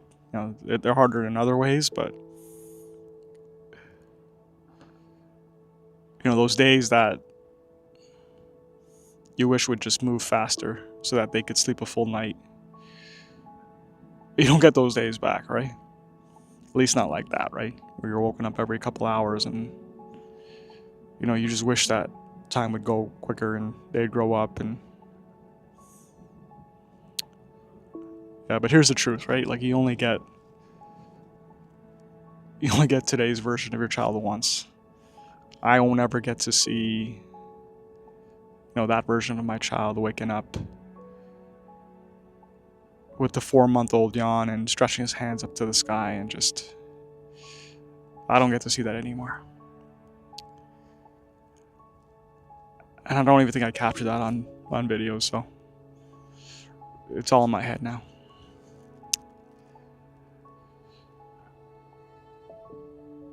And so to answer the question, why does time seem like it's moving so fast? Because it is, right? It is. It goes by very fast. And so, no matter how tired you are, how sleep deprived you are, how exhausted you are, right? Because week 4 is just rough, and it's only going to get a little rougher. Just know that you won't get the time back. You won't ever get to see that version of your child again. Every day there's something new. Soon they'll be smiling, soon they'll be crawling, soon they'll be walking, and that first year will just be out the window.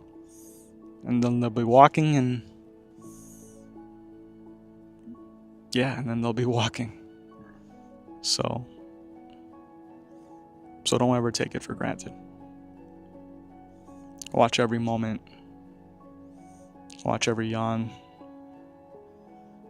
And watch every stretch. So when did I realize I'm the adult now? It seems surreal almost how you could have this little baby just enter in your life, and now you're a father, right? You're a man. I'm not sure when a boy becomes a man, to be honest with you. I think it has more to do with experience than age. And for me, there's this one traumatic experience that made me realize, like, I'm the one with the control now. I'm the one with the responsibility. I'm the man of the household. And the story centers around human feces, or poo, right? For a lack of a better word, poo-poo, as my kids call it. But my story starts with, growing up, I was always disgusted with poo. And it became such a problem that my mom would have to wipe my bum after every bowel movement. I'd do my business, and then I'd call her name from up on the 2nd floor, I remember, and she'd come up, and she'd splash me a little, wipe my bum, and off we went, right? And that meant I never pooed at school up until, I want to say, like grade 3 or 4. And eventually I grew out of that, but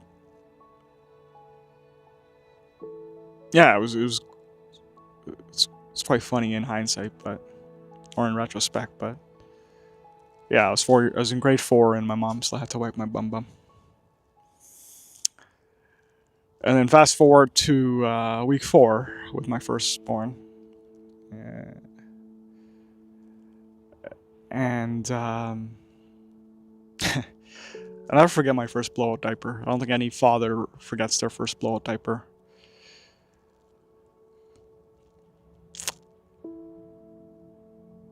For me, I think by week 4, the poo was a bit more liquidy. So it wasn't that mucus-like,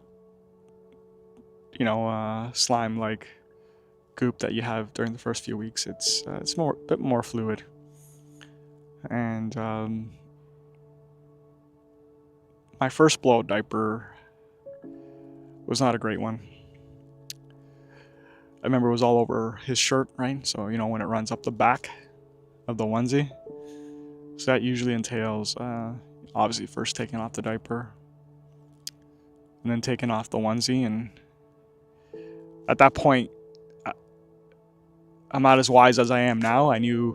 Now I know how to take the onesie down from the bottom, but I took it off from the top, and then, the poo went all over my son's head, and then I still got the diaper on the side because I never closed it off properly because I was panicking. And then, I don't know about you, but Babies love to grasp that diaper that you just taken off of them, right? And so keep it far away. It would be my tip. And now he's got poo on his hands, and I haven't even cleaned his back yet, and there's poo on the diaper mat, and it's just poo everywhere, right? And at that point, I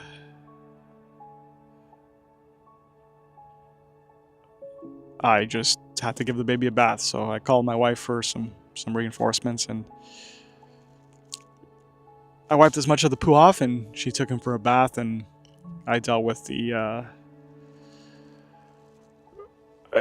damage, right? A lot of disinfectant spray, and it's just a mess. It's just a mess, but I learned 2 valuable tips from that day. One is when you take off a diaper with poo in it, try to keep it far away from the baby's grasp. And also, if there's poo on the back of the onesie, best to take the onesie down from the bottom, right? Put his hands in and bring it down from the bottom so there's no poo that gets on the head. But back then I was, I'd never seen something like that before. And it was in that moment, and I'm sure you're going to have a moment where, something your mom used to do for you, that you're now doing for your child. And I think that was the moment I became the adult, right? That was my turning point where, my mom had long stopped wiping my bum bum, but now I was the one wiping my son's bum bum. And yeah, life moves fast, right? Life moves fast. But that's what makes it so special, right? That's the progression of life that,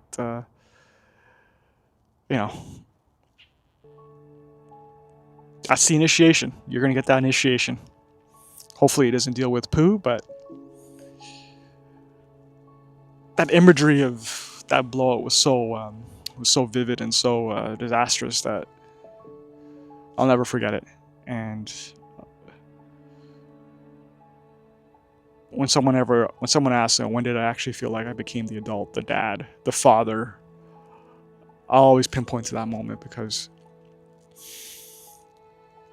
there was nobody else anymore. Nobody else to take care of me.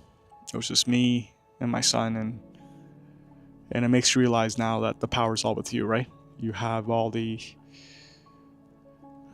autonomy now to raise your child and raise him to be the best version of them they can be. And so from that moment forward, things just had a bit more weight to them. I just took things a bit more serious. It was no longer a game, right? And we all have that moment where we feel like the adults, and sometimes it doesn't happen right away. So, once that euphoria and that joy wears off, and the work begins, and the mistakes happen, and in my case it was a blowout, and that stuff happens, you're the man now. You're the father. Go be the dad that they want you to be, or that they need you to be. Why are the hardest moments the most meaningful moments? I mean, that's an easy question to answer, right? But I think there's some more nuance to it. Fatherhood's the one job where, you can feel completely exhausted, but also feel a huge sense of purpose at the same time. And week 4, if I remember correctly, and I've done week 4 3 times with 3 different kids, it's one of the hardest, right? For me, week 4 to week 8, that's like the hardest stretch, when the babies peak gassy and they're out of that newborn sleep, and they're quite fussy. I don't know why I shook my body there, but Um, I think I was just mimicking the, when they're fussy, they like to wiggle around, right? But week 4 is hard. It's hard. And, your baby might be at a point where it's impossible to put him down, right? You're not supposed to put the baby down like fully asleep. You want to put the baby down slightly tired so they learn how to get themselves asleep. They learn how to soothe themselves. But that's easier said than done. Because for my first son, we didn't have all the tools. We didn't know as much as we know now. And, but yeah, you're supposed to put the baby down slightly tired so that they can, over time, not rely on you to put them to sleep. But my son was so gassy. Like, he needed to be held up like half an hour before I could put him back down. And I remember one of these nights, it was one of the hardest nights I've had as a father. And, my wife would do the breastfeeding and at night, and I would take over and burp the baby and pretty much hold him upright for like half an hour before setting him back down on the bassinet or the crib if you're using that. And I did this like 3 or 4 times a night. And it definitely tested my patience. Cause I would hold him for 20 minutes and I would think he would be asleep, and then I would slowly creep back up to the crib and drop him in very gingerly and very gently. And right when I put him down, I thought I was in the clear, and then I'd walk away very, very slowly. We had carpet, so it helped. And then he would startle and cry. And when he cried, you needed to repeat the process. It wasn't like I could hold him for another 5 minutes. All that progress I had was gone. So now we're back to the drawing board, and I don't know about you, but I just didn't have the stomach for another 30 minutes, so I would try to take a shortcut. I would now hold him for 15 minutes upright. Again, same process. Walk back from the chair to the crib and gently put him down. Creep away. Cries. Just kicking in cries. And so then you know what I said? I said, screw it. I'm going to hold him for 50 minutes. As long as it takes. This just has to work. And might have been less, right? But it was longer than I've ever done it. And so then I walk very, very slowly back to the crib. Put him down very, very softly. And this time, instead of creeping away, I crawl myself away. Kind of like, Mission Impossible, right? Like just think about like Spider-Man crawling on the floor, right? Just slowly creeping away. And I made my way all the way back to my side of the bed because the bassinet was on my wife's side, so I had to go all the way around the bed. Got on my mattress, slowly put the covers over, slowly turn my back towards the baby, and he didn't cry. And in my mind, I had this like virtual fist pump that I did it, right? Like I did it, I did it. And it was one of the hardest nights, and he ended up waking up in like an hour, but when you're so persistent at something and you're exhausted and you still get it done, and that's where the growth is, right? It'd be easy if the baby was sleeping like the full night right away, right? But I think, at the ripe old age of 37 now, I've learned that the hard days are the best days, the most meaningful days. I don't think I've ever grown as quickly as I've grown since having kids. Prior to kids, I think I've grown like skill-wise, knowledge-wise, but as a person, I think there was limited growth. I got more mature, work ethic, all that. Yeah, I guess, but nothing changes you faster than having a child, and you got no choice. You can't run away. And so, out of all the nights of fatherhood, that I remember was the most discomforting, the hardest. But when I did it, I just felt, well, I can do this, right? If I can do this, if I could have that much patience, that much determination, that much willpower to stick it through and to hold them up that long on my chest, and then I can do this, right? I can do this.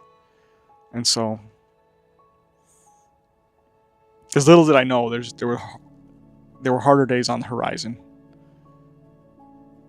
But the hard days make or break you, right? Either you choose to embrace them and grow from them, or you choose to run away and hide from them. And if you're having some of those hard days now,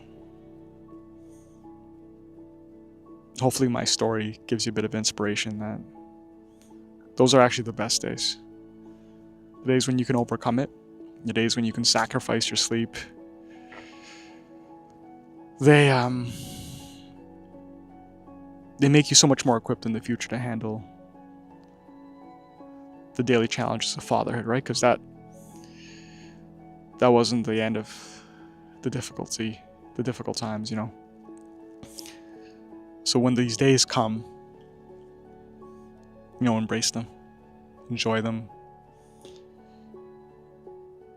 You might not see it over the course of 1 or 2 days, but over the course of a year, you'll be a completely different person. And